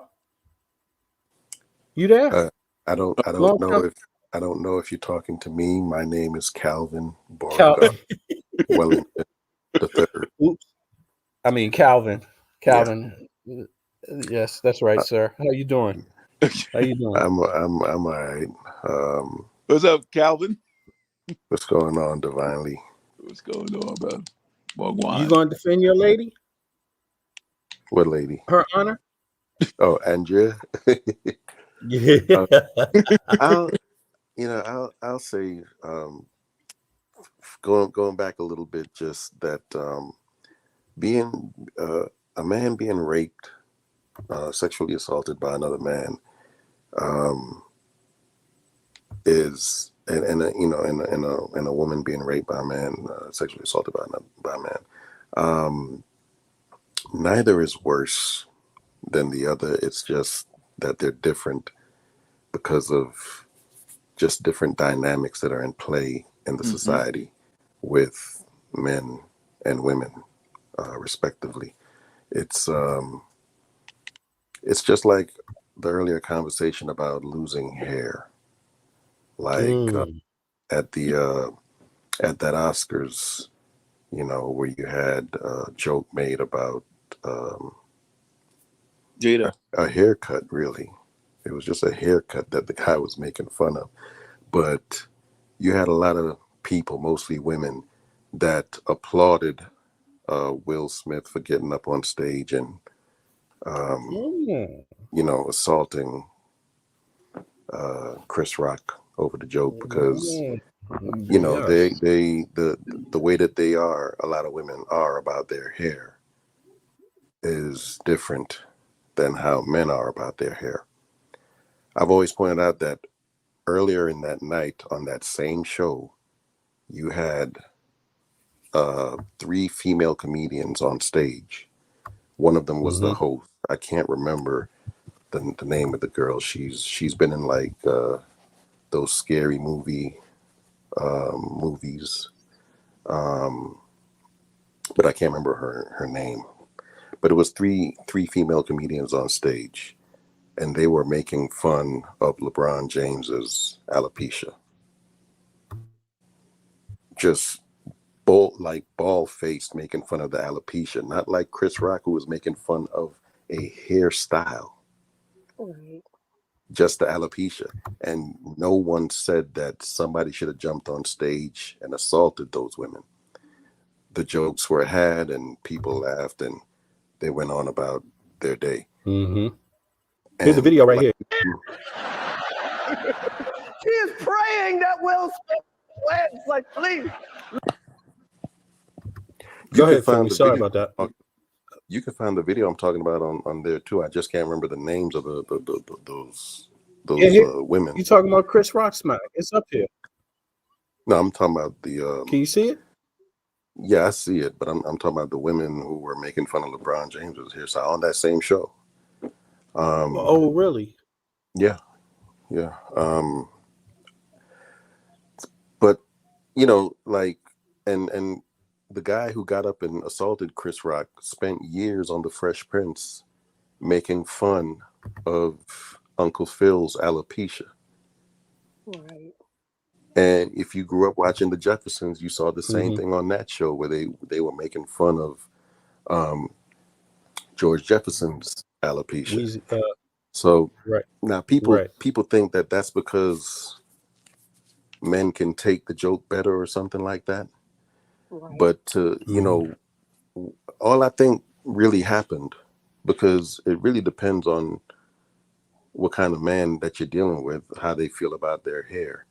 Like, to me, I think losing something like that probably has a lot to do with, like, you've grown up a certain way, you're used to yourself looking a certain way. So if something happens that drastically changes how you look, it could be like a thing like one day you begin to lose your color. You know what I'm saying? Like vitiligo or something like that. It's gonna affect you mentally. But it's like I've known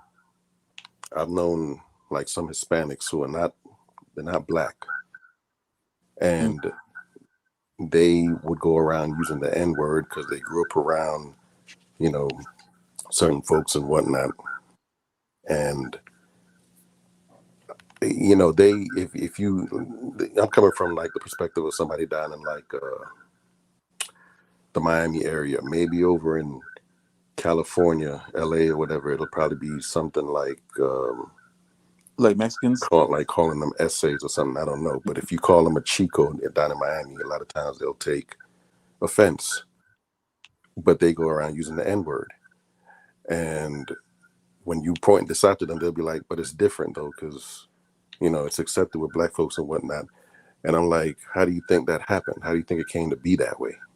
Like if you just keep on using Chico, if you just keep on using Chico a whole lot, you'll get used to it eventually. It'll be a painful process, but you'll get used to it. Just keep on doing it. Right. And that's all that I feel that happened with the hair thing with men. With they've been making fun of it for decades on TV. So eventually you just get used to it. So with the when it comes to like the rape thing, I think it's dehumanizing for both men and women, but I think we're just interpreting it differently because of those social dynamics again. Like men will view it as taking away their manhood because, like, there's a lot less than that can happen to a man, and people will see them as less of a man. If you if you're not working and not bringing home the bread and however they put it or whatever, bringing home the bacon, you can be seen as less than a man. Man. If you get into a fight with another man in front of your woman and you get knocked out, like this is such a it's happened, and it's such a well-known phenomenon that there's been comedians who made jokes about it, that your woman treats you differently after that because she doesn't see you as a man anymore because you got knocked out right in front of her in a fight. I've known women who've said that they could not be with a man who got raped. I've known women who said that, like, because earlier Andrea was saying, well, because the point was being made that, like, somehow the rape thing is, like, easier for a woman because it's more natural for a woman to be entered or whatever. Yeah, So that's what Andrea, that was. Andrea, Yeah. and Andrea countered that with, well, there's men out there that are willingly taking pole or whatever. There's women I've known that have also said that they could never be with a man who ever did that willingly because they see him as less than a man.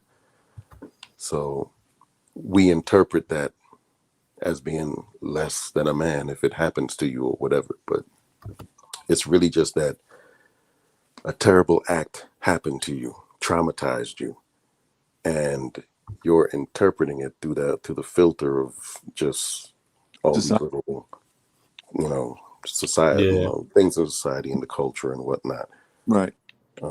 I've always said though, that usually I'm talking about slavery, or like the N-word and whatnot. I've always said that the N-word says more about the people who created it than the people they created it for.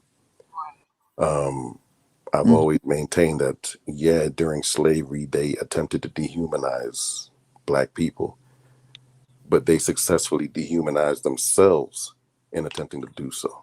Right. And that's how I look at the situation with rape too. You may feel dehumanized, but the person who used to be a person before they did it, they are the ones who dehumanized themselves when they did that. And that's like how I encourage victims to look at it, basically. Yeah, you made some excellent points there, man. That was some great perspective. I mean, I have to say I agree. A lot of it is how society looks at people, looks at, and then also how you look at yourself. Right. In the lens of society. Or inside of society, being a member of society. Essentially that's what we are. We're members of society. And we're not totally. We can't totally escape that. And so we're gonna have some feelings about that. It's gonna hit us that way. How society sees us is we want to fit into the norm. We don't want to fit into the unnorm. But is that okay? And is it what you say? Is that okay to not fit into the norm? To not want to fit into the norm. Me honestly, I feel that in order to change society, or at least make an effort, we identify how we feel personally, and we make the change with how we address things in our own Mhm. path. Society has this thing about, it's very contradicting. you know if a female is already understood, well, if they lose a fight, they females. But mentally, to me, I try to avoid those things anyway. But to me, if I lost a fight, that hurt my pride too. Like it hurt, you know. Mm-hmm. In society, it's oh, it's okay, you're a girl. No, a man has a right to feel how they feel about the situation, just like a woman should feel the same as well. And then we'll turn around and have that understanding for a female, and then turn around and if a man loses a fight, oh, you not a man. That's not fair. Just as easy as it is for me to lose a fight, it is the same thing for a man to be able to lose a fight. That doesn't determine his masculinity, nor does it determine who I am as a female. We Right. have in order to break these things that society has as far as standards of what you are and what determines what you are is to speak out and become more comfortable with yourself. It's a mental thing. Yeah. Yeah. You're still gonna have to pick up the pieces and move ahead in life. You know, Right. as the And person and you to are. accept what they tell you, to accept what they tell you to feel.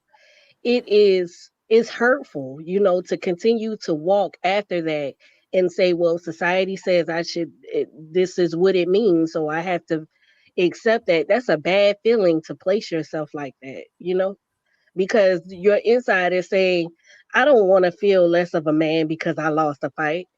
I'm not okay with that. Mm-hmm. So if you're listening to what society says, you're gonna walk around depressed and hurt. Oh yeah. You have to come with the understanding that did not determine who I am as a person. I'm a man regardless. I stood up, win, lose, or draw, regardless of what At anybody least you else fought. has to say. Mm-hmm. Mm-hmm. Yeah, and that's the reality. You ain't gonna win them all.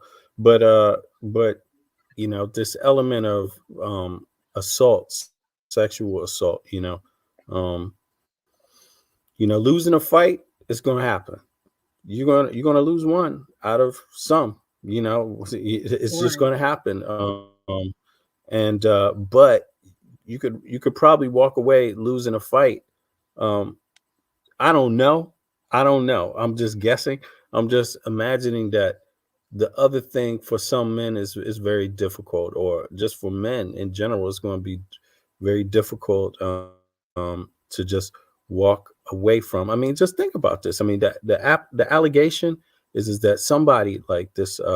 I hate keeping to use this example, but I'll put it to you this way: it was a Def Jam executive that was said to have committed, his own self murder, basically, right? And Mhm. and the allegation was that that somebody had some pictures of him doing something compromising, and that the idea is that he couldn't face it. He wasn't able to face it, basically. Um, and I don't know. I just wonder how many people identify with that. Like, uh, I'm just curious, but I hear the arguments, they do make sense. Like, for example, these are the things you would say to that person in that circumstance. Like, okay, you have these photographs. This happened to you. They're going to expose this about you, but you just need to defend yourself, speak about it, and life goes on. Move on. You're still a man.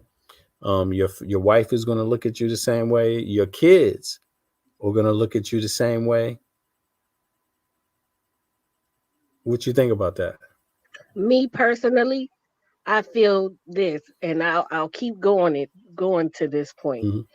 It's how you feel about yourself. Yep. If somebody is doing things to hold against you, it's because you're allowing the thought process of everyone else to determine how you respond. Yeah, I you don't could care say, what. go ahead and release it. Go ahead. You could say, go Right. ahead and release it. Go ahead. Yeah, exactly. Release do, it. do what you do, because at the end of the day, my answer to it is going to stand based upon how I felt. You know, I I was agree. mistreated. I was done wrong. And if you feel like I'm less than because of what somebody else has done towards me, then that's a problem that you have to deal with, not me. Mm-hmm. You want to walk away from me, walk away. Because at the end of the day, I have to walk with myself every day. And hopefully you you have a wife and family, kids, and they support you in that, and yeah, and maybe, yeah, like you said, maybe the person doesn't feel like they will, or maybe the person doesn't even know themselves or know their, people often think they know themselves and know their situation until some shit happens, I and then think that I think that it you prove yourself to be more of a man when you can find the courage to speak on Mhm. something that you already know people may judge you on. Mhm. That takes a lot of courage. And to me that tops anything, you know? I agree. All right, let's watch. I hope this video plays. I think what we were talking about, in some sense, it has a lot to do with this video here. I mean, Chris Rock got smacked on stage, making some jokes. And he probably never imagined that Will Smith was going to get his ass up on there and smack him in front of everybody.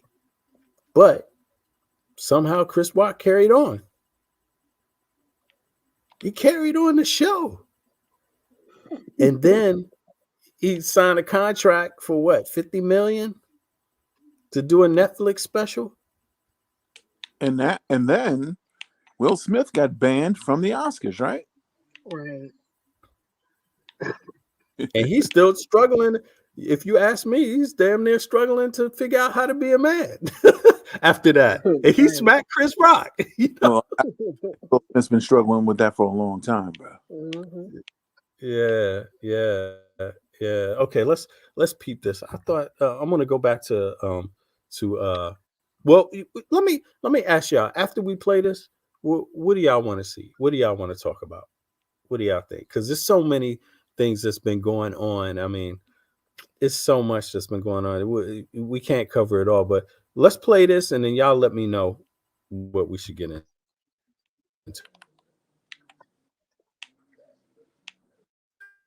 Here. Let's see. Oh, Jada, I love you. That was a nice one. Okay. I'm out here. Oh, Richard.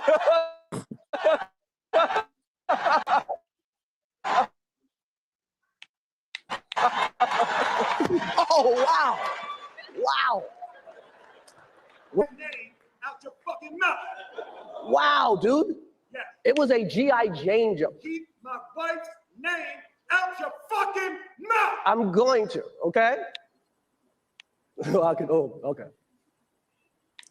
That was a greatest night in the history of television. Okay. Oh, okay. Wow. Yeah. I've always said that Chris didn't flinch.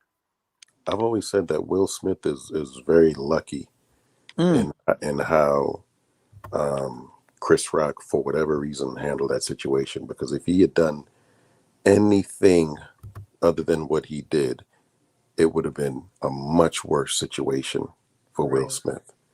If he had struck him back and then they got into a brawl on stage and whatnot, much worse situation. If he had curled up like a little baby on the ground crying in horror, you know what I'm saying, it would have been a much worse situation. If he just turned around and just ran backstage and, you know what I'm saying, in fear and decided not to do the rest of the show, it would have looked so much worse for Will Smith.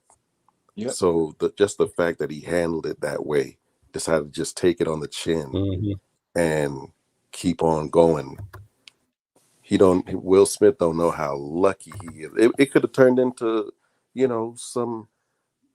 some Source Wars type thing where you see both of them fighting, then other people want to get up there to try to go help, and then they get into a fight. It turns into a brawl. You see the camera just fall over sideways on the ground. Look, I mean, it could have been ugly. cops coming out. It could have been real ugly. Right. I Yeah. think he showed a lack of discipline. Will Smith definitely showed a lack of discipline. He could have handled this situation if he felt offended. That is something that he should have spoke to Chris behind the scenes, possibly one-on-one, and not to make a scene like that. He was wrong. The most mature thing that could have been done, if you was gonna feel like that about jokes, stay home, because Right. everybody knows that it's tradition when you go at the Oscars that the host is gonna crack jokes Yeah, on the all the comedy show. millionaires. Yeah, it's Right. Yeah. I mean, but even more than a comedy show, it's tradition at the Oscars for the host to crack jokes on Yes. all the millionaires that's sitting down watching. They It's do like that the White every House year. Correspondents' Meeting. right, right. I mean, they're going to be making jokes about the politicians, the president, and whoever. And if you can't take it, Yep, stay home. Stay home. You know. All right. Well, let me ask y'all this.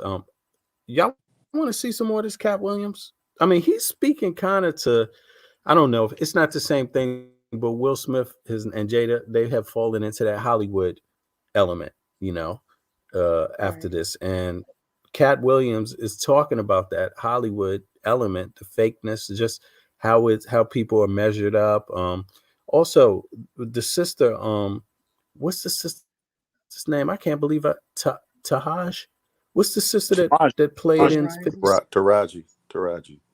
Taraji, right? Yeah. Her talking about the gatekeepers, like Oprah as a gatekeeper, and whatever that means. I'm not saying that's she might be.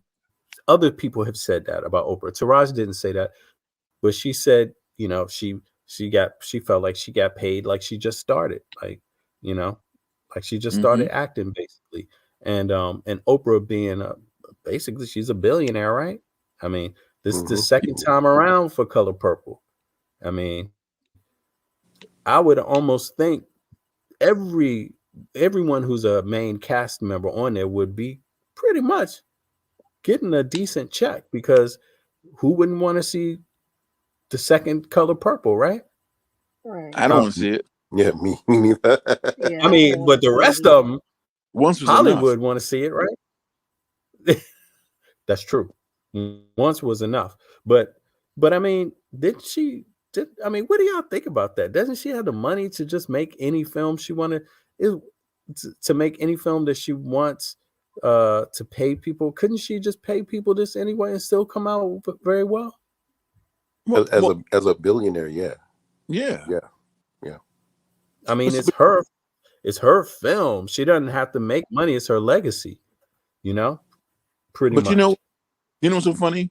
Where are the films by Black folks about Queen Amarinas of the Meroitic Empire, right? Yeah, nowhere. The one that smacked that statue of Julius Caesar's head off and kept it under her throne, right? For people to walk on and everything, right? I mean, somebody who lost their eye in battle, Where's that? You see what I'm saying? Nowhere. But all the singing and shucking and jiving, and all these negative type of stereotypical depictions of us. That's what's flying, man. That's what's going. That's what people want to see. That's what white folks want to see. But unfortunately, that's what Chris Rock thing, though, BB. That Chris Rock thing was actually something that happened in a movie film in the 1950s. You know what I'm saying? Like a 1950s. That was like a remake or something. That's why, like, to the day, you've never seen a police officer no, they charged gave with it. Nothing was ever charged. No one was ever thrown out. And it's a reenactment. You know what I'm saying? And they showed a reenactment on Instagram. Right, I saw that. But I don't think that's a reenactment because it's a reenactment. So it's a black guy and a light-skinned European-looking guy, and he said the same is verbatim, word for word. Besides, Will Smith used the F word, and he sat down, did the same pose, the same gestures, the same everything. I can put it in your email if I find it. He said, "Don't you?" It's a complete movie skit to get people to believe a certain way. Put it in the back chat. if you can, Well, Ralph. I think they gave Chris the option. It really is it's on Instagram, man. Like I have to search for it, but I'm really not. I'm like I said, I'm not savvy with looking for those type of stuff. I'd be at work dozing off. Sometimes I get on Instagram and I just start scrolling. I said, "Whoa, what did I just see?" And I was like, "This is the whole reenact. This is from the 1960s and 50s." Right. Mm-hmm. So, what do you think? It's a conspiracy type thing? Whereas, Yeah, it's to get people. It's the mind game again. Like I said, it's the MK Ultra. We can play this game all day with each other. If I show you, if I see this, women be like, "Yeah, he stood up for her," and but we'll promote, "Hey, he disrespected a black man." That was the first real scene of a person trying to make it sound like they were standing up for their wife, but really disrespecting another male. It's the reenact of saying men aren't any good to women. I mean, to other men. Men don't respect other men, and we putting our women ahead of situations. It caters to this feminine mindset. Right. Thanks. Yeah, I haven't It's seen another that thing one. where it's like everything is a part of a play. So everything that they put out is like a show. So based upon what we discuss or based upon how we feel as a whole, they act these things out and they portray in a certain light. It's a play on your emotions and it's a mind trick. But do you think Chris Rock was down with that? Yeah, they're I best think friends. he was. Yeah, look, they've been best friends for years, right? Let's Right. let's let's talk about this. Look at you gonna slap another man in your net worth, and you don't think like, come on, I got enough money to get you whacked. You gonna slap me, and I got money to get you whacked. We know all the same people. That's what real council culture is about. I got enough money to get you to stop making movies. Chris Rock is a way. Will Smith get movies and deals, but Chris Rock he has the European behind him just as well as Will Smith, but he has it to where he didn't really start off with just a black audience. You know what I'm saying? So let's look at what we're gonna get now. We're gonna get two black guys fighting for superiority, and we look at look how they fighting up there. Man, these people got a game going on. They got a play going on. This is just entertainment with them, and they laugh at how they're part of the play. And then we think it's real life. I don't believe anything about Jada and Will Smith relationship. I don't believe that he's out there being emasculated. The August Alsina thing. These are actors and actresses, and who's really going to go put their family business of hurt and pain out there like that? Do you know what type of emasculation you gotta suffer from that? And she just keep talking about you're gonna just stand by that as a man. What part do you break down and say I can't take this no more? When you smack Chris Rock on stage, It's fake. But he didn't break down. Why don't you? You should smack your wife. She keep talking about all this meat. I ain't saying hit your woman, but I'm saying she's screaming about Tupac, a dead man. You gonna go embarrass me about a dead man? I would have been going with the dead man. You gonna smack another man about a joke? But see, that's the whole thing. The thing is that this doesn't have to be any kind of like plot or ploy or conspiracy type thing. People are they do have these type of relationships, man. I mean, not for nothing, they're not beyond it. They're just people. They're just people. I'm gonna say it like this: if I was sitting on top of millions and billions of dollars, I would not be so emotional about a joke. But that's you. But in fact, you don't even know what you would do with millions and billions. Do you have it right now? No, I don't have it right now. So you don't know. Just envision, he made it. They're both comedians, So how is it that you can't take a joke in this moment? Well, think about it. Think about all the things that built up to before that incident, right? He was already emasculated 10 times. I don't believe it. You know what I'm saying? That's what I'm saying. The point is, it's acting. It's acting. 100% acting. They're I don't. just people. Like I really. They I don't. are just people, but there are they also cases. have proven so many points throughout their acting legacy, throughout their acting career. At some point, you have to come to a place where it's like, I have nothing else to prove. What else are you proving by going on stage and assaulting this man? What are you proving? There's a lot of people who just are underdeveloped. Like True. it's you know what I mean, without all the money and Okay, the so he fame. get these ones in a 9.5. That's Which I got true. him. I Now, agree with that statement. And I think that it actually amplifies that underdevelopment also, because you know when you're sitting on, or you're making 20 million a film, right? Um, what kind of person were you before that? I mean, I just think that it's the drama. People feed into it. It's action. It builds up interest, because not only that, it's so funny how this would happen, but they also said that there was a decline in people actually tuning into this award ceremony up until that moment. Now everybody's talking about it. Everybody's discussing it. They're actors, so we have to consider, this is how you keep your money going, by people watching, people being tuned in, not only to the shows, but to your character. hmm and not only that, like if I learned this in life, right?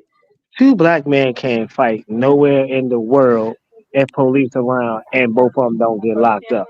If I hit anybody anywhere, at work, at the mall, at home, somebody's coming to lock me up. In general, where can you go where But let two me black let me men ask can fight or slap each other and don't no one get prosecuted in front of on What you TV? think? I seen it. I think it looks good on them. Do they show that? but let I me ask you this. personally, oh, go ahead. I mean, I'm not trying to discredit that theory, right? But just in line with that theory, I would ask this: is it necessary for everyone to be in on the charade for them to be a part in it?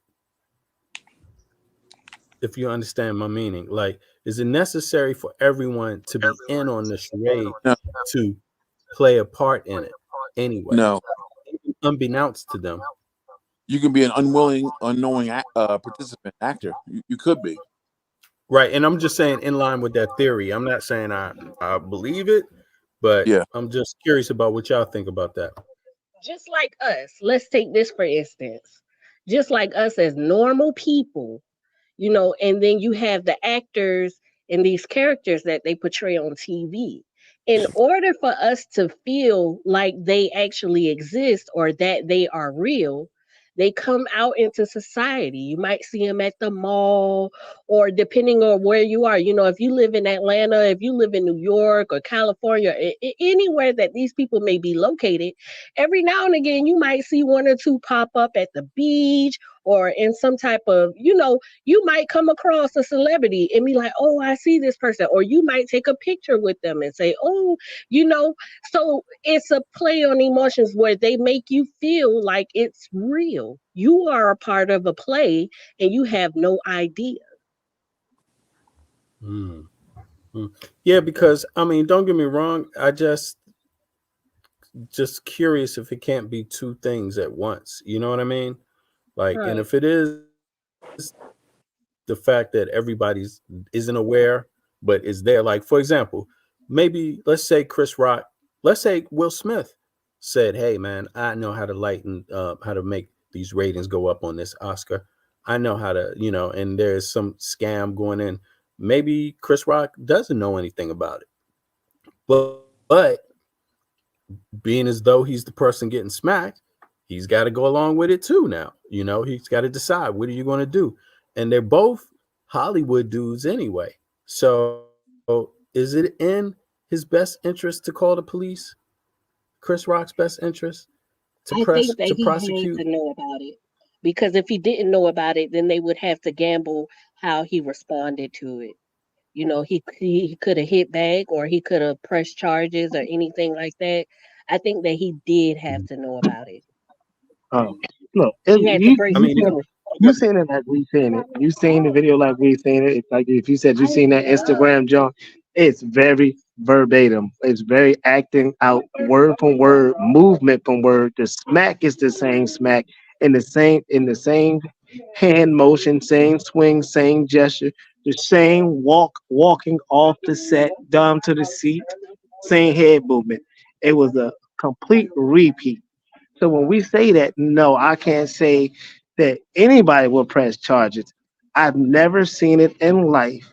If if someone can walk down to a stage unannounced and put raw hands on someone where there's supposed to be hundreds of European police officers there as a black man, this doesn't seem logical in life to me. You can't even do that in school and you're surrounded hundreds of your own type of peers. Where can you go to slap a man and not get arrested in front of everybody? Right. That's assault. Well, I think that Chris Rock is on the record saying that he was asked backstage whether or not he wanted to press charges or not. That's See, then you got to just think to about keep it it like hot. That's this. to make the juice. That's to make the gossip juicy. That's It's it. an Oscar award ceremony. They wouldn't even need him to press charges. That's something that everybody had witnessed. Mm. I don't know how the law works in California. certain states. Yeah. Because Yeah. I've been in a situation before, like in Virginia, where an assault took place, but the officers, they needed for the person to actually press charges, like to you know what I mean, like they couldn't do anything, is what they said. They couldn't do anything just in and of themselves. So I don't know how the law works on that in And all then these also, places. right, you're gonna see I the tell you how the law works. Just look at what state you in, right? Then you go find out how they feel about assault cases, right? And then when you go put your hands on a person, you figure out, do the state pick up the case or are you allowed to drop it? Most of the times you slap somebody like that in public, the state to pick up the tape just so we can get money off you. So are we saying the state don't want to do their job no more? Are we saying you better than the state? Or is this a state of mind that we think we in? You know what I'm saying? I'm gonna go with the state of mind because I don't know where you can go to slap a man and don't nothing happen. And I ain't never seen a man get slapped and stand there and do his job. I would have lost my mind before the world. It's a bit of a different situation than just regular people, though. I mean, you're talking about the Oscars, and you're dealing with, you know, movie stars and whatnot. That celebrity stuff matters, whether you're white or black or whatever, in certain situations. With how Chris Rock responded, it happens in regular situations with people who ain't got money. It just depends on what's going on with you. Chris Rock has spoken about, you know, being bullied when he was growing up and whatnot. He might just have a different kind of way that he handles the situation. He talked about being and coming up in like predominantly white schools and, you know, having to tone himself down and whatnot. Like always having to control himself in order to not get into too much trouble with fighting back and whatnot. So who knows? right, and see, Tony Rock, his brother, is different. Because what would have gone down if it were him? Yeah. But his brother is. How are you going to smack Chris Rock? Chris Rock is 110 pounds. Come on, B. You know, so you have to understand also, the laws that are in place, and also there's decorum also, and it's up to the individual person on how they carry themselves. So you can't say if I was there, I would get, because you wasn't there. That's Chris Rock. And to speak to Will's mentality as well. Will, there was an article that came out about that slave movie that he did that's on Apple, and he talked about a scene between him and a white guy that was playing like an enslaver or whatever, and it was supposed to be like this intense scene where there's like some kind of argument. He got assaulted? Between them. The white Let me guess. guy got into the character so much that he did something that was not scripted. He spit in Will's face. What? And Will just joked and laughed it off like it was nothing. Yeah. Well. Some folks act differently around other folks. You know what I mean? So yeah. When you look at like Will Smith's filmography, let's say his like what he's been on film. How would you gauge him? Like, and then you see how he is with Jada and his family with him. How would you gauge his personality? Like, what would you say about him? Like, how do you perceive him to be? Do you perceive him to be nonchalant, carefree, strong? I don't see Will as a victim. I actually think, to be honest, I actually think Will is the writer of these conspiracies or these situations, right? Now, if you listen to things he said he made a platform for his wife to do Red Table Talk or whatever the name of her platform, right? So that means he's funding and supporting it and even gets on her show, right? So now that lets me know whatever y'all talk about is not just open for everybody. It's something that y'all actually put for people to know this is like y'all don't care about. It's for everybody. Then when she talked about her situation, so it's the Arkansas Center, he stood there and made it seem like he was crying, like he was hurt, as if he felt something, right? But then again, he doesn't go nowhere. Most hurt men, when you hurt them, they leave, they don't come back. You know, most men in relationship, once they get cheated on or once they've been hurt severely bad, they're out the picture. You know what I mean?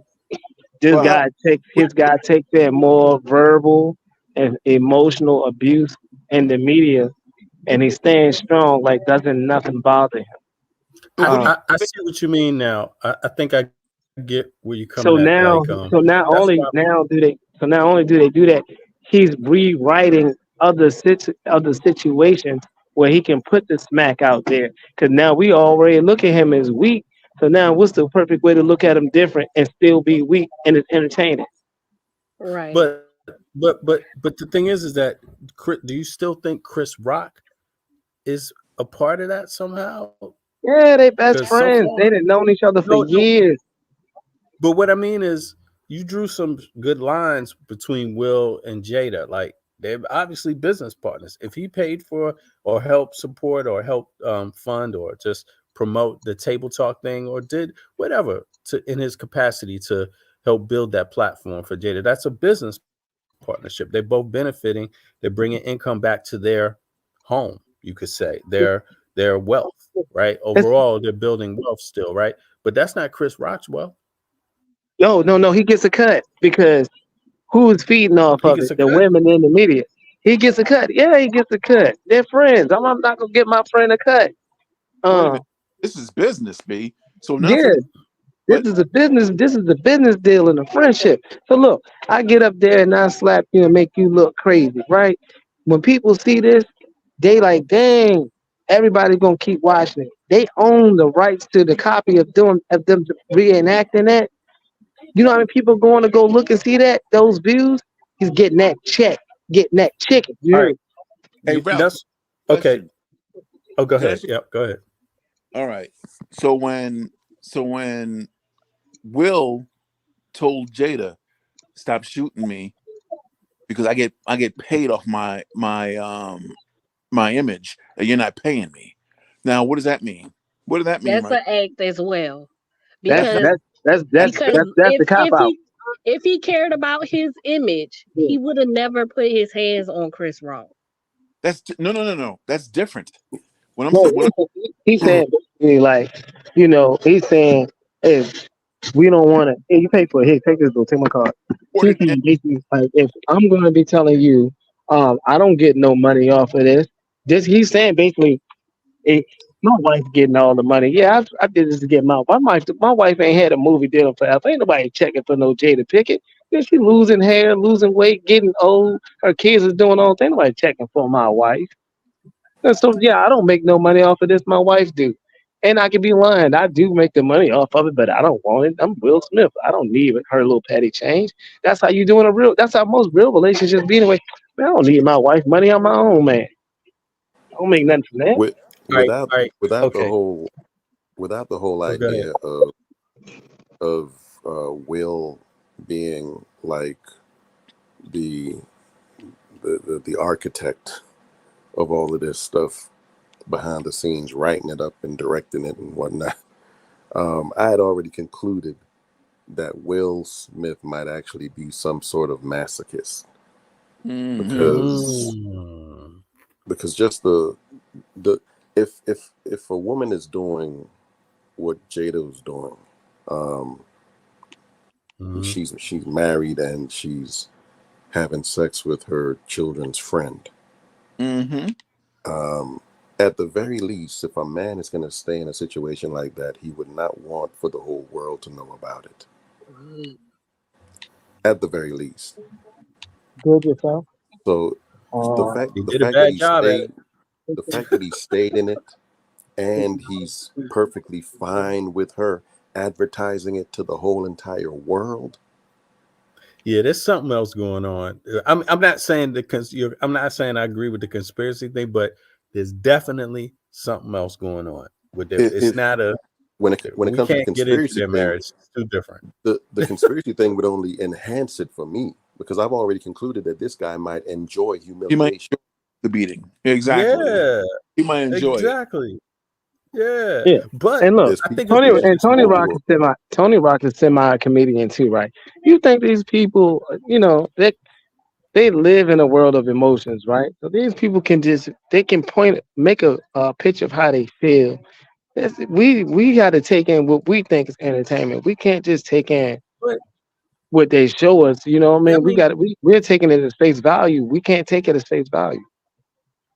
But hold on. But all right, I'm gonna say this, but then I want to play that video you recommended, Ralph. But here's the thing. Does it have to be one or the other? Does it have to be they had a plot and yet the other things, and therefore the other things also are not real? Like for example, I mean, no matter what, if you make a scene in today's world, is social media driven. So you make a scene, it's going to go viral. Whether you like it or not, you're going to get more hits and you're going to get more attention. Period. That's how it works. If you're in on it and you made a scene, or if you're the victim and you're a part of the scene, you're getting hits. For your career may even be dead, and now you're getting hits. Bingo, now it's alive again. Now you got an opportunity to slip something in there through the media attention or through the social media attention, right? So I'm just curious if it's not two things. I mean, even if you go down this conspiracy route, I'm just curious if it's only that, if it's just like that thing, or if it's like a whole lot of stuff happening just at one time, like maybe all of those things happening. It's called order out of chaos. Order out of chaos. But true, but somebody got to be the master. Of course. Right? They're not the masters. They are what people would call puppets. They're not real or in control. They're actors. And what I told you, maybe not too long ago when we was talking about the Cassie and what's the name, I said they all it's a circle of allegiance. So whoever is the first rewriter of this script and play of someone doing that script, right? They're still in control of that script. Which whoever plays that role, they're in control of the people who want to play that role. Who fits the narrative better than Will and Jada to replay that role? So Will can now say, look, I'll do this, but people can't find out until it's already already happened. So you need to send me about $50-60 million to react this. Maybe $100 million to reenact this to make my image look crazy. Then after it goes down, we find out a year and a half later, this already didn't happen before. But now it's really psychologically out of your brain because it's old news. We need new news. new entertainment. You know what I'm saying? And the powers that be, they done made their money off of it already, and off of the the emotional content that we internalize. We now look at it like, dang, yo, you see what Will did? Man, Will didn't do nothing. Didn't do nothing. We just stuck in that moment. They was playing the moment. We stuck in it. Because I think knew. about it, what's coming out as of lately? The new term that everybody is speaking on, narcissism. Narcissist. Uh-huh. That's the role that Jada has taken on. And what is happening to the men? They're emasculating the men. They're making them feminine. So now we have Will, who's not in control of his emotions. And they're saying the black man don't know how to follow his emotions, don't know how to lead, can't stand up. He's violent. He doesn't cooperate. It's a big old plot. And I then it knew. goes even further to say this. Not only is this a big plot, is also looking at now how other races of people view us. I knew a lady. I knew a lady who was involved, I guess, in the adult industry. Um, Nothing too far out. She was just someone who had a job of taking those phone calls where guys call her up and, just talk about their fantasies or whatever. And she told me that most of the men who called her up, who were like just regular, your average, regular, everyday working person or whatever, most of their fantasies involved them being in a position of power somehow. And she also had men who called her who were the wealthy corporate types. And most of their fantasies involved having their power taken away from them, being put in a position of disadvantage. So, like I said, it wouldn't surprise me. I think a lot of what I see on television anyway, in movies and whatnot, seems to be just the people behind the scenes playing out their fantasies. The stuff a lot of times doesn't even really seem real because the inner, like, I've seen stuff where I was like, I'm pretty sure that it was a psychopath that wrote it. Nowadays, the more used term, like the young lady just pointed out, is narcissist, because they'll have these arguments in these TV shows and whatnot, and you'll be there wondering, well, why isn't the other person saying this, and why isn't the other person saying that? Natural things that they should say because they know what really happened, they know what's really going on, but they're not saying it. They're just getting talked to this way, and they're not defending themselves. They're not saying what they really know about the person, and so on and so forth, because it's a fantasy that someone wrote out. Because you always have these people who were in certain situations and they didn't get to say what they wanted to say and just have the person just take it. So they fantasize about that time that they had the argument and whatnot, and just pretty much it just goes down in their head the way that they wanted it to, where you just shut the hell up and just listen to what they got to say and get put in your place. And that's literally what I be seeing. It's so frustrating because you want the other person to say something back. You know what they really did and whatnot, and they're just not. Because I think we're looking at people's fantasies, not looking at real life. On that note, let me play this. I'm gonna play this one that Ralph recommended real quick. I've never seen this before, by the way. And you see, Shaka wrote, YouTube has 2 people watching, and there are 6 people on the panel. Yeah, and Yeah, speaking I of that, I recognize can't that even earlier. find. Huh? Yeah, I recognized that earlier when I was in the lift, but I was like, that ain't really nothing to talk about. But I was like, well, now that we talking about this, it's like it's the perception of Yeah, everything. Ain't nothing's real. it's weird because I can't even find this live on my phone. That's crazy. Anyway, let me play this video. Maybe it's just something with YouTube today. I don't know, man. Probably shadow banned. It's the algorithm. It's something, yeah. All right, let's go. Let's see what happens. Man, everyone really does look great tonight. Jeremy, Now, I if saw you on the she red carpet. loses, Looks like you lost those last few pounds.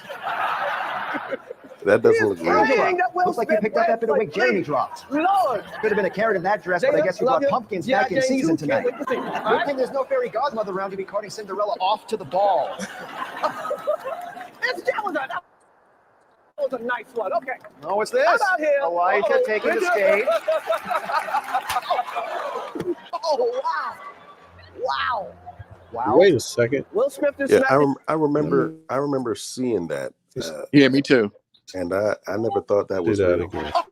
Oh, wow. Like what 90s movie is that from? But Yeah, what 90s did movie is you that notice? from? Did you notice how it's word from word, suit and clothes, suit and tie, the sittings of the people, even the people that's not in it. If you look who's beside Jada Pinkett and who's like behind Will Smith, it's the same kind of looking people. It's like really image. They like the whole thing is copied So what to where movie? even where people sat at in their seats. That's what I started to pay attention. What movie is it? Don't know. Yeah, what movie is that? Nobody knows. And they probably took the movie off, so you can't find the movie. You know what I'm saying? Just like when you Do that. You can find that movie anywhere, man. If it's a movie that's been done, they're not gonna just blink out the whole movie. Somebody has to have it. It's got to be somewhere. somebody had to save it or bought it somewhere. It's just but It's at got the end to. of the day, it's not going to be. It's like when you get on when you want to go look up stuff about President Obama and Larry Sinclair. They move most of that stuff off of there. Like, hey, we get that stuff banned. Whoever created that video, if that was real, they would have just named the movie. I got it. Yeah, the movie. What's the movie? What movie's from?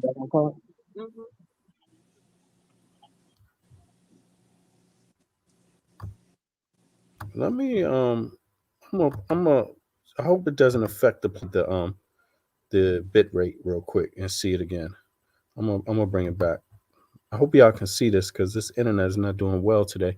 I don't know why, because I'm logged into the hardwire, so I don't get it. It's been like this since yesterday, but y'all can see this, right? They can see it. Yeah. I'm just playing it back slow.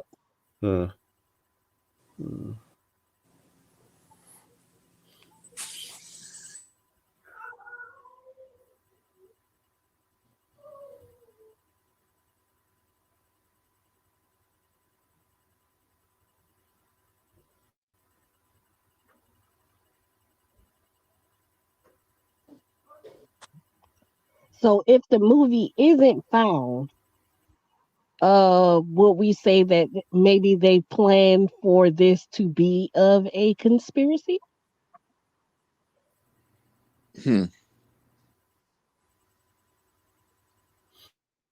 It's definitely weird.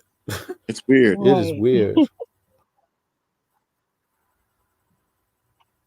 And just look at the kind of slap, though.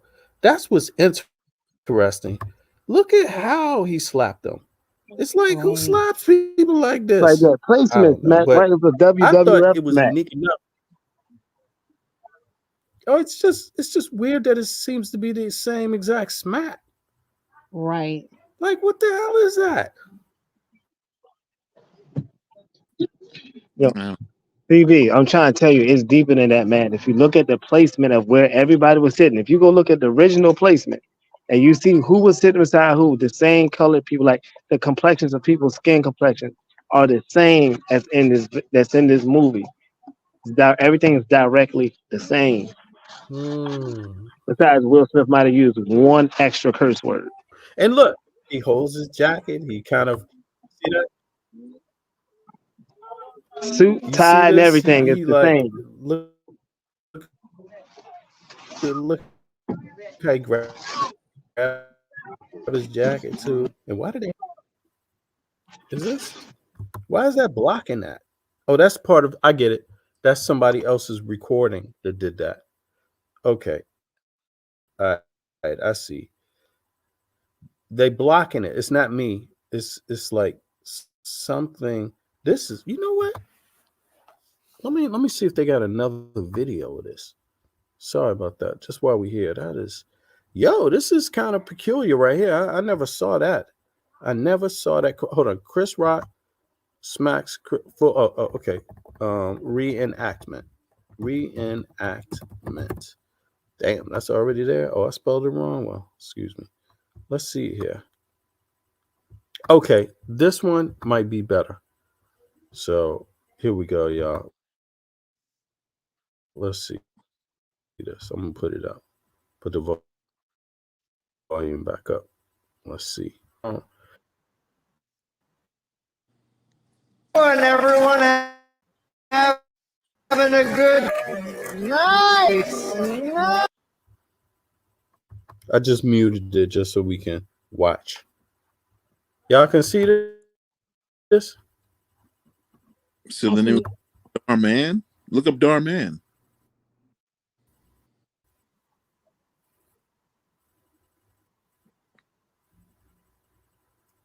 Is this Darman? Wait a second. Darman, isn't Darman? Oh, wait a second. Is this Darman? Man, that's something my kids watch, Darman. Oh, all right, let me play this. And then I thought Darman is something for kids. It is, man. Yo, Ralph, you just got busted, bro. Yeah, the conspiracy theory is down the tube. This is Darman doing a reenactment. It is a reenactment, but it's Darman. You know what Darman is? Darman is, they got a lot of people on this one. Darman, this is Darman. Yo, and this is the guy too. Darman, you see? That's him. This is the actual guy, Darman, too, doing it. Look, this is him. Why did they do that reenactment? And see, this is the same actor sitting down in that chair. This would be the guy playing Will Smith. Wow. You see the black dude? Luckily, my kids watch this. Actually, to anybody, Darman is pretty good production for kids, especially for kids that might need, no, it's for all kids, but it's supportive in the sense that it kind of shows, it gives kids a good, a positive look on how to deal with problems, I even think that he must have some child psychologists, writing this stuff, with him, or maybe he is a child psychologist himself. But yeah, that's Darman. That's Darman. I didn't even know he did that. Darman, Will Smith reenactment. Hey, did you see that, Ralph? See? Yeah, it's a Look fake. at that. Movie star slaps host. It's on his show What Happens. Yeah, it's a Darman. It's Darman. This is actually up on his YouTube channel. I hope he don't I'm sure he knows the difference between copyright infringement and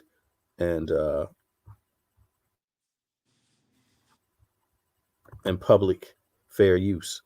Yeah, this is Darman. They're all actors. These are the standard Darman actors. They're in a lot of his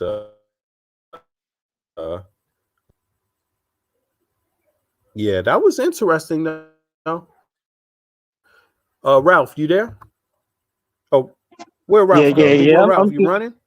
No, I ain't running. I'm trying to get these. I'm trying to get these kids shoes together. Way to whip, Andrea. Y'all keep thinking that. Y'all keep trying to put this lady on my back, man.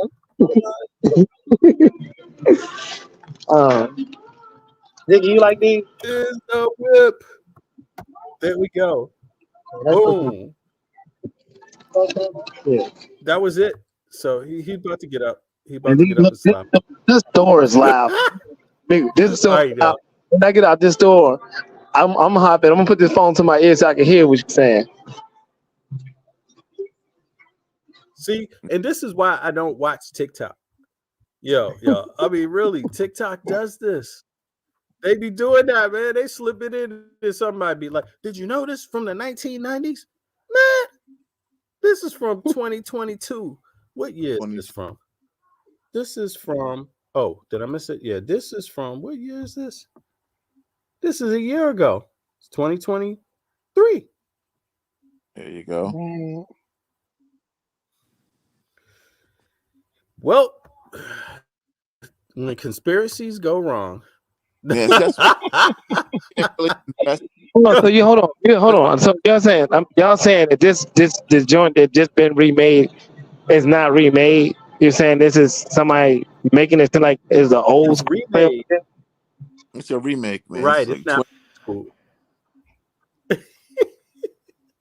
Go ahead, explain it to us. Yeah, now we got to do now we got to do something like this. Now I want to go put it towards camera angles. Did they reshop that with some old 1990s cameras then? Because these cameras is too good to be looking that old school. I mean, when you look at the original, it doesn't Well- look old school anymore. No, but it still look old enough. I can do this on my Google phone and make the camera look better than that. Now that gets me thinking again. Are they using old technology to make things look new now, or are they using new technology to make things look old? How bad are they brainwashing us? Because who would reenact that if it's supposed to be that type of situation? That don't make sense now. Well, they're doing it just to make you think it's some kind of conspiracy or whatever, man. Or that's just his reenactment of what happened. You know? I mean, it doesn't take away the theory of them acting or making a play. It just took away the point for that specific Oscar ceremony. Nah, you know what? I think I got it. And I ain't saying I got the answers, but it makes sense, right? Now I'm gonna say this. It still was a play. I'm now going to say that. Remember we were saying that they write their own scripts. They're actors. They write things out. So now if you're writing this out and now you're making it look a certain type of way, this could have been a script written in the 90s and finally played into today's Oscar, and then mind game played with us in today's time about, and it's an old film. So you don't know what to believe. You're getting a double whammy. It's like I done got some blow. I done got it raw. I done stepped on it, gave it to you like it wasn't stepped on. You stepped on it. You told somebody else it was raw, and because they've been getting bad blow all their life, they don't know what's the truth, what's good. Well, I think that we're thinking too hard about certain things. I mean, obviously this has been debunked right here. So Right. the thing is that this dude got pissed off about being emasculated by everybody around him, even his wife, right? And he got up and smacked Chris Rock. Boom. That's what happened. To me personally, I don't believe anybody that that I'm not around. So these celebrities, they could be lying or telling the truth. True. I feel you. We don't know, man. They full of it. So you got to be on your P's and Q's with these folks, man, because they're not above doing this. No, they're not. Even though, it's just happened that we caught them on this time. We caught TikTokers. TikTokers be doing this, man. Yeah, they play too but much. by the way, that's part of the reason why we're having the conversations, because a lot of us are exploring. This is just about exploring, like, what is it actually? And so we just happen to find out this time that TikTok is they gone wild. TikTok, they spread this kind of stuff. Make the money off They of take this man. owns the right to this reenactment then. That's a good question, brother. But you know That's what? why now. I don't think you can. I don't think it's possible, because Yes, you can. That's defamation. No, because if it's not written and copywritten, if it's not written down and copywritten as a script, then this is just news. But I'm saying that it is written. I'm saying that it could be a script that was written that was never used. Like Kat Wiliams said, they have 130. They like have thousands of something scripts that are written that are owned through for a year. Now, how long have they been holding these scripts?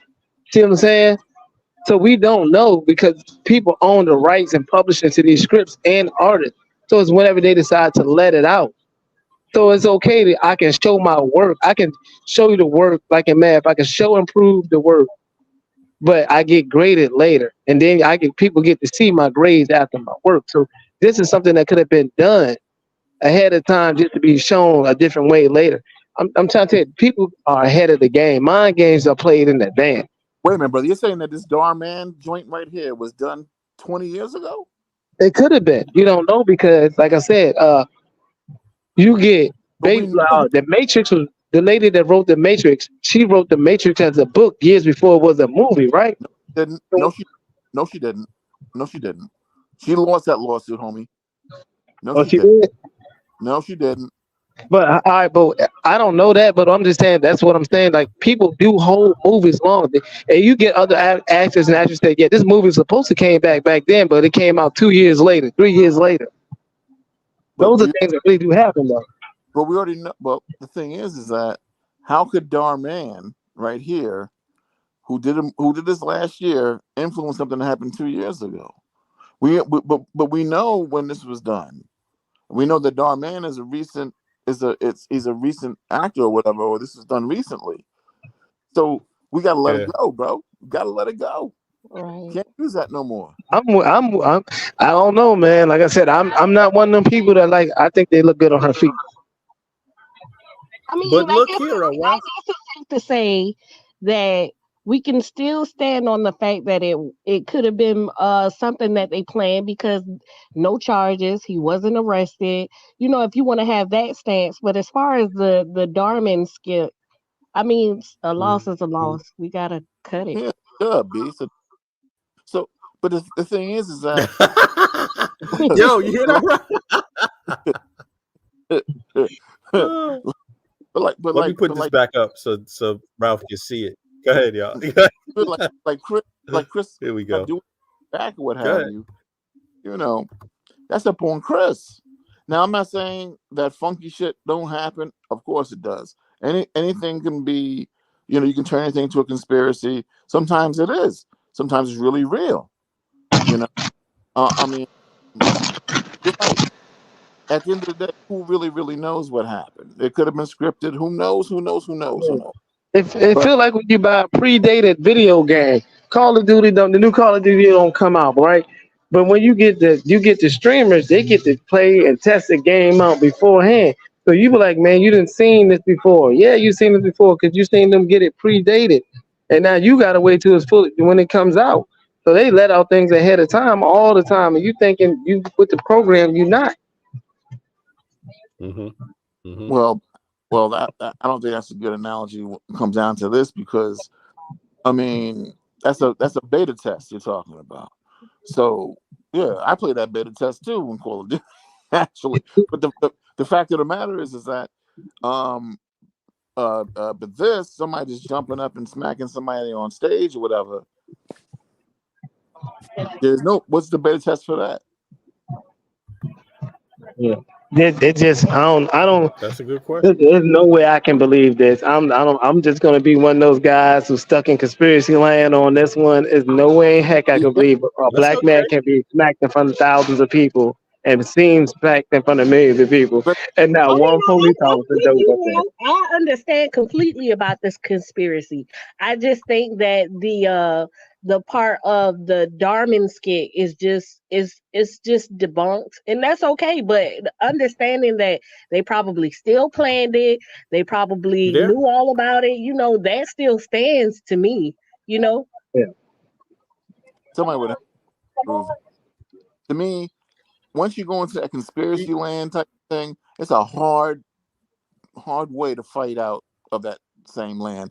I mean, not for nothing, you have to really take all the information or whatever, and look at it and judge it. But you can't just say, hey, it's a conspiracy, this and that, because it might not have been. You see what I'm saying? Like, not everything is a conspiracy that we see. It's not. It's not. And then also, I mean, And then sometimes, oh, go go ahead. ahead. Go ahead, brother. No, go ahead. Oh no, and I was just gonna say, but it's okay to have the conspiracy, and I'm saying it's not even that wild, the conspiracy, because these people are wild, But when you don't know that the Dhar Man video exists, and you're banking on it being real, and then you see that, damn, Dhar Man, this was just on his TV show. It's not 40 years ago. It's not 20 years ago. He just made it. Then it's kind of like, okay, well, I'm gonna have to adjust this one. I can't use the video anymore because it's Dhar Man. Right. It's got to be I mean, another. if you want to create a conspiracy, we could say that it was created to make the conspiracy people look bad. We could say that. Yeah. Because it did. Well, all right, people got a natural look for them, right? So, like, people's in the 70s and the 80s, they got like a natural look and a haircut and things like that. When you look at that, right? Those people fit the narrative of the 60s, 70s, and 80s. They don't No, fit bro. the narrative, like the bone structure, the facial structure, the haircut. Ralph, I think what you're seeing is the difference between Hollywood cameras and some regular, some cameras that Dhar Man uses, which is probably video. I'm not saying it's the worst video cameras. It could be some really high quality video cameras, but it won't compare to the Hollywood cameras. The Hollywood cameras that they're using for TV, no, those are like really expensive. Like that's a house. You know what I mean? Like flat out. Okay. Those things are cost big bucks. Look like that dude looked like he could have been a part of the Temptations. He did though. I understand you, but he looks like that all the time, man. That's he's got to look like a regular guy. Negro Ralph, let me ask you a question. So the people of the 70s had a different bone structure than we do in 2023? Yes. Now, Get the hell out of here, B. Yes, they do, right? Because they're saying, figure out what y'all want. Because look, they're saying today's man is shorter than the man were in the 60s, 70s, and 80s. They're saying that the men are even shorter. Women are becoming more taller than some of the average men. So yeah, we do. Our bone structure do change with different multitudes of who you're like bonding with, who you're sleeping with. If we start connecting our genetics with all black men getting with Puerto Ricans, they're normally short. They're getting, when you're outside dating, you get people to be smaller. So the gene structures, you start looking at the gene structures of slaves and people who was in slave acts, they look different. They had a different built to them. I'm not built like my granddaddy and them. I don't even got the same height in them as my uncles, and they're 20 years older than me. They're all 6'2", 6'3". You know what I'm saying? I'm only 5'9". Not for nothing. And I saw a picture of a distant relative of mine who was born in 1839, died in 1934. I look just like him. The fact of the matter is that he was 6'9", I'm 6'5". The fact of the matter is this. In 20 or 30 years, our bone structures are not going to differ so much, and maybe not at all. I mean, when you say things like that, you have to have sources behind you. I can say that, hey, I'm half Martian, and then the other half, I'm the king of France. You know what I'm saying? Yeah.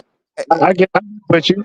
You understand what I'm saying? So hey, I know I'm going out by using I'm going out on a long stretch. Crazy.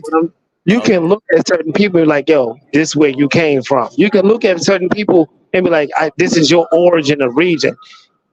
You don't. You really can. Like, yo, I'm from Virginia. You can look at certain people. We got a way Virginia people dress, a way, the Southerners move, way we sound. We have our own culture within our little community.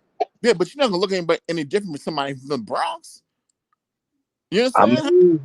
Listen, we do this here all the time. I can go to Emporia right now. It be like, oh, look, I can tell you got them. You look like you got the Williams structures, or you got the Dunn structure. They all got that certain look to them. That's how it be. That's real though. For real? Yeah, we all know because it's everybody's been in that same area for a long time. You know when the new people come into the community. Okay, so then you're basing that on when you know someone by how their family looks, right? Right. So, but that's not what I'm really talking about. I'm talking about, you're saying bone structure. People have changed within the past 20 or 30 years, what have you, and you're talking about familiar, what you call it, relations and how people look within a family. That's totally different. Like, people know that I'm who I am by, knowing my uncles and knowing, that's different. That's different. My question is, your dad is your dad tall? Yeah, oh yeah, he's tall. How tall is your dad? 6'2", 6'3". All right, you said you're 6'5", right? Yep, and my mom's 6 feet. 6 feet. So what that's saying is you're not gonna have a small, short kid, man. Even if you give it a small woman, your genetics is saying you over here, you come from a strong line. Now, like I said, my uncle, they're all taller than me. They're by my mom dating someone average height, you know what I'm saying? My dad is 5'11", right? It's somewhere down the line. I should have been able, whoever's DNA is stronger. We do. You can look it up. They have a real source of saying men are being shorter in America. Okay. Well, within a 30-year span. Well, I'd have to see that. Number one. Number two, my other phone. Who you get with, and where your genes are, and everything, whatever manifests in you, what have you. Like, I mean, just is what it is. But to say that people's bone structures are different from 30 years ago, maybe our hair structure, a lot of us were wearing froze back in the 70s and whatever. But and naturals were more back then. That's different. And the clothing, yes, that's different. Negro Ralph, just take the L. Just take the L. That's what it was. Just take the L. Stop trying to come up with some more conspiracy theories. Take the L. It's either that or the belt. Which one would you prefer? Give them both. I'm just saying, yeah, because now you going down a rabbit. I mean, you going down multiple rabbit holes, and all the time I've been on the phone. Yeah, take the L, bro. Take the L. You're gonna Without being so emotional. Take the L. Hey, I don't know if this is a true website or not, but it says dailymail.co.uk health. It's basically stating here, I typed in, are men getting shorter? And it's just on the data. I'm reading the data from okay, so, and what is the problem with you getting shorter? Is there a problem? Do you feel like you're being emasculated? What the problem is? I mean, what? I mean, I don't have a problem with my height. I like being me. I think most women like me for me. You know what I'm saying? For me being me. I'm not talking about you. I'm talking about just men generally speaking. Is it wrong to be a short man? There were short men way before now. I mean, it's not new. There's nothing wrong with it. But the food we eat isn't the same food they ate. The processed things that we have is not the same processed things they had. So we're actually building, we're eating stuff that goes against our genetic coding. We're also eating things that actually and causes more estrogen levels in kids and boys, such as soy and other types of products. Okay, but so we're actually eating things we're eating things to deplete our health. Get to the part where that had to do with your conspiracy theory. You take the L, bro. Take the L. You went from what happened at the thing, then saying that your bone structure is different from Virginia to Maryland to Florida to Texas. Then now you're saying men are shorter. That ain't got nothing to do with your original situation. Take the L. I said I seen this. I don't know if it's true or not. That's why I went to go tell BB. What does it have to do with the situation you was talking about? About the slap. Which I'm about to break your little brittle switch. You was talking about the slap, and now all of a sudden you're talking about being from a different place. Take the L on the slap, and we can move on. Take the L, and we can move on. All right, I'm gonna take the L. And okay. Now we can talk about something else. You just because I never said nothing was factual. All I said is I seen this reenactment somewhere. and put it. You must not have been listening. I heard every word. I heard every word, and you sounded like it was just so true and so real and so right. I did. I've seen this before. And the then young when lady Vivi said, same "Hold thing, up but just a you jump on my second," back. The and young then lady when said Vivi the said, same thing "Hold before. on just a second," that's the show that my kids watch. You should have dropped it right there, but no, you didn't. You just then you went from something else to something. Take the L, and now we go to the next conversation. We good. I don't mind. I'll hold my L. I want listen. Give me the pass. I don't want to. I'm gonna tell you this. If I gotta hold the L, I use what I said as what they're promoting to us is wrong. Instead of understanding we don't have a full detail of what's wrong, I wear the L. It's okay that we don't. That L stands for lynching. That L stands for lynching. It's okay that we don't. I'm mad that I don't have I don't have the same facial structure as those dudes back in the 70s. I'm just saying, we all good though. Hey, I agree with you on some stuff. I mean, but it's all good, But I still got my virtual belt, and I will swing it. You give me the best, Tom. Look, I'm gonna tell you this though, right? I know we all have a feeling of things, and I'm not gonna be funny. I know we all got our own input on things, but if somewhere down the line, some eugenics doctor or some type of physics doctor come down here and they say, quote what I said or say something similar to what I said, I want you to be like, dang, Ralph be saying stuff. I don't know why. I don't have no problem with that. You the one that's struggling. Because you all up in your emotions, man.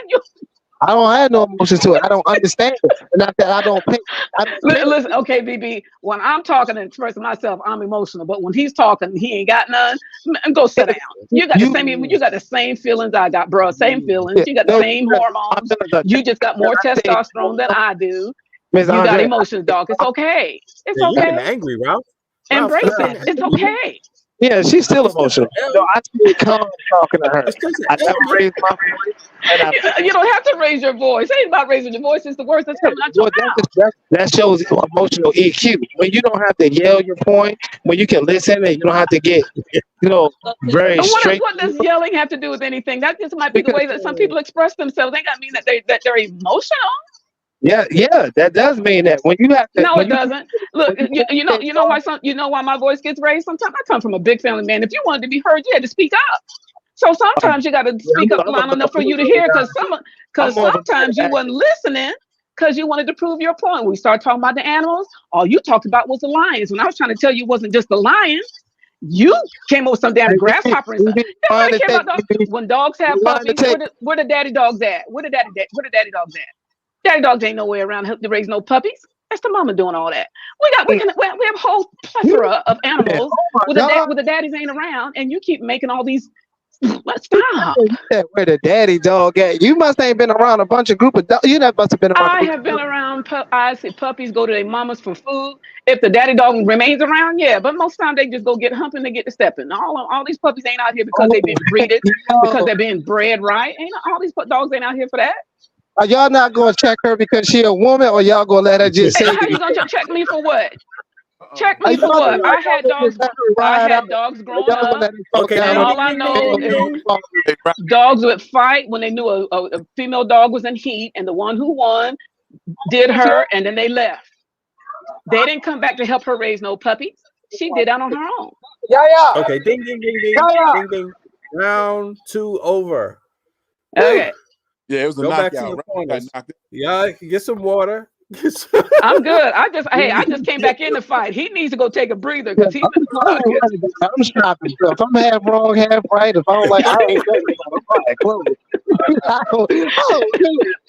I don't want to be the one that calls you. I don't want to be that one. I'm not trying to take you. Huh? Hey, Ralph, what part of Virginia are you in? I'm in Petersburg. Yeah, my family's from Surrey. Okay, yeah, like. See, and you could be related. See there, look at that.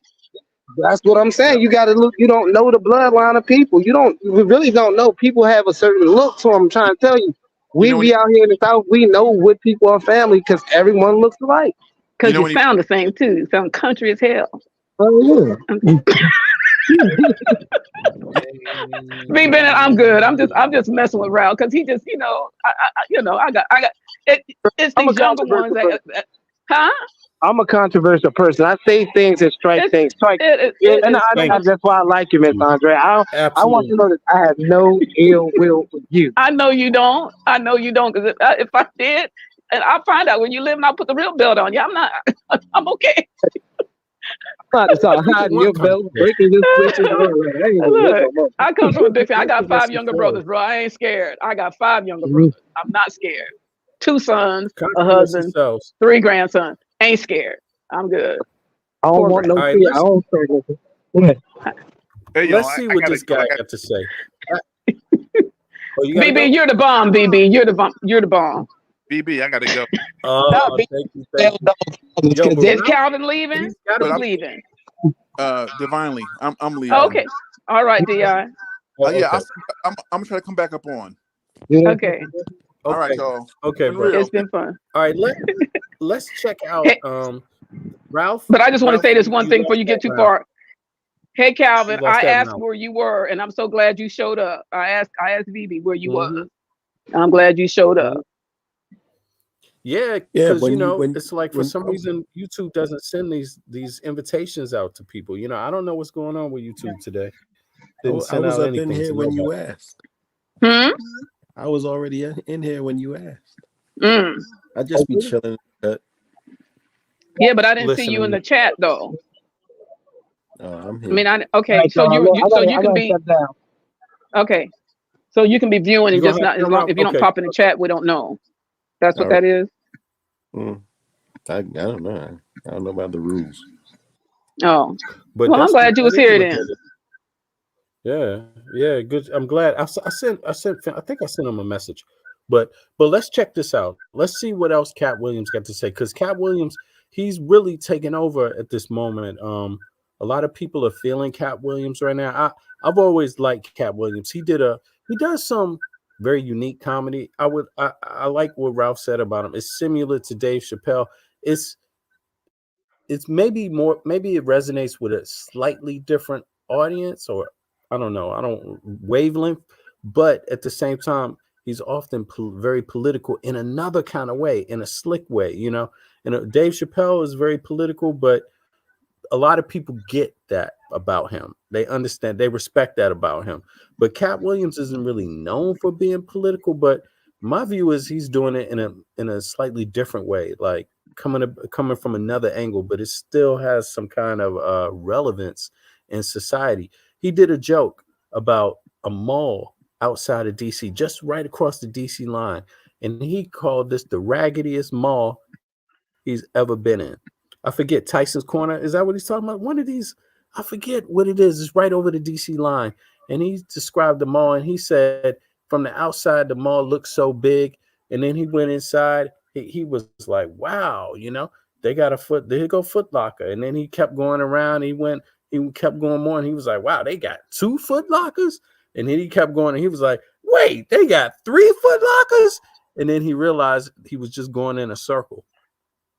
Right? The mall was a circle. It's just a little ass circle, 16 shops in it. Nothing. Dudes selling pit bull puppies and tuna fish sandwiches on the side. But I like that. And I thought about it, and I was like, you know what? He's such a great defender of comedy, because I realized then nobody from DC, he said this in DC, nobody from DC was offended. Right? They just accepted this is a raggedy ass mall. Yes. And that's just the truth.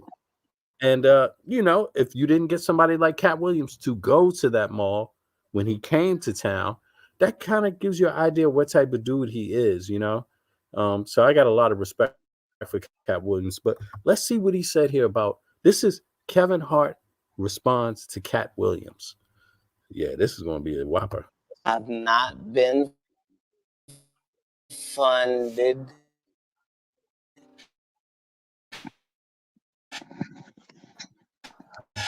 Williams was recently a part of one of the most controversial interviews of the year when he was featured in an episode of the podcast series Club Shay Shay with its host Shannon Sharp. And brace yourselves, because there is a lot to unpack in this interview, as Kat Wiliams did not hold back not one bit fellow comedians for lying on his name. but even goes as far as to call out big-name celebrities such as Kevin Hart and Ludacris for being a part of the Illuminati. You know what the #1 job of somebody that sold their soul in Hollywood is?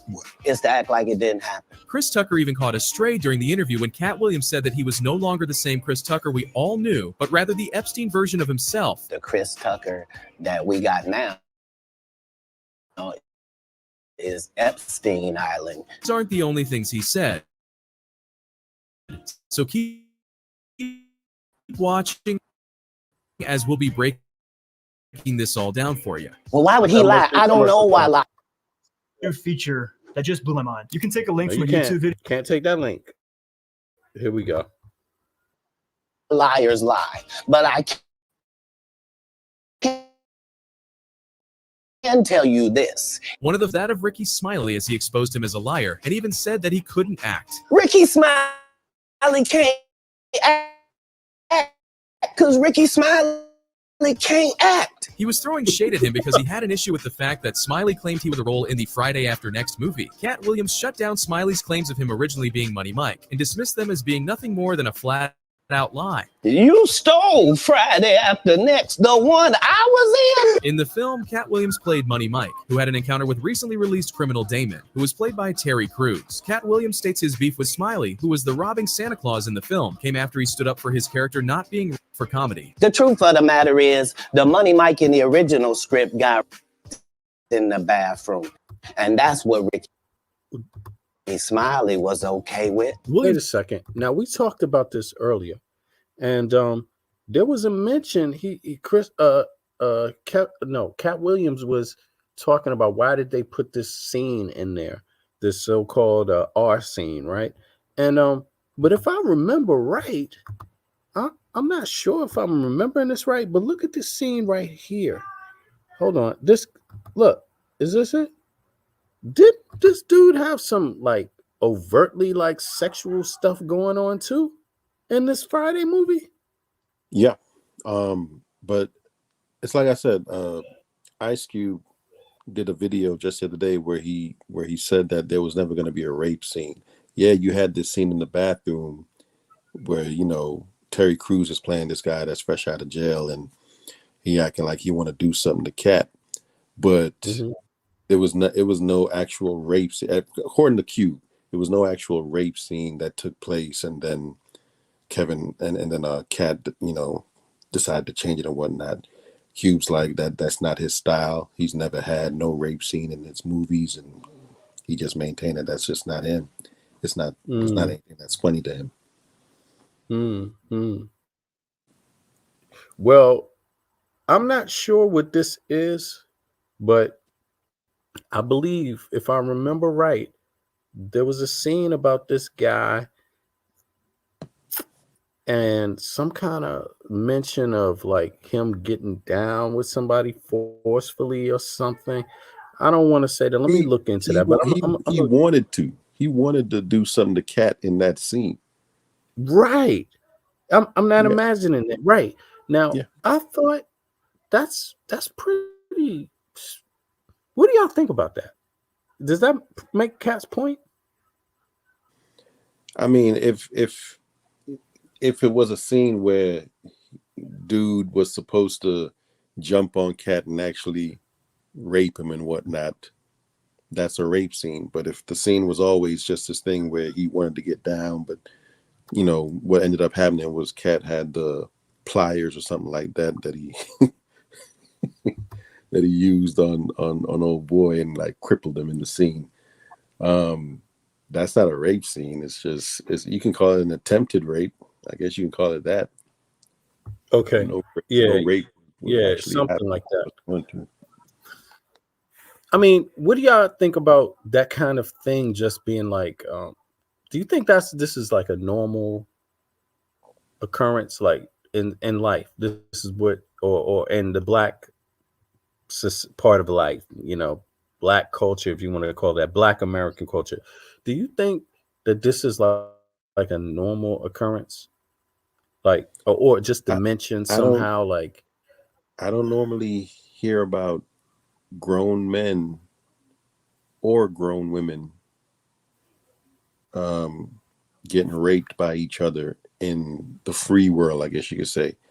You hear about men raping men and women raping women behind bars. I don't typically hear about.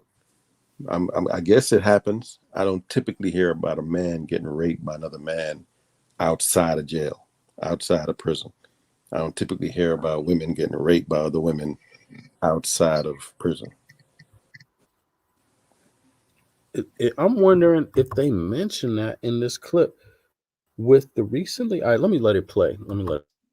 Played by Terry Crews, Kat Wiliams states his beef with Smiley, who was the robbing Santa Claus. I was in the film, Kat Wiliams played Money Mike, who had an encounter with recently released criminal Damon, who was played by Terry Crews. Kat Wiliams states his beef with Smiley, who was the robbing Santa Claus in the film, came after he stood up for his character not being for comedy. The truth of the matter is, the Money Mike in the original script got in the bathroom, and that's what Ricky Smiley was okay with. Williams said that he asked to remove that scene, and it would be twice as funny as Money Mike getting the problem with you could. That's what this is.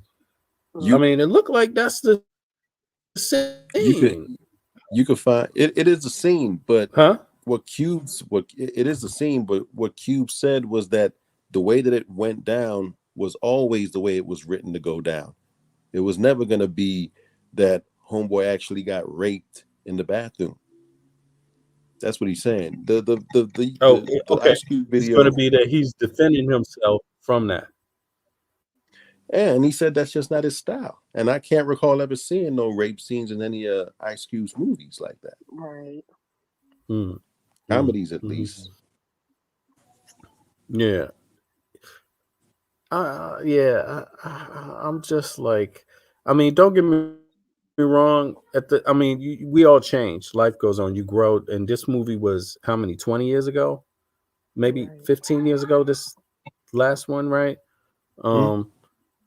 I guess you grow out of these kind of things, and when you're younger, you see things a little bit differently. Maybe it doesn't bother people's senses so much, or maybe it's just a thing where it's like, hey, and you got cats that come out of jail sometimes, and some of them are having issues, getting reacquainted to society, and then they run into the shop owner with the permed hair, and it's the holidays, and I don't know, but I don't know if this is too much. I believe there was a time, I remember a few years ago, where there was this idea going around. People were talking about it, saying that black toxic masculinity, or black men and toxic masculinity, are not able to see their toxicity somehow, and how prevalent it might be, and that this rape thing is part of it, might be part of it, right? Like, and somehow it's fusing with homophobia. I can't, I'm gonna be honest with you, I can't make it all out, but it's difficult to, when because if something is I'll give you a better example. I'm sorry, I'm mixing up my words, but let's say part of that toxicity would be I'm in my 50s now, right? When I was 17, 15, 16, 17, going around saying, calling somebody the F word, or just out of a joke, wasn't considered that bad, right? Among dudes, you could say that, that would be a joke, right? And people would say that this is like normalized, this kind of homophobia is normalized among black men. This is what people were saying. I'm not saying I agree with it, but it's what people said, right? Do you think this kind of plays a part in this somehow? Is this what they like discussing? Is this more realer, this thing about jail and or coming out, and then the toxic masculinity being spread around more? And I don't know what to make of it. Sometimes I feel like, okay, there's toxicity there, and at other times I feel like people making more out of it than it is. Maybe I think it's a feature of probably just the culture in general, because this thing of making jokes out of serious things. Because like I never liked slavery jokes, for instance. It's the most serious thing that you can think of, and you're joking about it. But I think that's probably some kind of tradition or something, just how people cope with certain things, just going back probably hundreds of years. To make a joke about it maybe is a way for people to get through it. The fact that it exists, so you may as well laugh at it, right? I mean, it's comedy, right? I mean, if you I have think to they're live with it, making light of it because they want to make it easier to be brought in. That's how I feel about it. Because it's not, I mean, I know we joke and we make light of things to get through things, but a man being raped by another man, that's kind of, it's kind of hard to joke about that, you know? So, like, when they put that in that movie that way they did, they found a way to make light of it. Like, they're bringing it in, and I think that when they bring things in, or when they put it in the public's view, and it creates a thought process to make it easier for that to be understood. So that's kind of like you're recreating another traumatic scenario for the community to allow. That's the same. right? Because but That's how the same. often do you see white men come That's being the bigger portrayed man. like this outside of? Oh, go ahead, Vivi. No, I was just saying. Sorry, Ruff. I was just saying, and how often do you even see white men being portrayed like this? But they go to Right. jail. They Don't. have these problems in jail. They come out in society. They live around everybody else when they come out of, I don't know. You know, it's one movie. There's one particular movie that I seen that was like that, and it was with Morgan Freeman when the guy went to jail and he didn't do it, and then he had a group of guys called the Sisters chasing him down.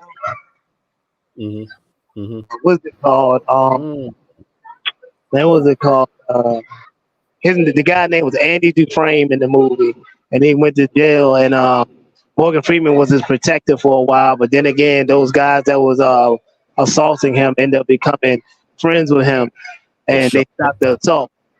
Shawshank Redemption, yeah. Right. But if you ever look at the way they portray it with black men, right?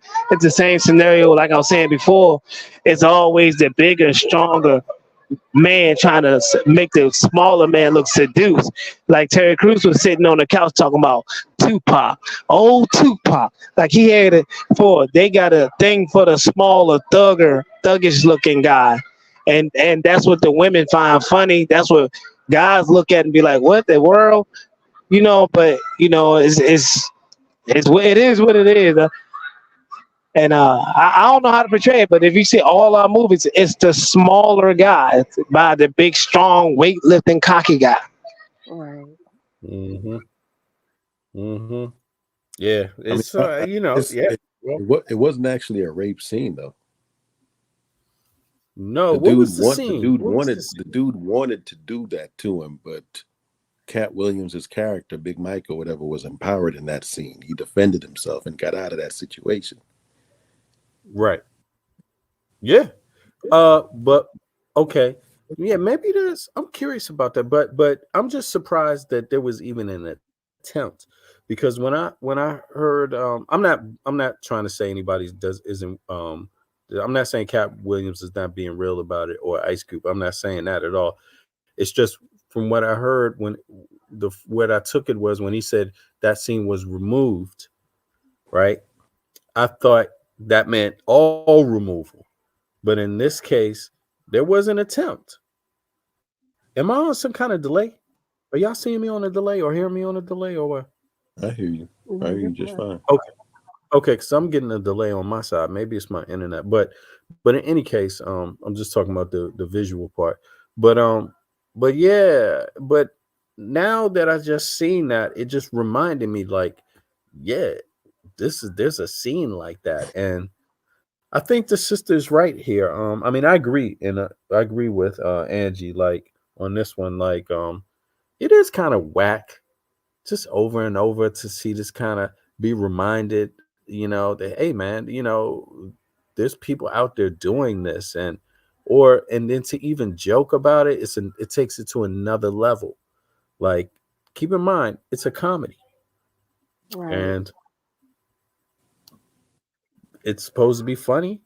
Even him defending himself, I mean, it's funny. Like, the mere fact that he would have to do this is not a good look. But yeah, I don't know. I But mean, in any case, they've been doing things like this for so long. Like, remember the clumps, when you have grandma coming on to the young man, and I think somebody spoke about that on the internet too, about how right. she was making, like, things like this is just not funny. And the fact that they found a way to make it funny, and everybody laughs at it, like, it's a play It's on normalizing. normalizing things that should Yeah, not be okay. Like, yeah. I don't want my grandma to be out here doing that kind of stuff. Like, I can't even envision something like that about my grandma. Like, what? Yeah, yeah. It's weird. It's a comedy though. That's what they're saying. It's done in comedic form. I mean, that's supposed to make it acceptable or make it It's, good or valid it's a lack somehow. of boundaries, because if you have boundaries set in, things, no matter how you portray it, it just would not be funny.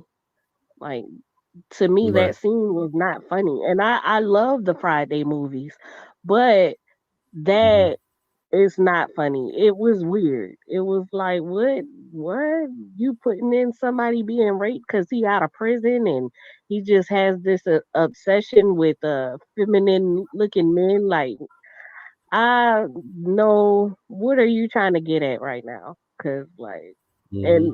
and a lot of scenarios, some of these men that do get raped by other men aren't necessarily pretty all the time. So what are you saying? Like, that's just how I feel. I mean, he was dreaming about in the film, in the scene. The guy, like Ralph was saying, was fantasizing about Tupac. He'd been Right. in jail so long. Tupac somehow was like he just had mixed emotions about Tupac somehow, and yeah, and then he put him on to And Cat remember, Williams' character. it was a rumor on Tupac being raped in prison, right? I mean, assaulted in prison. And now they come out with him playing like, oh, he got this thing for Tupac. You know Wow. something, Ralph? And I think also Ice Cube. I mean, when you're making these films, really, it's like you don't you go with a script, obviously, right? And I guess you got to figure out who's telling the truth. We don't know how accurate any of the comments are about the script because we haven't seen the script, right? But Right. but from what I hear, it's like that's a process. You got one script, you send it in, they send you back notes, what they like, what they don't like. You rewrite it, you send it back in. I'm talking about the movie house that's funding it, the CEOs or whatever that are going to pay for this, distribute it and everything.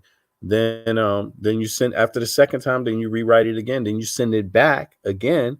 That's a process. That could be like 3-4 times, maybe 5 times for some people. And it seems to me like that might be what Cat Williams is hinting at. Like Right. these things are just there. It's just a normal thing in that genre. You could say in the genre would be what would the genre be? Black films?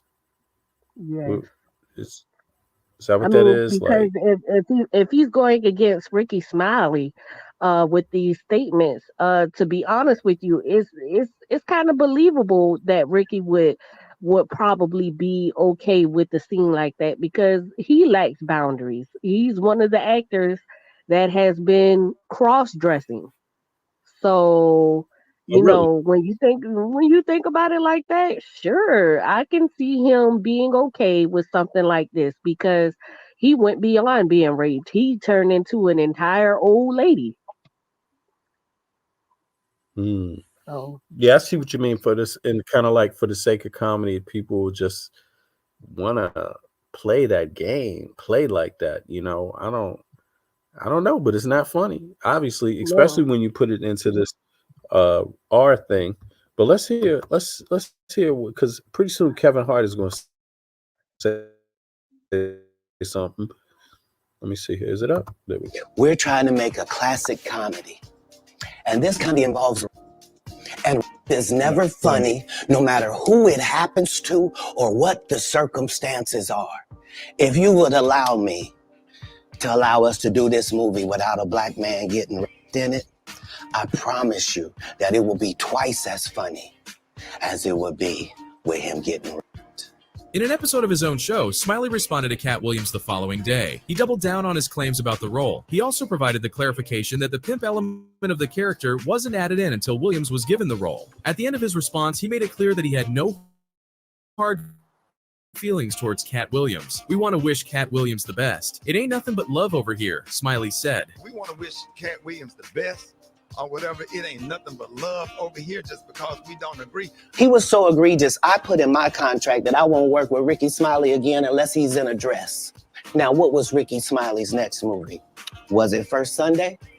Did he wear a dress in it? You bet he did. It's in my contract. While Kat Wiliams was on the topic of exposing liars such as Ricky Smiley, he went ahead and labeled Cedric the Entertainer for being a liar as well. Nobody knows why liars lie. And that's why I had to come on the program. Cedric did the same thing. He told... Go ahead, Philly. Go ahead. Ricky Smiley also denied that thing, because I don't know how Kat Wiliams can have it in some kind of contract of his that somebody else has to be in a dress if they're ever in a movie with him. So I've never heard of such a thing, but Ricky denied that aspect as well. Mm-hmm. I mean, yeah, if you don't see the contract, you never know, right? I mean, and just because it's in his contract doesn't mean anybody takes it serious. I mean, right? But yeah, it's outrageous. I've never heard of anything like that. That Kat Wiliams has it in his contract that another man gotta be in a what? Yeah. Yo, I was saying that earlier too, VV. Remember, I was saying like they control. It's a ring circus, man. Your contract, my contract. I'm a little higher ranked than you. You're gonna fall in under rank, man. And if I know I got more money than you and I'm controlling what's going on, you're gonna abide by it. It's the same in the work field. But So I what mean, about that? you know. What about the Go ahead. time? It was comedians that had a comedy show where they had to go on together, or one was before the other, and it was written in their contracts of who would go first and who would go last, or something in that sense. And they were stating how it was written in their D.L. Hughley when he had a comedy show, and it was in his contract that the comedian was supposed to go on before him, and I think it was Monique. I'm not sure. Don't quote me on it. But then she at the show she caught a fit and basically was like, she basically ended up going on after DL Hughley. And so I don't think it's far fetched for them to see what roles everybody plays in the contract just based upon that statement. But I mean, the order of coming up on stage, right? Compared to someone saying that they got it in the contract that another man to wear a I mean, dress. it was both contracts that were where things were being stated. So he stated in the contract that he would be the last, because the last person of the show is the main part of the show. So he stated in his contract that Monique was supposed to go on before him, and not after him, because that means that his scene would be a shorter time span, and she became the main comedian of the show. Does that make sense? I mean, I understand that, but it's weird to me that someone who's saying that they're against stuff like men wearing dresses is going to have it mandated in his contract that a man got to wear a dress. Right. That's true. Yeah, it's a little weird. It's a That is little true. weird. Contradiction in There's it. nothing real with that. If that man been wearing dresses in all his movies, and he walking and he do everything with the feminine movement, man, shoot, stick to what you know. Get in that dress. I mean, I'm not saying it's not true, but it does stand out. It just makes you wonder, like, okay, is that going on? I mean, if that's what happened, and you saying that Smiley says that didn't happen. Nah, Ricky said, and I know what he's saying because I've heard the radio show. I have a hard time believing anybody cross dress. Like if you cross dress, we don't know you. I don't know your personality. I'm sorry. Ricky was just saying that he had been playing that character on the radio for years before he did it in any kind of movie or whatever. It's like it had nothing to do with a contract clause and Kat Wiliams' contract or whatever that he has to wear a dress in movies. Right. Yeah, I'm curious also just about how that really works out legally. How an actor can state that another actor has to do something, and how that's like how that works. I'm not, now don't get me wrong, you could write it into a script, obviously. The directors could press somebody to do something like that, but I just don't know about the legality of that. How can an actor say this person can't be in a film unless they do this on paper in a contract? I can understand them saying that, and then the directors or whoever else, the producers, being like, "Yeah, we." You gotta take it to basketball, right? And then take it to basketball. But does he mean who he wants on his team? Say that again. In basketball, LeBron James has the right to trade any player he want and damn near get any player he want to his team in his contract. Oh, yeah, that's true. I mean, but wear a dress. That's what we're talking about. I hear you on that, and I presume I'm just saying it's really no different in the film season. But go ahead. I'm saying there's really no difference to it because once you sign a contract with someone, right, they use words like things you probably won't understand in the contract. So somebody else might own your contract that you signed to another person, and they might have to uphold that. So you signed on the dotted line, whatever the powers may be, as you perform. Now you might tell them, look, I don't want to be in the dress this weekend on your own situation, but if somebody else has, hey, look, I got authority over that when I got higher rank than you. I said I want him in a dress, or you ain't getting nothing out of me. Who's more important? I'm going to go with the person more important. I'm saying, yo, you got to get in that dress, or you ain't got a job. So you can't be. If you want this money today, you wearing this dress. Same way your boss tell you, man, if you don't do your procedures right, you want your job. We'll have you trained by somebody else. You know what I mean? Or go and get up out of here.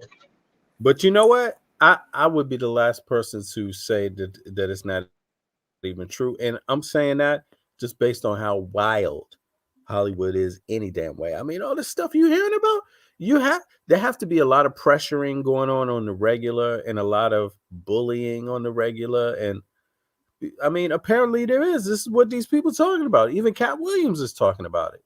So, Suge Knight was able to never ice over a building. It would be like Kat saying after he just told the whole story that he told about the rape scene, it would be like him saying that he has it in his contract that any movie that Ricky Smiley is in, he got to get raped. Right. I mean, it's just weird.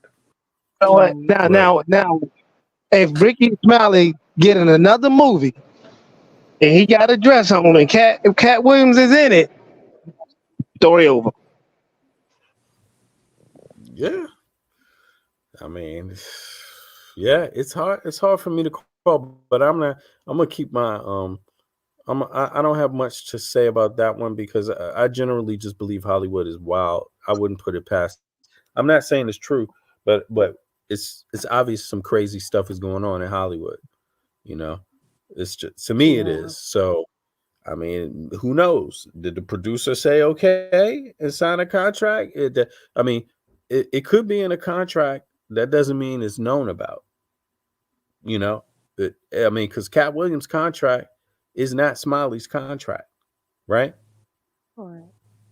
So, I mean, who knows what's in Cat Williams' contract? I mean, I'm not saying that's also a good thing to do either. To suggest that, hey, this person's got to do this to be in a film with me or something. But I'm not judging them because to me, it's like there's obviously so much I don't know about Hollywood and what the standards are. Like I just see it as as a place of lawlessness. That's how I see it. But all right, let's be. I want to hear what Kevin Hart said though, because he's been under scrutiny, a lot of scrutiny lately. So let's. Shannon that when he hosted Cedric on his podcast and asked him whether or not he had stolen his joke years back, he lied to him by saying it didn't line up. Kat Williams has claimed that Cedric copied a bit that he used during a 1998 appearance on BET's stand-up comedy series, Comic View. Kat Williams. Is this an AI bot voice? Or is this a real human? I think it's a human. Accused the barbershop actor of performing the alleged stolen joke in the 2000 film. Is it AI? I don't know. It's AI, right? I don't know. Could be. Oh yeah, I thought it was a real human at first, but now the original Kings of Comedy. He said it don't line up. How it don't line up that I did it on TV in 2018? You came to see me at the Comedy Store do it in 2019, and then did it on the Kings of Comedy. Like, what doesn't line up? Kat Williams accuses Cedric of performing his joke. It's funny that he's making a point about an accusation that it didn't line up, and then he gets his dates wrong. One of the go ahead, Femi. What I was saying, I was saying that it's funny that he was trying to make a point about an accusation from Cedric that it doesn't line up when it comes to the joke stealing thing, whatever, and then he got the dates wrong. But later on in that interview, one of the guys behind the camera corrected him, because you hear him saying that he did the joke in 2018, 19, and then you came out with the Kings of Comedy, blah, blah, blah. He did the joke back in the 90s. Kat did the joke on Comic View back in like 1998, 99, something like that. And then Kings of Comedy came out later. And you saw Cedric. I don't know about the words said in that in those jokes, but you saw Cedric doing the same thing with the car, talking about white folks, leaving the planet and y'all ain't going nowhere without us, and we'll jump in a spaceship and ride around in it like a 72 deuce and a quarter, he said. So that's true. Yeah, I mean, I wouldn't blame Kat for doing a little bit of cap, because he's in a competition with these comedians, and that's how they get their ratings up. I mean, in some kind of way, the fact that he's mentioning any of them is bringing them attention, right? So they have to come out and speak on it. If he hadn't done that, people wouldn't have something to do yesterday. You know what I mean? They wouldn't have anything getting them. A lot of them. I'm not dissing them or anything like that. I'm just saying that's kind of how it works. So I wouldn't. To me, when I saw the interview, I did feel a little like he's doing his job in a sense that although he's saying controversial things about people, he's naming them, so you get to know who he's talking about, and you get to say, aha, now they have an inroad to respond. You know what I mean? And they're getting seen again, right? but maybe it doesn't work out well for the bigger guys like Kevin Hart. You know, for Smiley, it probably works great, right? I know I mean, they started pulling some receipts on Cedric because they showed that joke that he did about um some cousin or something of his. following white folks to space. No. Oh, He was talking about okay. some cousin that he had never met before, and the cousin told him that his name was CJ, but you could just call me Bominicious. And he went around calling him Bominicious, and then somebody asked him, like, wait, what did you just say? Bominicious. His name's CJ. And then he was like, he said you could call him by his initials. They showed that joke being done on a TV show back in the 80s. I think it was like Designing Women or something like that.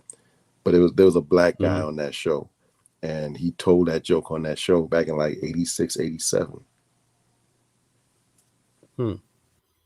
Yeah, they compete and they bite and they stealing and but I do think Kat is definitely a great writer. Apparently he's writing a lot, and that's his strength, writing jokes, which is why he's able to be so proficient and consistent, and have his specials and be on Netflix and all of this stuff over and over and over. I mean, I think he's got like 5 specials on Netflix, something like that. That's a lot of specials. It's funny, I'm not really into stand-up comedy all that much. So I think maybe I've seen one special from Kat Wiliams.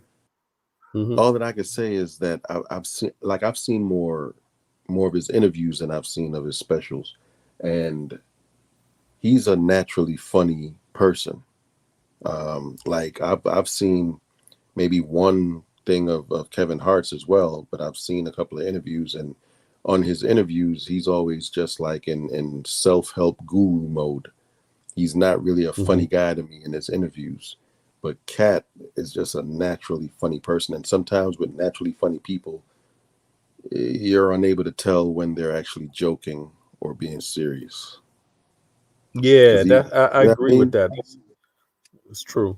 That's how he appears to me too. Sometimes he's joking, and you can't hear it because maybe generally speaking, that is true anyway, even if that one specific thing isn't true. He's like, it's hard to tell with Kat. He's pretty clever, but all right, let's see some more here. Let me see. Because he'll do that thing sometimes, like some people do, where they joke with a completely serious look on their face. Like Prince used to do that. He wasn't a comedian, but he had that thing about him where he could be joking around and he has a totally serious face. Yeah, dry humor. He's definitely proficient in that. Let me see here. All right, let's see here. So I'm trying to get to the Kevin Hart part. That's the real crazy part, or the part he's dissing so many damn people. All right, here we go. Hold on. Let's get to this part right here. All right. Yeah, now we're getting somewhere. Here we go. It's up here. Let's see if it plays.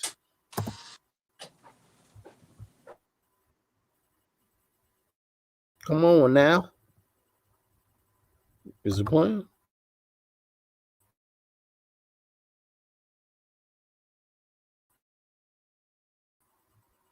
Oh, this is anybody who ever sold a drug to me, did a drug with me, was around me when I was inebriated. I got 5 daughters. I got 3 because it's competition. The industry doesn't mess with Kat because he didn't show up for the studio. No studios have ever said that. Look at my IMDb. It will show you that no studio has ever lost money with me on the script. He even went on to say that he and Kevin Hart have not been in the same place at the same time in over 25 years. Kevin Hart done went 25 years without ever being in the same building with me at the same time. If I go in the building, he walk out. You've never seen us in the same building ever in 25 years. Kat Wiliams goes on to be pretty adamant about Kevin selling his soul to the people who control the entertainment industry. And to give you some context, he's referring to the long-standing rumor that black male entertainers in Hollywood are pressured into wearing a dress in a movie film before they're allowed to progress into the next level of fame. This rumor, however, is beginning to seem more of a reality rather than a simple conspiracy theory, as multiple comedians and actors have gone out to talk about their extremely similar experiences with the dress. Dave Chappelle is one of the main comedians that has warned the public of the dangers behind agreeing to put on a dress for a movie. And this is not something that recently started occurring, because even back in 2006, when he made an appearance on The Oprah Show, Dave talked about why he turned down a $50 million deal from Comedy Central. Like when I connect dots that maybe shouldn't be connected, I don't know. But certain dots, like when I see that they put every black man in the movies in a dress at some point in their career, I'll be connecting them down like, wow, all these brothers gotta wear a dress. This happened to me. I'm doing a movie with Martin. Yeah. The movie's going good. So I walk in the trailer. I'm like, man, this must be the wrong trailer because there's a dress in here.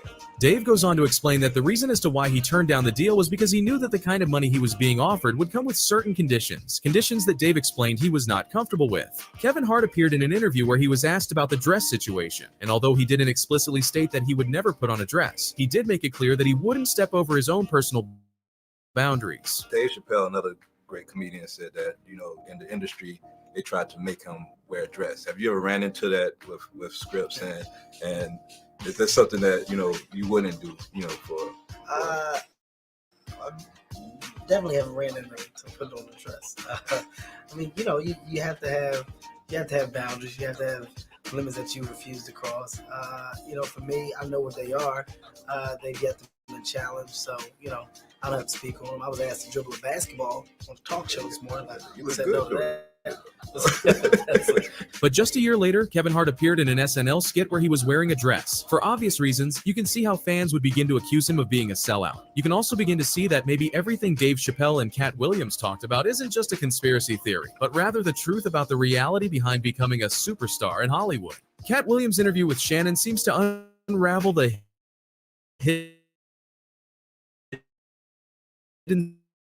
secret truth behind a portion of everything that's been said so far. So make sure to subscribe to the channel, as we'll be breaking down even more details regarding this. Yeah, I don't know how impressive this. I don't think I'm going back to this one. This one is something I don't like about it. And that is, it sounds like it's a. I'm not saying I have anything against anybody.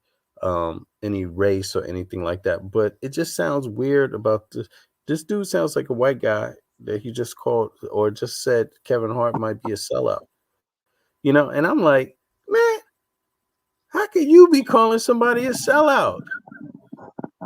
Well, maybe just a sellout from the people and not just black people in particular.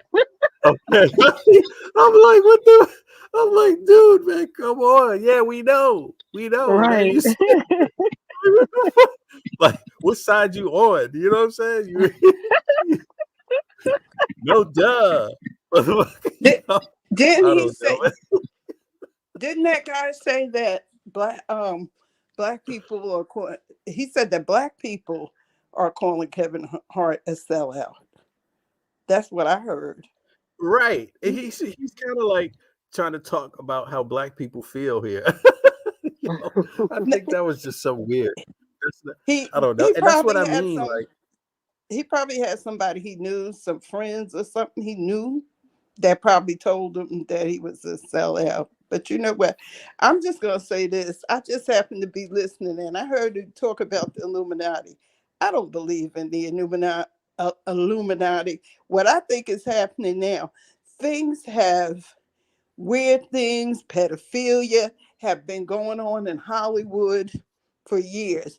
There was this guy, he was in silent films. His name was Fatty Arbuckle. He was white. He was a pedophile. Nobody talked about it. They did what they do, cast him out of Hollywood. Rock Hudson, all those years, Rock Hudson had a gay lover. He went out with Ava Gardner. He went out with all the it girls of his time. Tab Hunter. They were heartthrobs. They were all gay. The thing I think is it's coming out now. People aren't afraid to talk about it anymore. That's what the whole thing to me is about. And I'm not a comedy person either, but I did listen to And when I go through like shorts and stuff and I see Cat Williams, I listen to his stuff. I laugh at some of it, but I think it's just that it's more coming out now. People are more vocal. Things that were taboo years ago when I was growing up, it's all open now. That's what I think. It's no such thing. I don't believe in the Illuminati. I don't even know what it is, to be honest with you. Just some That's rich all. folk. Yeah, I just think it's a matter of people being more vocal. People have more freedoms. Things are not as taboo as they used to be. But homosexuality, rape, and stuff have have always been in Hollywood. It's never been discussed. There was a girl, a white girl. Her name was Tuesday. Her stage name was Tuesday Well. She went with Errol Flynn, I think it was. But anyway, they had a tryst. She was young and they were older. They were going together. It was a big thing in the 50s and 60s. I remember it because I heard my mother and them talking about it. But these subjects were taboo, and I was young. I was real young when it was happening. But I was always the kind type a kid. I would always stand by the door and listen. I would always listen. When they say get out the room, I was like, I'm going to hear what you're saying. And we had we had an old Victorian house I lived in, and it had, you can come in the door and enter the living room straight. There was a door by the living room. Then you walk down a hall, and then there was another door you could enter into the dining room. And I would stand by the door in the hallway, shut the door, make them think I went outside, and listen to the adults talk. And they used to talk about all this stuff, but nobody was allowed to say anything. Now it's just, you say more, See, that's her. She, I don't know She if started they acting put, as a child. yeah. And she went with the guys like Errol Flynn. They were older. They were like from the 30s and the 40s. And this was in the 50s. They were older than her, and she had some kind of affair. I don't really remember, but she supposedly had some kind of affair, and she was with him, and it was then there was somebody, I think it was Ingrid Bergman. She was going with a married man. So all of this has been going on. It's just that it's talked about more now because people are more open with what we talk about. Abortions, abortions are what they had abortions then. I'm echoing, so I gotta go Yeah, out you got an echo. Yeah, I don't know What what it's happened? the weather Yeah, you here. got We're an echo having a all of a bad sudden. snowstorm. But just check out, just go back in Hollywood. Look at the famous people in Hollywood, and you'll see it. It's just more talked about now. All right, I'm gonna go out again. Well, she looks very young in this photograph. She brought a good point, but I have a question about like what if, let's think about it like this. Could it be that these discussions and the things that's happening in Hollywood, could it be that maybe all of this is a plan to be brought up because people are coming out, people are speaking out, so now they're going along with the narrative? Yeah, to try to get ahead of it. Right. Yeah, I agree. I agree with that 100%. It's kind of like if you can't beat them, join them, only to try to sell them down. Yeah. And this is happening all the time, even in activism. You get people out there that are like, yeah, they really are activists, but you find out, no, they're there to stop the other activists. Right. To slow the activism down, but they can't get in if they're not activists. So they got to start off being like, yeah, I agree. Yes, let's do this. But really, they're like, how do we stop this shit? Right. And they're just sitting there paying close attention, and they're going to give you a little bit of success only to control the stop. Right. I agree with you 100%. I think that's their only choice, Angie, to be honest with you. In this situation, it's like the cat's out of the bag. if they're not agreeing, then they're going to look suspect. If they go, Right. so they have to go along with it. But the plan is obviously got to be like you got to sacrifice some people to shut the story up. Right. And I think that's And what Cat, if you ask me, that's part of what Cat Williams might be doing.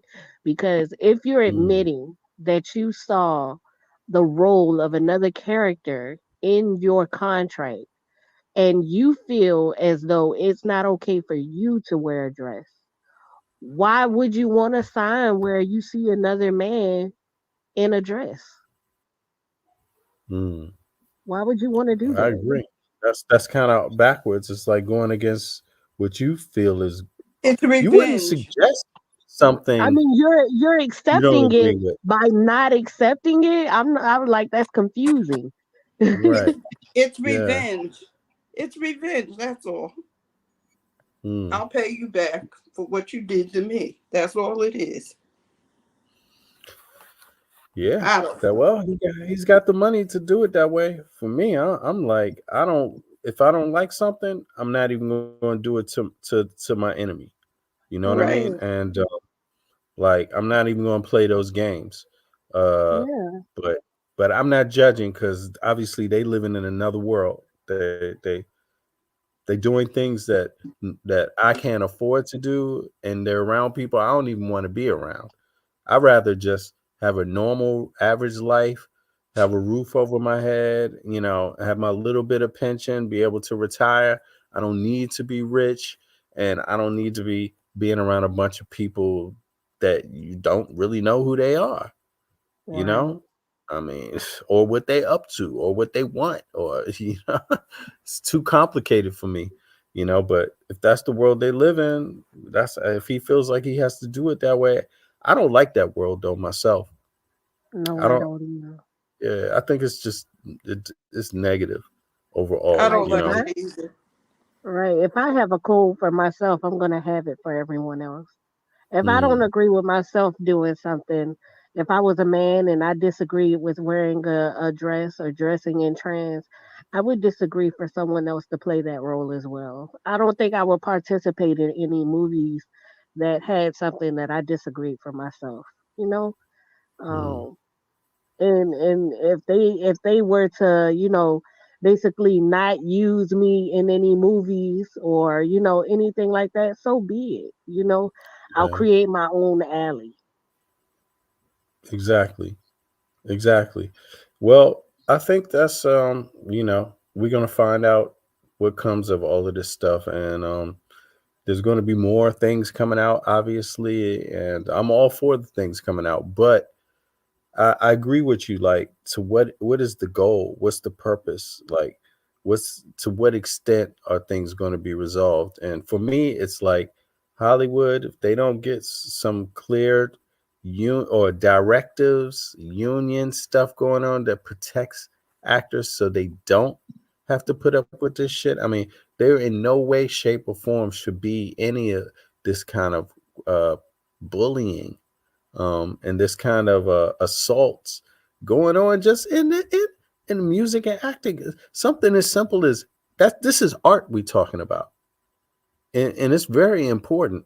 Arts is very, very important. It's a legitimate career, but to Well, think that to be in it, you have to put up with this shit is I just think insane. I think it's a change of the times, V. I think that there is this is I think it's a decline purposefully for the actors, and I think what is happening is everything is being transferred into social networking.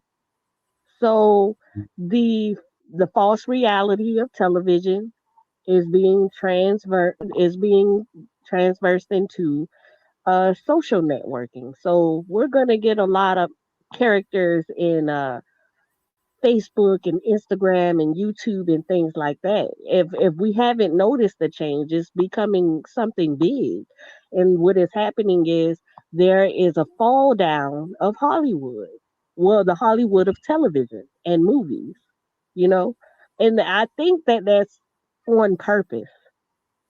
And now, Mm. if you notice, a lot of artists, music artists, and actors, they go on live as well. And then you also have characters on these social networks who have what we call reality TV, where you see their life and things like that. It's being recreated. It's nothing new under the sun. It's just being transformed into another set. So now, because social media has become the new thing over the last few years, it's going to be more reality to the people than television. If you haven't Mhm. noticed, because WWE, when we were kids, that was real to us. And after a Right. while, we found out, oh, it's not real. So the illusion was destroyed. So after a time, the illusion of television is dead. So you have to move. You have to change with the times. It's got to recreate itself. Right. And it's not going Let to me be the same format. It's not going to be the same people, the let same frame. Yeah, the same framework, or the same. It won't. Damn.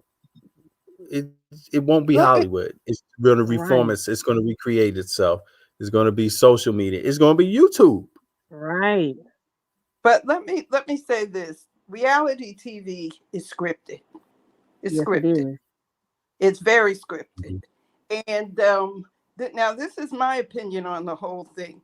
The bigger thing is, yes, people are behind this. Like, I'm a documentary type person. I read things. I think there's a white, and this is just my opinion. I can't prove anything. I think there's a white nationalist push behind these people coming at, you notice they come at all the high profile. Oh God, here I go again. I can't say it. I think it's my house because I'm inside the house.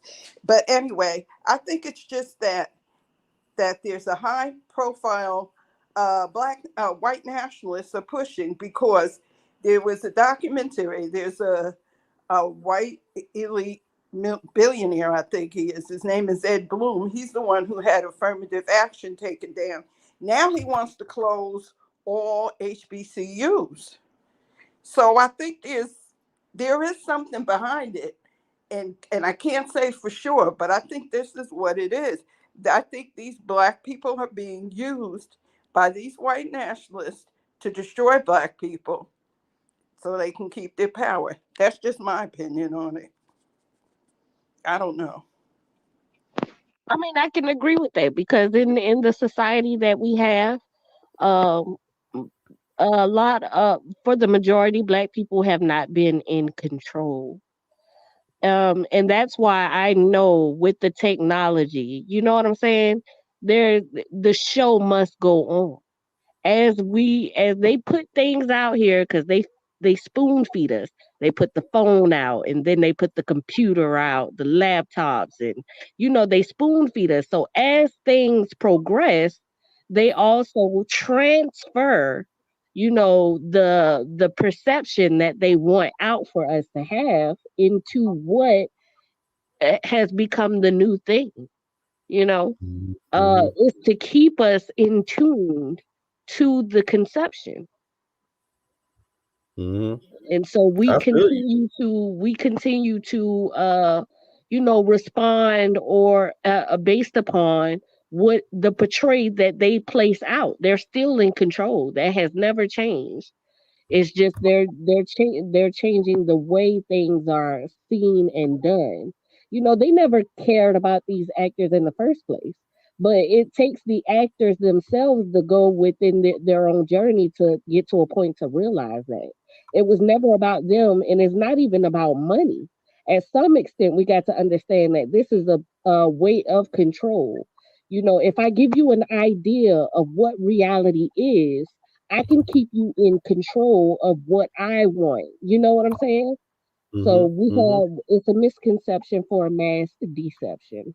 And that is the mental control that a lot of people are under. They portray white versus black, and so we stick in that. But and to a sense it's still real, but the push of it is still a part of the agenda. You get what I'm saying? And then Yeah. they'll say, well, this did happen and I was there and I have experience. You have all of these things because of what was pushed out there for your experience to be. Yo, you know what? What's Angie, you got to put your YouTube channel in the chat so folks can follow you also.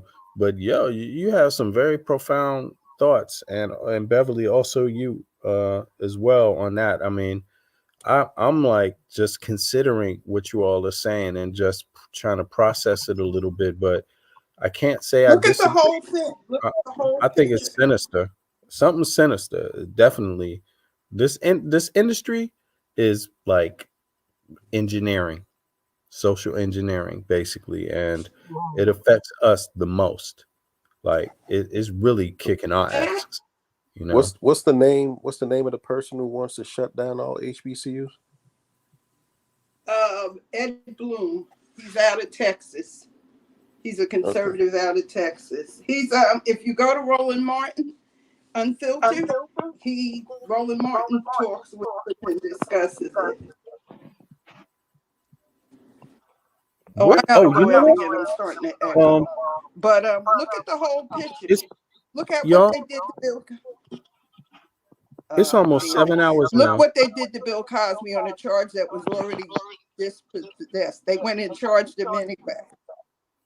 Right. That's just my opinion. Yeah, I hear you. I mean, and the bottom line is that these things are to be considered by folk and also reconsidered too. You know, you don't have to believe it initially. You could think about it in retrospect too. I mean, that's what happens to me. Sometimes I change my mind, or sometimes I develop my thoughts on it, develop a little bit deeper. And I think people should be. You don't have to discount things to be suspicious of things also at the same time. You know, being suspicious of the situation, it doesn't necessarily mean you're discounting anything either. You know, it could just mean that more than one thing is happening, you know, and that all those things are real, you know. But on that note, I gotta say good evening to everybody, and I appreciate you all hopping up on the panel and spending a little bit of time today on your Sundays. I know it's the free day for most people, and we're gonna get at it again. Everybody should go check out and like Angie's or Just Love Me's channel. You know, subscribe. I'm about to do that myself, and actually, you got the link. Can you put the actual HTT? What do they I call it? don't know how exactly, but V before V, Yeah, go ahead. Mm-hmm. there's a background to my channel that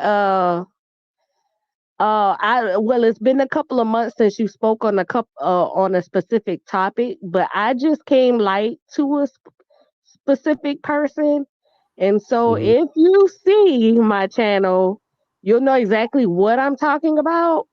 And I don't want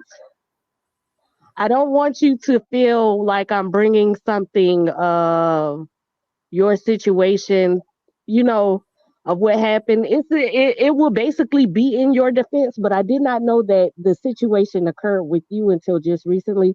That's how I found your channel. Oh, what Actually. happened? What happened? Tell me about it. What was it? Neo X. Oh yeah. Yeah. So I mean, it's a situation is happening with another content creator, and I was speaking on it, and I ended up running into your channel from a couple of months that you made ago. I just recently started watching you because of that. Okay. So when you see my channel, I'm going to be speaking on that topic. So I just wanted to give you a heads up on that, because I wasn't even planning on putting my channel on your page. I just liked your topics that you were already discussing since I found you. Okay. Yeah, but I mean, it's anyone's free to discuss it, but I thought it was really weird. I just thought it's just unexplained. And maybe we on two different wavelengths. I'm talking about Neo X. Obviously, that's one thing, you know. Right. Most Our definitely. experiences are very different. I've traveled a lot of places since I've been in my 20s. So our lives are not the same. But Wow. I just hope homegirl considers the fact that I'm a very good brother. And I uh believe in fairness, and she should just consider that, you know. Consider that how you treat people is how people are going to see you, you know. And Right. but outside of that, I think it was just offensive to a lot of people. And for me, I can laugh it off because I obviously I am who I am. She don't. I would love to show everybody my life. Matter of fact, my son, who I'm so proud of, just one of my sons, right over there, about to make some food for himself. You know, he knows how to cook his little meals and everything. Um, but I don't like to demean. I don't want to demean anybody, particularly LGBT. I don't want to demean them, so I don't want to come off like I don't want to say something bad that's going to hurt people. But I mean, the reality of it is that I think LGBT should be offended by by her comments, and I Right. think she misuses those things. You know, I have colleagues. I don't want to go out there and say names, but I got colleagues from the LGBT community. You see what I mean? I'm not LGBT myself, but I respect their movement. You know, I respect Right. what they're doing. And by the way, they're not even one group themselves. You know, and they can be different. Even in the same group can have varying views, you know. And I just felt like it was kind of just low level. Like, I The don't fact understand that the way. it has happened to you and someone else that you spoke with on one of your lives, and the fact that it's happening to other people from this one person, I've come to a grand assumption about this person because not only did I start following you, but I also started following the other person as well. And you guys have great, conversations and insight on things. And as far as like your platforms, like you guys have great discussions, like literally great discussions. And then when I go to hers, it's always it's always the same thing, just with different people. Drama. Nothing consciously intellectual. You get what I'm saying? And Mhm. it makes me feel like at some point, are you doing this on purpose to these people? And why? you know and that is the discussion that I've been having. I'm a new platform, just by coincidence. But that is the discussion that I was bringing out because I started seeing the different conversations and the different patterns that's been happening to other people other than the person that I've been following. And I'm like, so you don't have any logic stance to what you're saying about people. You get what I'm saying? You're just doing this. And why? Why are you Yeah, doing this to people? Are you yeah, I don't sure it understand it. isn't? She isn't a bot, an AI. Have you seen a picture of her? Actually seen this person's face? I Yes. just don't think it's legitimate what she's doing. I don't think she believes what she's saying. I don't. And if she No. does, I think that there's something terribly wrong, like Mm-hmm. upstairs. Yeah. So, Yeah, but I'm because gonna check your when channel out. And sister, I appreciate your words, your kind words. I appreciate that. We are trying to have real conversations, and we're not trying to hurt anybody. You know, everybody's welcome to hop up, and because we need to have these conversations. I felt like one of the major weaknesses is that I felt like this. I kind of felt like I do have something to offer, and what I have to offer is not that typical. There's things people relate to, and that be I can help be a voice with other people to are unify us and keep us sane, you know, keep us right. whole. And I kind of Oh, feel like she's not for sanity. just She's for something distracting else. everything.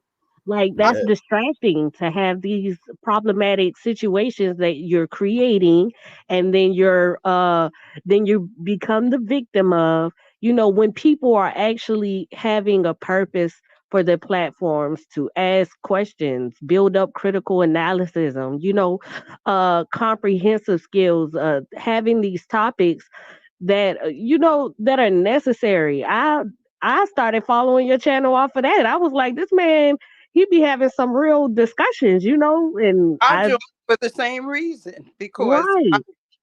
I liked what he talked about. It wasn't one of these gossip channels. I don't like those.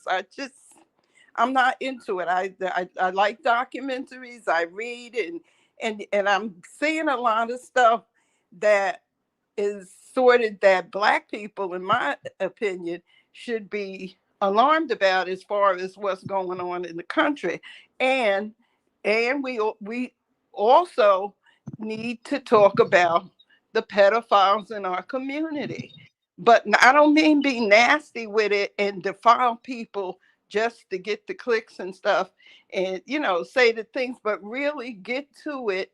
Like with the Polite situation, they really got to it. He's been doing that for years with the House, and he just got caught, and they all knew it.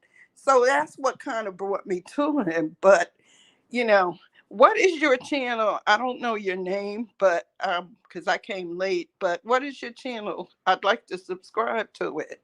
It's Just Lovely Me with 2 E's. Just Lovely Lee. I'm probably Lovely Me. Well, leave it, if you could leave it in the back chat. I Sure, will mama.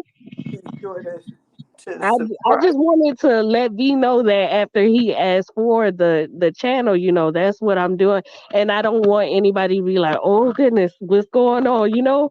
I don't want that. I didn't have any intentions of any of that. It's just once I found But you this don't have channel. to explain. I have a channel also, but right now I don't have a computer, and I'm like, I think I need like 14, 13 more subscribers, and I can go live off of my phone. But still, I'd like to subscribe. Can you say it one more time? Oh, I see. I think somebody put Yep, it. that's me. Just Lovely Me with 2 E's. Okay. V, is it okay that I use your video in one of my discussions? Yeah, yeah, I'm for that. I think I mean that's how we share content when you have people that have good discussions and good content. I mean, you have to share it, and I share it with a few people. Tar uses some of our discussions. My word on it is like this: if you're a part of the discussion, then why can't you? And then Right. secondly, even if you're not a part of the conversation and you think that it's useful, something that was said or mentioned, why not? It's all positive promotion, especially among content creators that want to raise the bar just a little bit, not a lot, but just a little bit can do so much for people. And Right. and the thing about it is that the other thing I wanted to say to you is that it's so, like, one of the things that I know this, and I tell people this all the time, is that you can come from anywhere, no matter, because I come from that anywhere. I know a lot of people think they know me. They don't know me. You Right. see what I'm saying? They don't know what my life has been full of. They don't know the things that I've seen, and they don't. When you hear some of these weirdos out here, even like Sonetta and all these jokers, they say things.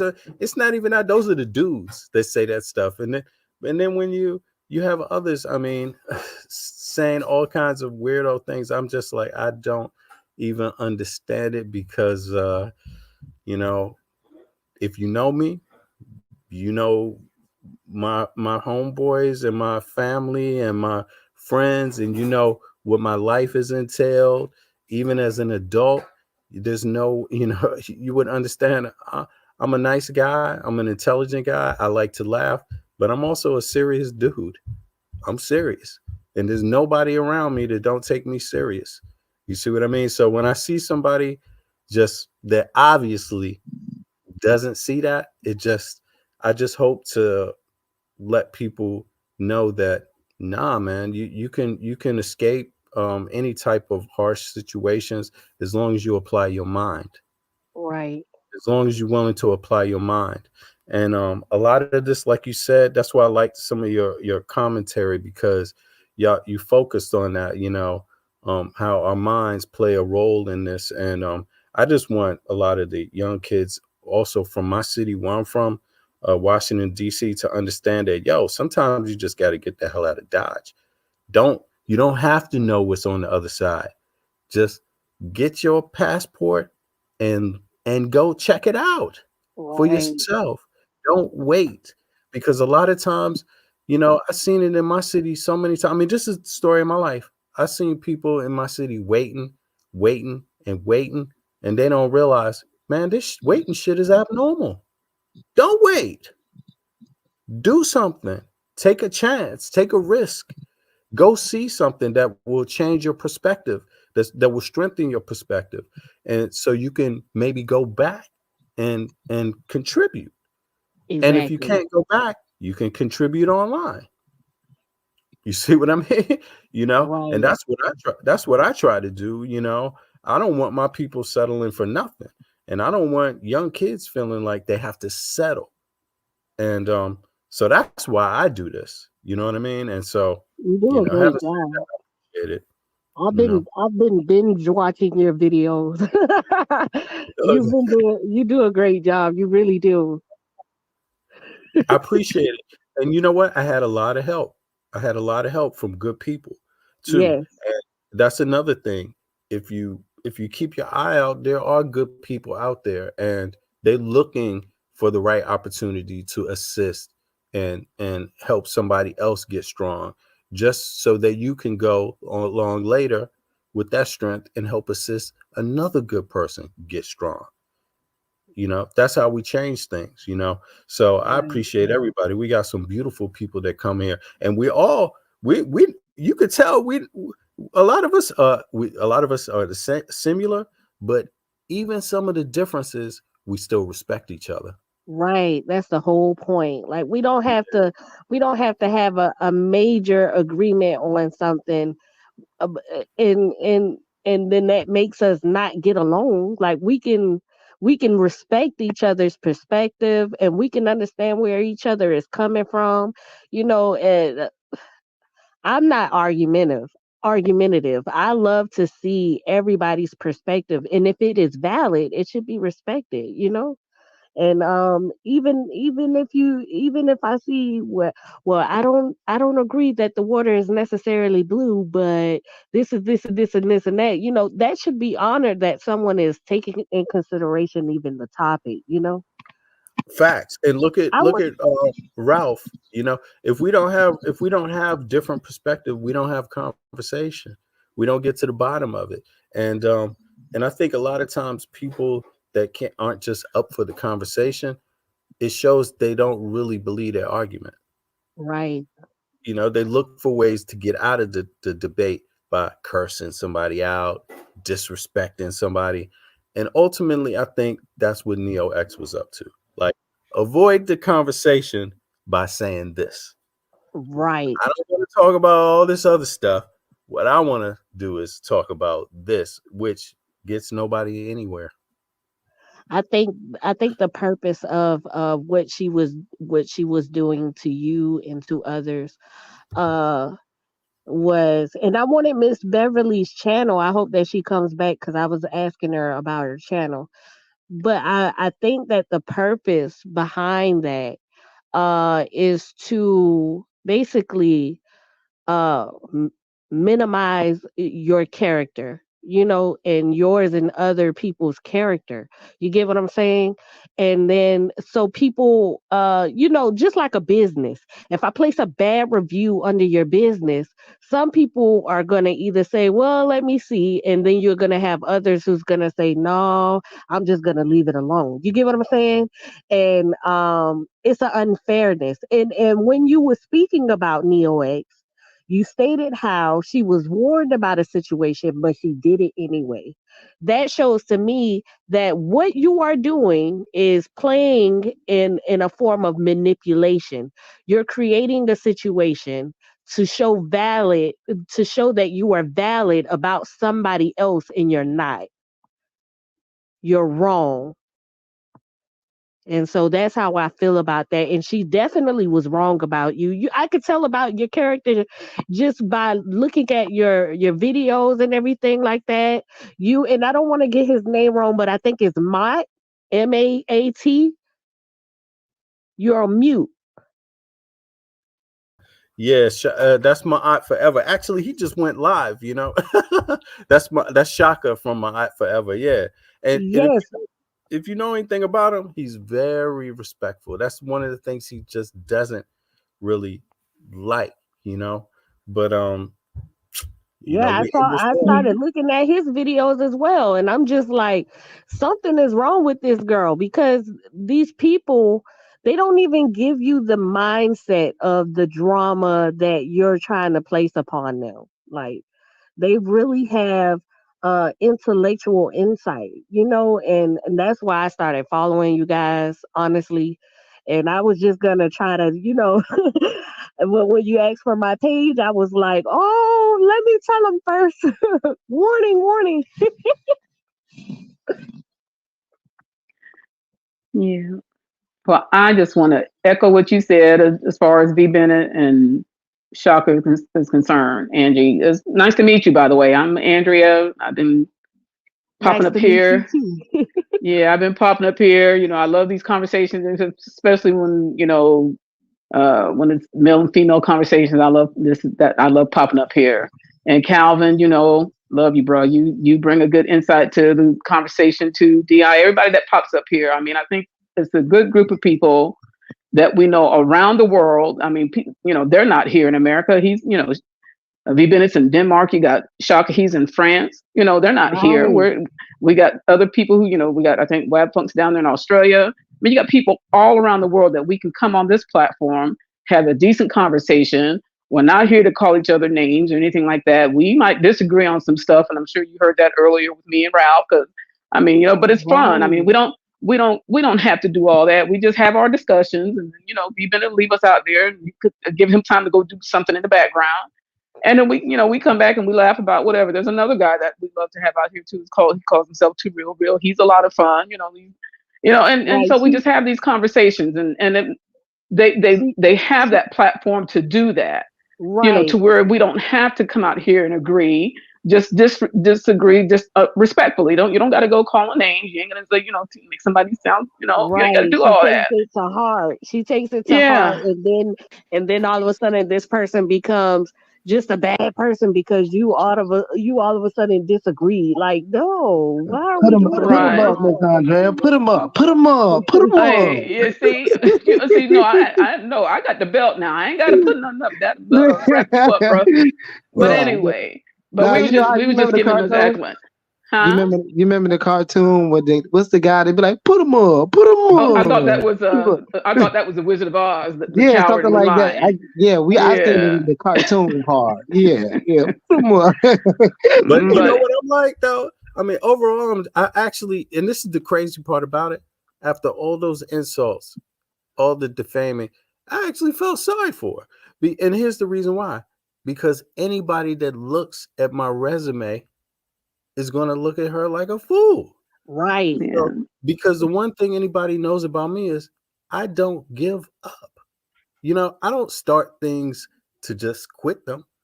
You see what I mean? And I don't start things for one reason. Usually I have 1, 2, and 3 reasons to do something. You see what I mean?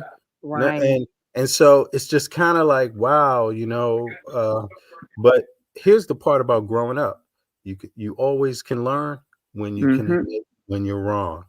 Exactly. Anybody can grow at any age. Exactly. So I don't hate her. I don't need to, but I mean, I don't want to spend my time talking about that individual anymore because I'm not going to get nothing out of it.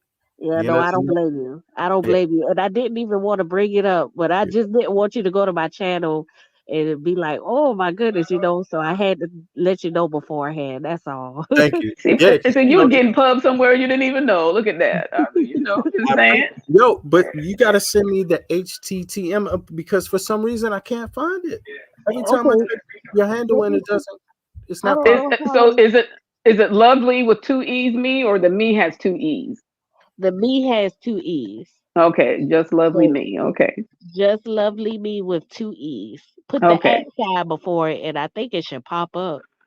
Okay. I'm not sure how to do all the. I'm new to YouTube, so I'm not sure how to do all of that. But I'm pretty sure Right. if you. But you know what you could do? Uh You huh. could just go to your own channel, right? Uh huh. Just go to your channel and click my channel so you make sure you're in your channel and copy the ULR and then put it in the back chat. Okay, let me see if I can do that. Yeah, because then the ULR will have the HTTP in it too. Then there's no mistake in it. Sometimes the handles get a little Okay. confused. But yeah, and think about it like this.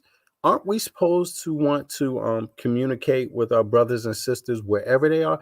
I'm American. Don't Mm-hmm. our own people want to know, and even the young people want to know, hey, what is it like for Black Americans outside of America? Don't we Yeah. want to learn from them, those experiences? Don't we? I mean, we going to learn from, we want to learn from other people. Why won't we want to learn from our own people that can tell you exactly what's up? And I'm going to say this. I could have got in on YouTube years ago, but like maybe 2007. At that time, I really didn't understand the power of YouTube. At that time, I made a documentary for another network, for another channel. It was for Al Gore's network when he was doing his thing, right? And that network fell, right? And then it popped in my head. I said, you know what? When I was looking through my hard drive one day, I said, you know what? I forgot. There's this doc here. Al Gore's joint is down. Let me just throw this up on YouTube.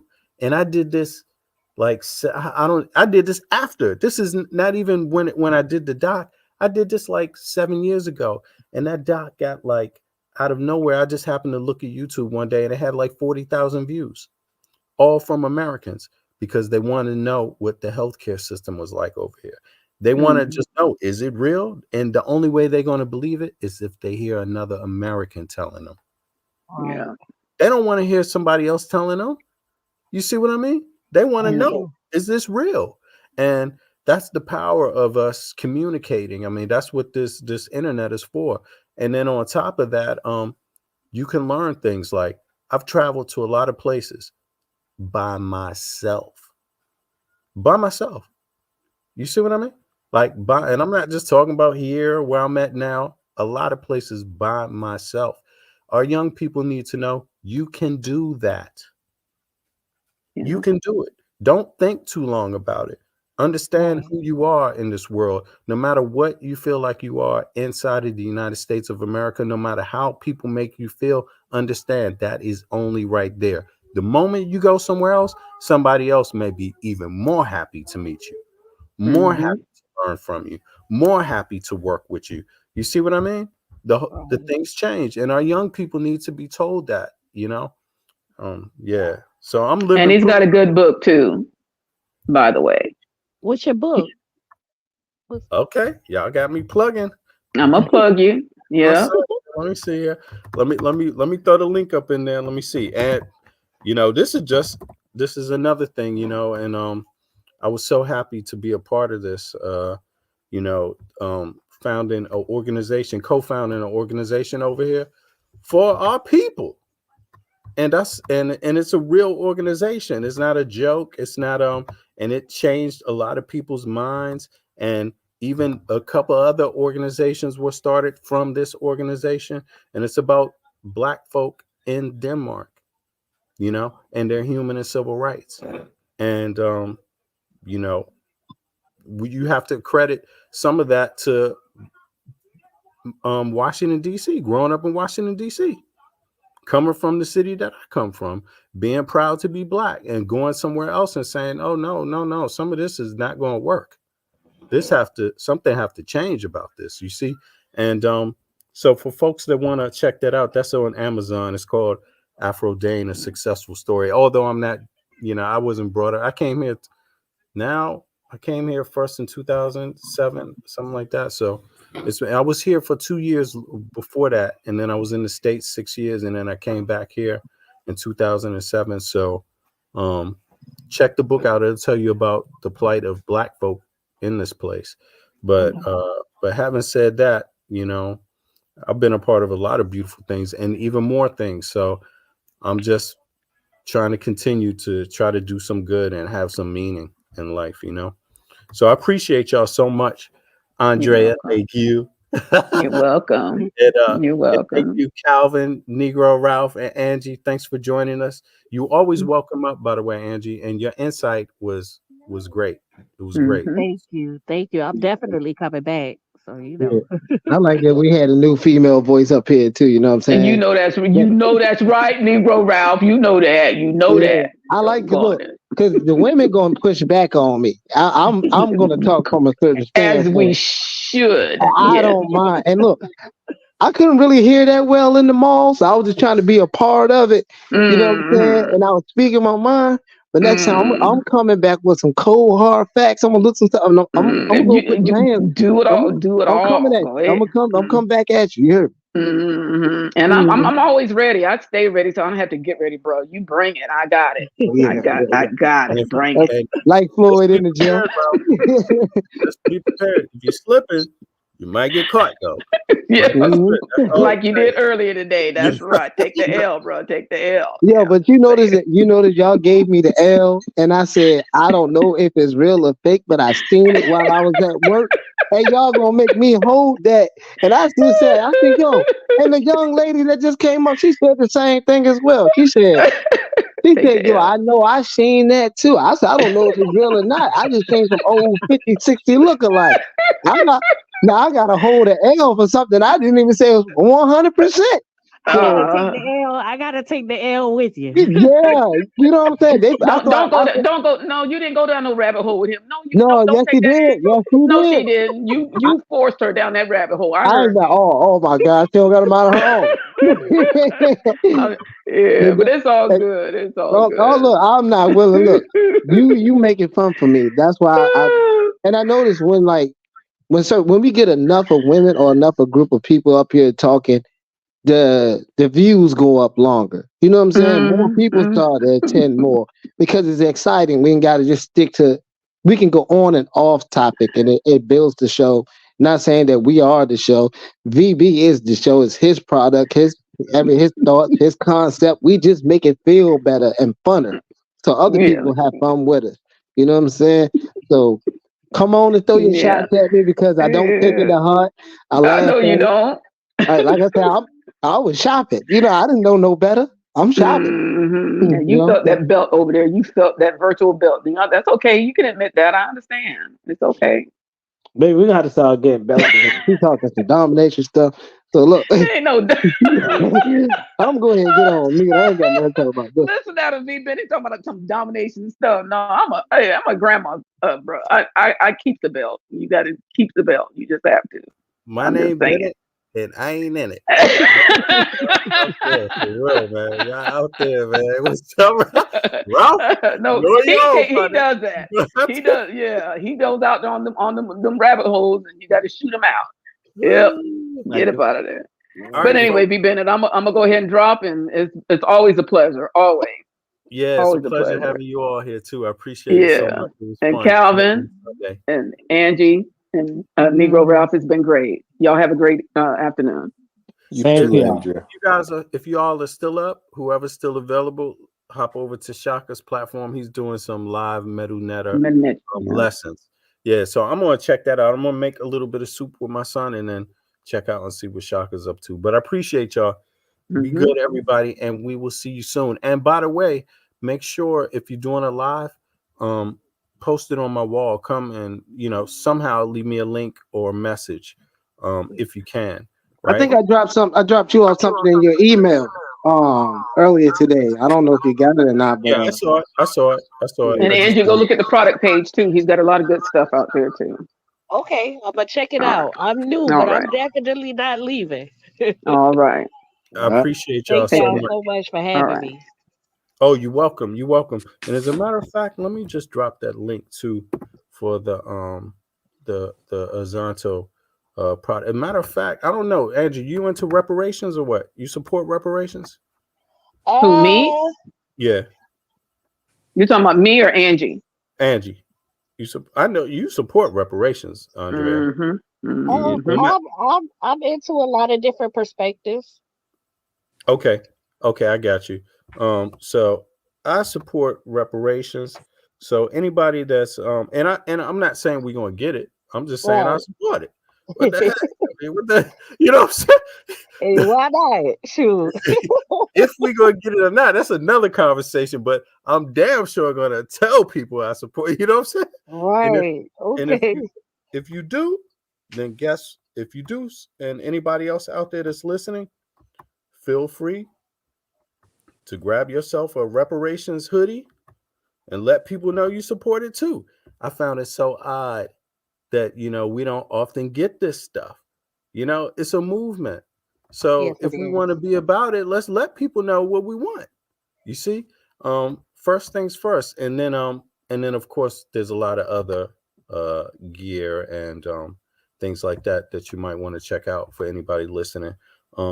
There it is. I appreciate y'all so much. Also for supporting the channel and supporting me in my endeavors, and I'm going to do the same for you all in return. So that's what we do around here. So we out, y'all. Those of you that's going over to Shakas, I'll see y'all over there in a bit. Be blessed. See ya. Where's the music at? Can y'all hear some music now or what? Oh, here it is. I don't hear any. I didn't press it. All right. I'll see y'all over there. Peace.